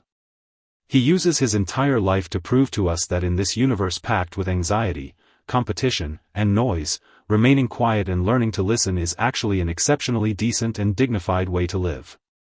Listening to the rhythmic rise and fall of the night wind rustling outside your window and watching the final, faint, introverted warm glow of the hearth fire in your room, has the tight tension within your nerves finally received the gentlest comfort? There is no need to fret over unfinished tasks with intense anxiety, nor tremble over tomorrow's unknowns. Like that weathered being suspended beneath the starry sky, lay down all your defenses and burdens. Let your tight muscles fully unwind with every rise and fall of your breath. Let your weary mind slowly find its footing and settle into this story you need not effortfully remember. The night is far spent, and the physics story inside the midnight penny has concluded. May you carry this ultimate tenderness, tranquility, and silent attachment. Gently close your eyes, have a beautiful dream, and good night. When you lie on your bed in the windless dark of night, watching the moonlight cut into mottled shards by the curtains, your brain may still be tossing and turning over the clamor and regrets of the day. Yet, the most famous counterintuitive miracle in the history of biological evolution, and the most fascinating ultimate riddle, coldly tells us that at the very bottom of those cold, turbid rivers on earth that see not a single ray of sunlight, a silent spiritual practice lasting 200 million years is actually taking place. If we turn our gaze toward that deep-water world filled with unknown silt, you will not see a single shred of modern species impatience, you will only see an extraordinarily peculiar frame, akin to a mythical creation, gliding gently through the ultradark aquatic depths with eyes closed. It does not rely on sight, it does not depend on hearing, and at the very instant it plunges beneath the water, it seals its eyes, ears, and nostrils tightly inside the folds of its skin, completely severing all direct contact with the external physical world. The silent roaming of the platypus, tactile potentials at the bottom of dark rivers. Today, it is no longer a comical summary about primitivity and degeneration in a science journal, but an ultimate meditative lullaby left by nature for the night and for insomniacs. Tonight, accompanied by the gently flickering hearth and this story you need not effortfully remember, let us step into its true life. In this micro-wandering of extreme self-restraint at the bottom of dark rivers, all daytime anxieties and impetuousness will be ruthlessly washed away by the vastness of the timescale, leaving behind only the ultimate serenity, destiny, and tenderness. The first fracture of destiny in our story unfolds during a bitterly cold dusk, where the air faintly bears the crisp fragrance of eucalyptus and a chilly wind brushes across the water's surface. It is a slow-moving, pristine stream nestled on the eastern edge of the Australian continent, where ancient ferns along the banks cast long, low-saturation dark grey shadows into the night. A 3-year-old platypus, petite in size, refined in features, and covered entirely in dense, waterproof fur like a sea otter, squats quietly on the soft, damp grey mud of the bank. Its flat, leathery black bill rhythmically touches the water, stirring up circles of extremely faint, beautifully delicate ripples that are regular almost to the point of hypnosis.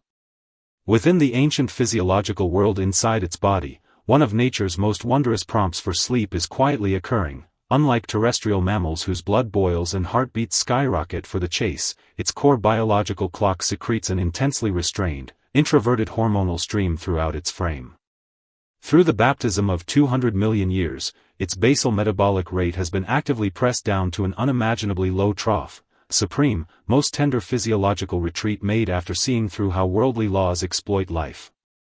The dusk deepens, and at the exact split second the last glint of twilight is completely swallowed by the shadows of the flowing water, its feet push off gently. With an exquisitely elegant motion that makes not a single splash, it glides smoothly into the dark, freezing depths of the underwater world.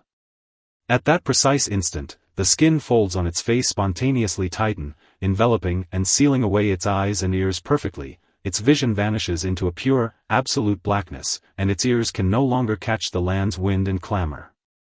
It surrenders itself entirely to this dark river, discarding all the arrogance of modern high-energy senses, relying solely on that specialized bill swaying gently from side to side in the current to begin a midnight silent cruise wholly independent of the sun. Once the floodgates of its senses are completely shut, the small platypus's seemingly clumsy black bill unveils a miracle of slow aesthetics that transcends the limits of human imagination within the dark. Riverbed silt. This is a tapestry of time carved out by nature's most rigorous physical laws. Across the leathery, soft skin of its bill are densely distributed a staggering 40,000 incredibly sensitive electroreceptors, alongside tens of thousands of precise mechanical tactile receptors. As it glides along the turbid, freezing river bottom with an exceptionally regular, side-to-side swaying gait, these receptors capture minute potential difference changes of 1/10,000,000th of a volt in the surrounding water with a voiceless frequency. Within its microscopic realm, the ultradark river floor is actually an intensely gorgeous, orderly starry sky woven from faint electrical currents. A tiny shrimp a few centimeters away in the mud gently twitches a muscle, releasing a sliver of a biological electrical signal into the current, and this signal instantly sparks a gentle ripple within the grid of the bill. It has no need to open its eyes or discern the color of its neighbor. Through 200 million years of forbearance and evolution, its cerebral cortex long ago mastered decoding these faint potential differences into panoramic maps of the riverbed, brimming with geometric beauty and absolute certainty.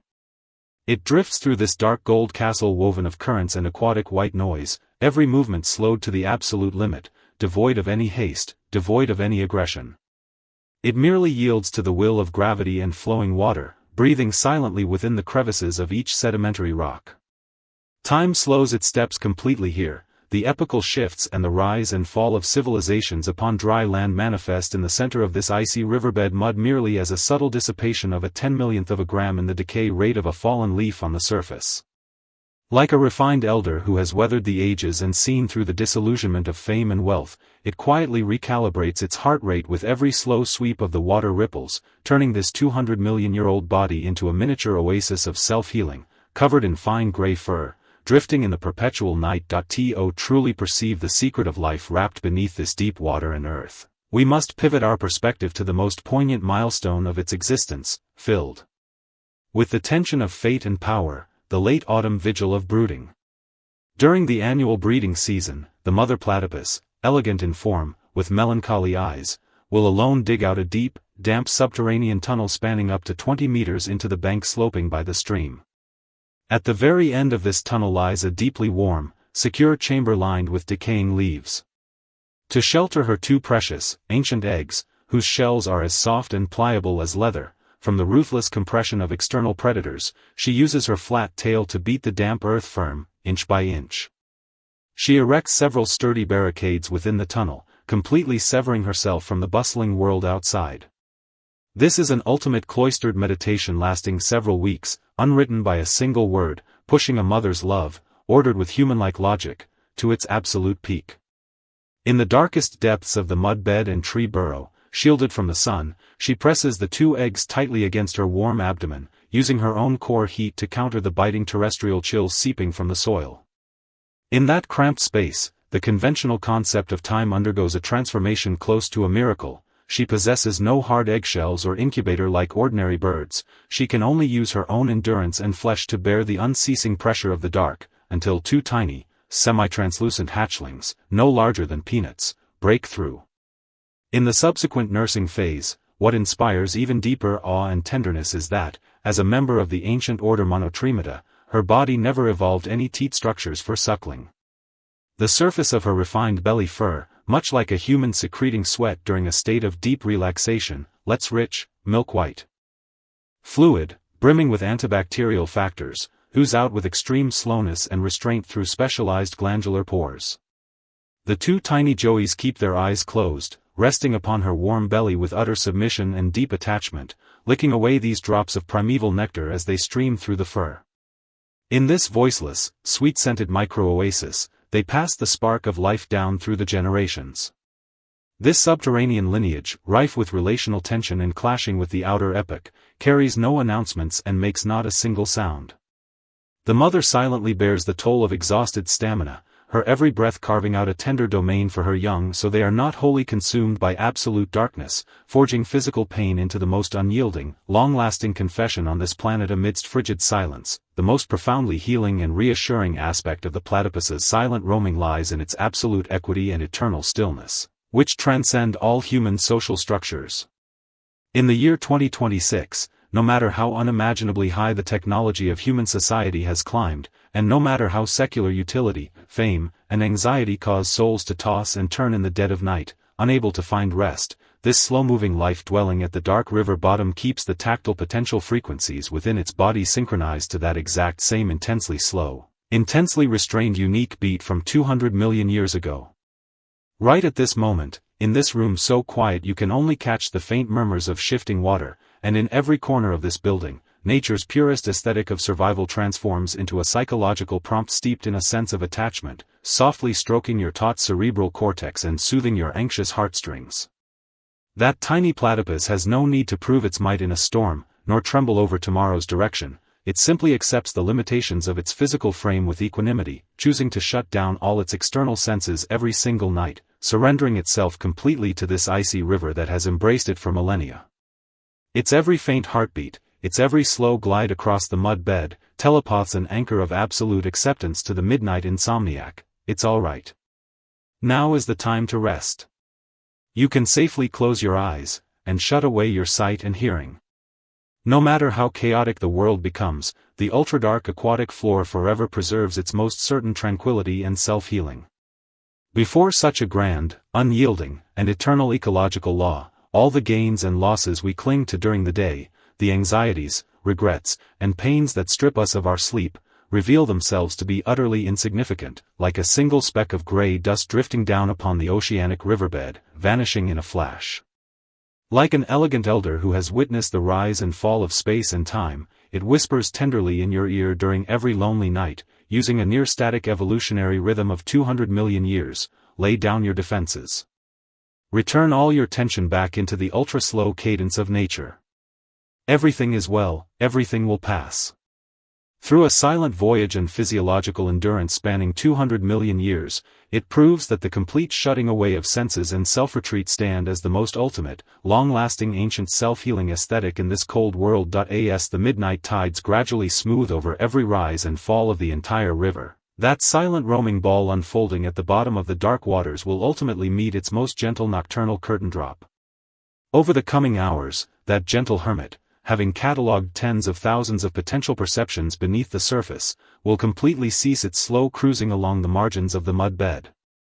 Following familiar lines of gravity, it will return deep within that dim tree burrow blanketed in layers of dry grass and fallen leaves, dangling its limbs in the most relaxed posture to slip into a deep torpor lasting over a dozen hours.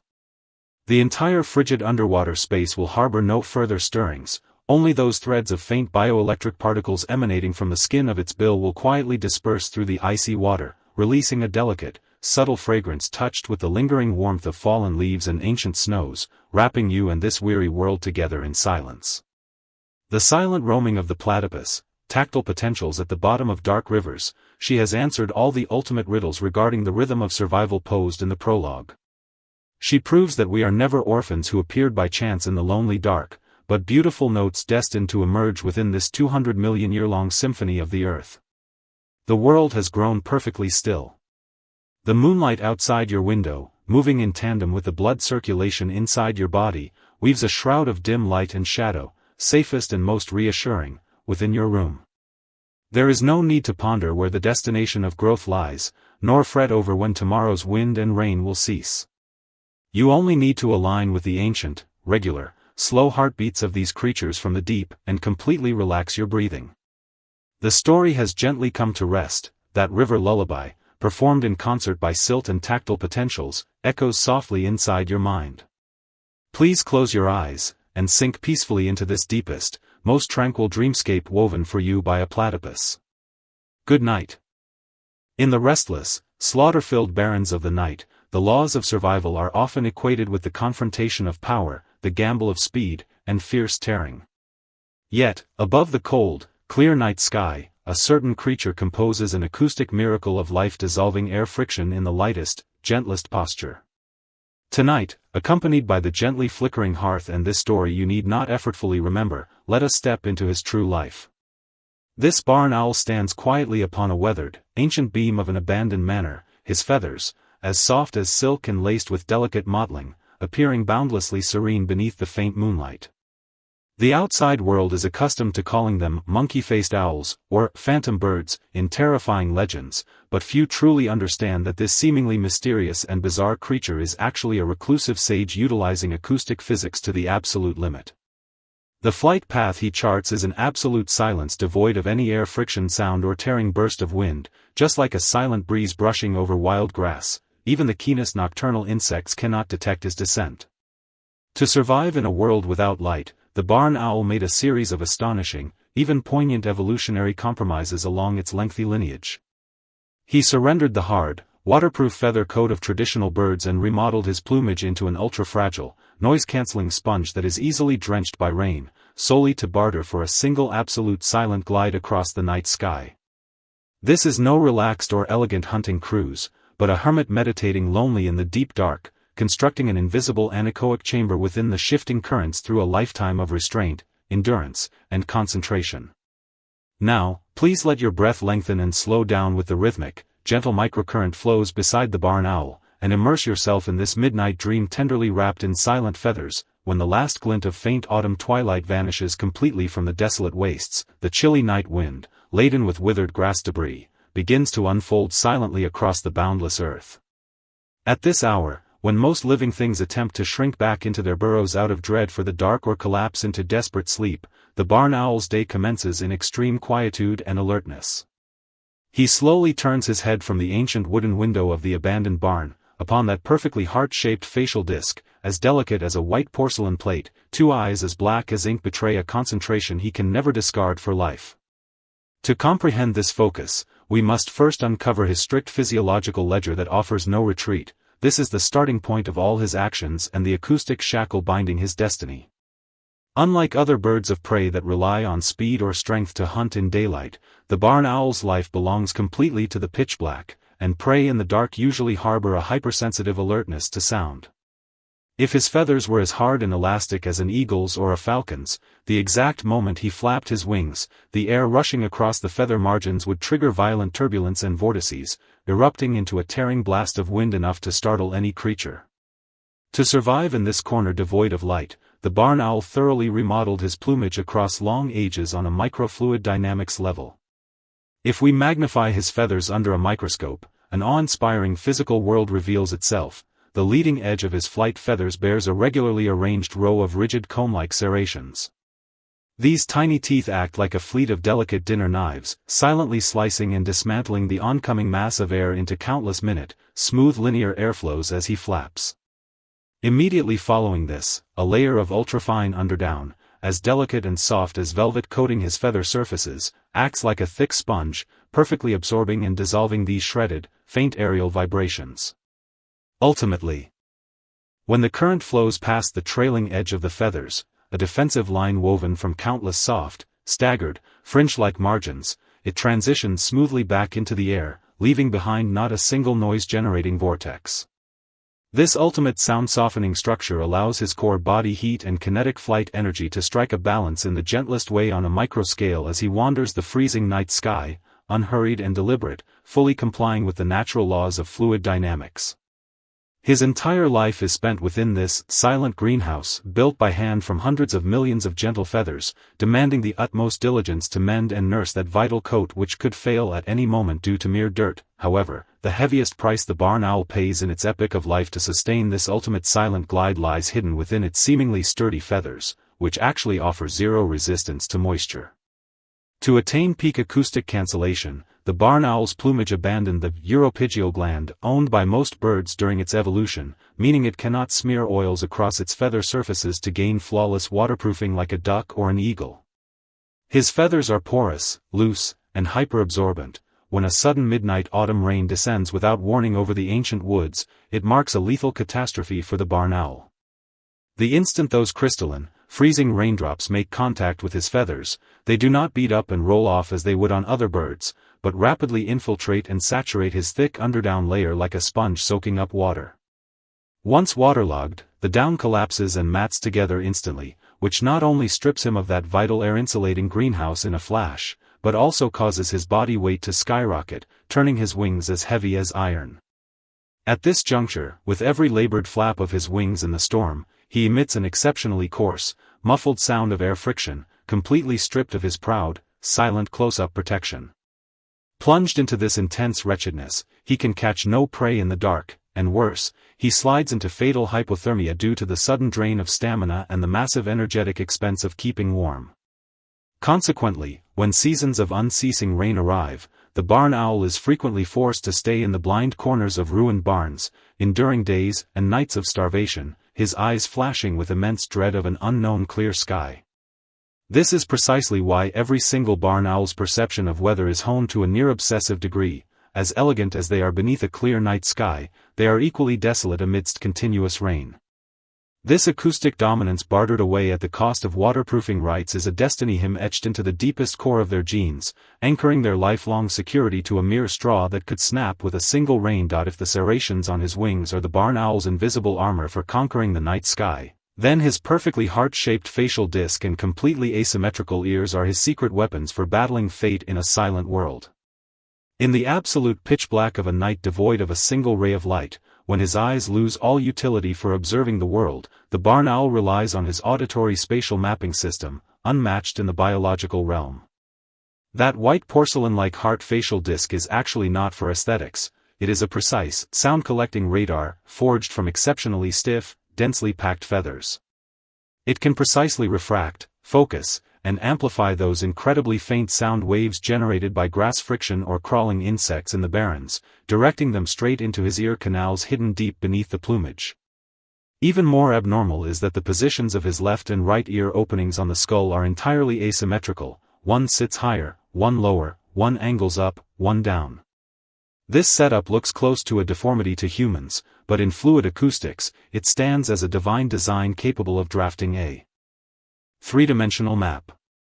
When a sliver of sound wafts from the grass, owing to the difference in location, the time it takes for the sound to reach the owl's left and right ears differs by an incredibly minute delta of a few 10,000ths of a second, accompanied by a subtle intensity variance. The barn owl's brain, not colossal in volume, yet allocating the vast majority of its neurons to the auditory processing system, can capture this minute delta in a split second. He does not need to ponder the vastness of the starry sky or scheme a path for tomorrow. he only needs to translate this tiny time variance into an absolute coordinate precise to the millimeter inside his mind. When he glides silently down from a beam, his talons clamping unerringly upon prey hidden deep within the leaf litter in the pitch dark, he doesn't even need to open his eyes. In this pure devotion of total intellect to sound, the barn owl lives as an auditory island, floating in mid-air, severing all crossings with the chaotic world of daylight, silently keeping vigil over the secrets of the long night in wordless stillness. The thread of a barn owl's destiny spans not only the subtleties of microscopic physics, but also carries that poignant moment hidden at the boundary where ancient agricultural eras clash with modern civilization. Over past centuries, the habitats the barn owl clung to most were the ancient wooden barns and abandoned stone towers widely scattered across European manors and countrysides. The timber beams there were dry, warm, and exhaled a comforting, rustic scent of aged straw and soil, his most flawless reproductive haven and midnight roost. When the summer night breeze of June ripples through the wheat fields, the mother owl, in the deepest recesses of the dim beam, tenderly shields her clutch of porcelain white eggs with her own body. She must endure over 30 days of silent time there, a nest brimming with herbal scents and endless quietude, the safest nesting attachment she gives her posterity. Yet, under the ruthless crush of the era's giant wheel, ancient farming civilization was thoroughly torn asunder and replaced within a few short decades by cold, soaring industrial factories of reinforced concrete. Those wooden barns were bulldozed and torched, morphed into uniform, sealed modern silos sprayed with harsh chemical pesticides, completely severing the ancient contract between the barn owl and the earth. When the owl mother and her young awakened startled in this world choked by the roars of modern machinery, finding that the noise-canceling coat and asymmetrical ears they depend on for life are rendered useless before the endless industrial din, the dread and despair in their hearts hit a zenith. Noise pollution shatters the accuracy of their internal 3D map-making, while environmental shifts strip them of their final warm eaves to evade autumn rains. In the blind spots of those abandoned ruins, people frequently glimpse their solitary figures standing, their pristine, delicate heart facial discs coated in industrial soot, their eyes filled with innocence, confusion, and a quiet sigh for this fast-changing world. Returning once more to the deep blind spots of the desolate manor, the barn owl becomes an invisible sage wrapped in the night again, quietly and coldly watching the shifting winds and clouds of the earth. In the vast night sky, countless creatures fly in a frantic rush driven by desire or shriek out of terror, running blindly in the dark, frantically draining their stamina for mere scraps of survival. Yet, when the barn owl's smoke-light figure sweeps across the tips of the wild grass, the entire space seems to slow down owing to this meditative composure, and time loses its past sharp edge within his feathers. With ultimate silence, he successfully weaves a blind spot net free from worldly disruption amidst the turbulent currents of the night sky. Faced with the plight of survival and the squeeze of the era, he displays no violent rebellion or angry screech, but rather a near sculptural forbearance and absolute yielding to natural laws. Over long ages, he has seen too many powerful beasts perish from a moment of impulse, and too many monarchs exhaust themselves to death in pursuit of speed. He merely stays in his own corner, letting the wind blow and the rain fall, letting time weather the stone walls, silently hoarding every faint ounce of strength to perpetuate his bloodline in the deepest silence. This slowness, this ultimate pursuit of quietude, might seem a trivial exit in the eyes of the clamorous modern secular world, but within the boundless dimension of time, it commands an unrivaled, dignity-filled philosophy of higher life. The barons of the deep night welcome another delicate, lingering breeze. The rustling wind brushes past withered banana leaves and waves of grain, generating a rhythmic, reassuring white noise. Perched upon the ancient beam, the barn owl slightly adjusts the angle of his wings, letting the cool night wind carry away the final trace of daytime chaos and fatigue from his frame. In the prologue, we marveled at his counterintuitive silent flight and his acoustic riddles within the freezing night. Now, all those mysteries have found their best home in the deep recesses of this placid sky. He has left the world no deafening roars, nor glorious records of conquering vast territories. What he leaves behind is simply a tender trace gliding beneath the moonlight without producing a single sound. In his world, time is no longer a monster urging life to sprint forward relentlessly, but a breath of clear wind flowing gently through the microfeathers, completely cancelled of noise. He uses his entire life to prove to us that in this universe packed with anxiety, competition, and noise, remaining quiet and learning to listen is actually an exceptionally decent and dignified way to live. Listening to the rhythmic rise and fall of the night wind rustling outside your window and watching the final, faint, introverted warm glow of the hearth fire in your room, has the tight tension within your nerves finally received the gentlest comfort? There is no need to fret over unfinished tasks with intense anxiety, nor tremble over tomorrow's unknowns. Like that weathered being suspended beneath the starry sky, lay down all your defenses and burdens. Let your tight muscles fully unwind with every rise and fall of your breath. Let your weary mind slowly find its footing and settle into this story you need not effortfully remember. The night is far spent, and the physics story inside the midnight feathers has concluded. May you carry this ultimate tenderness, tranquility, and silent attachment. Gently close your eyes, have a beautiful dream, and good night.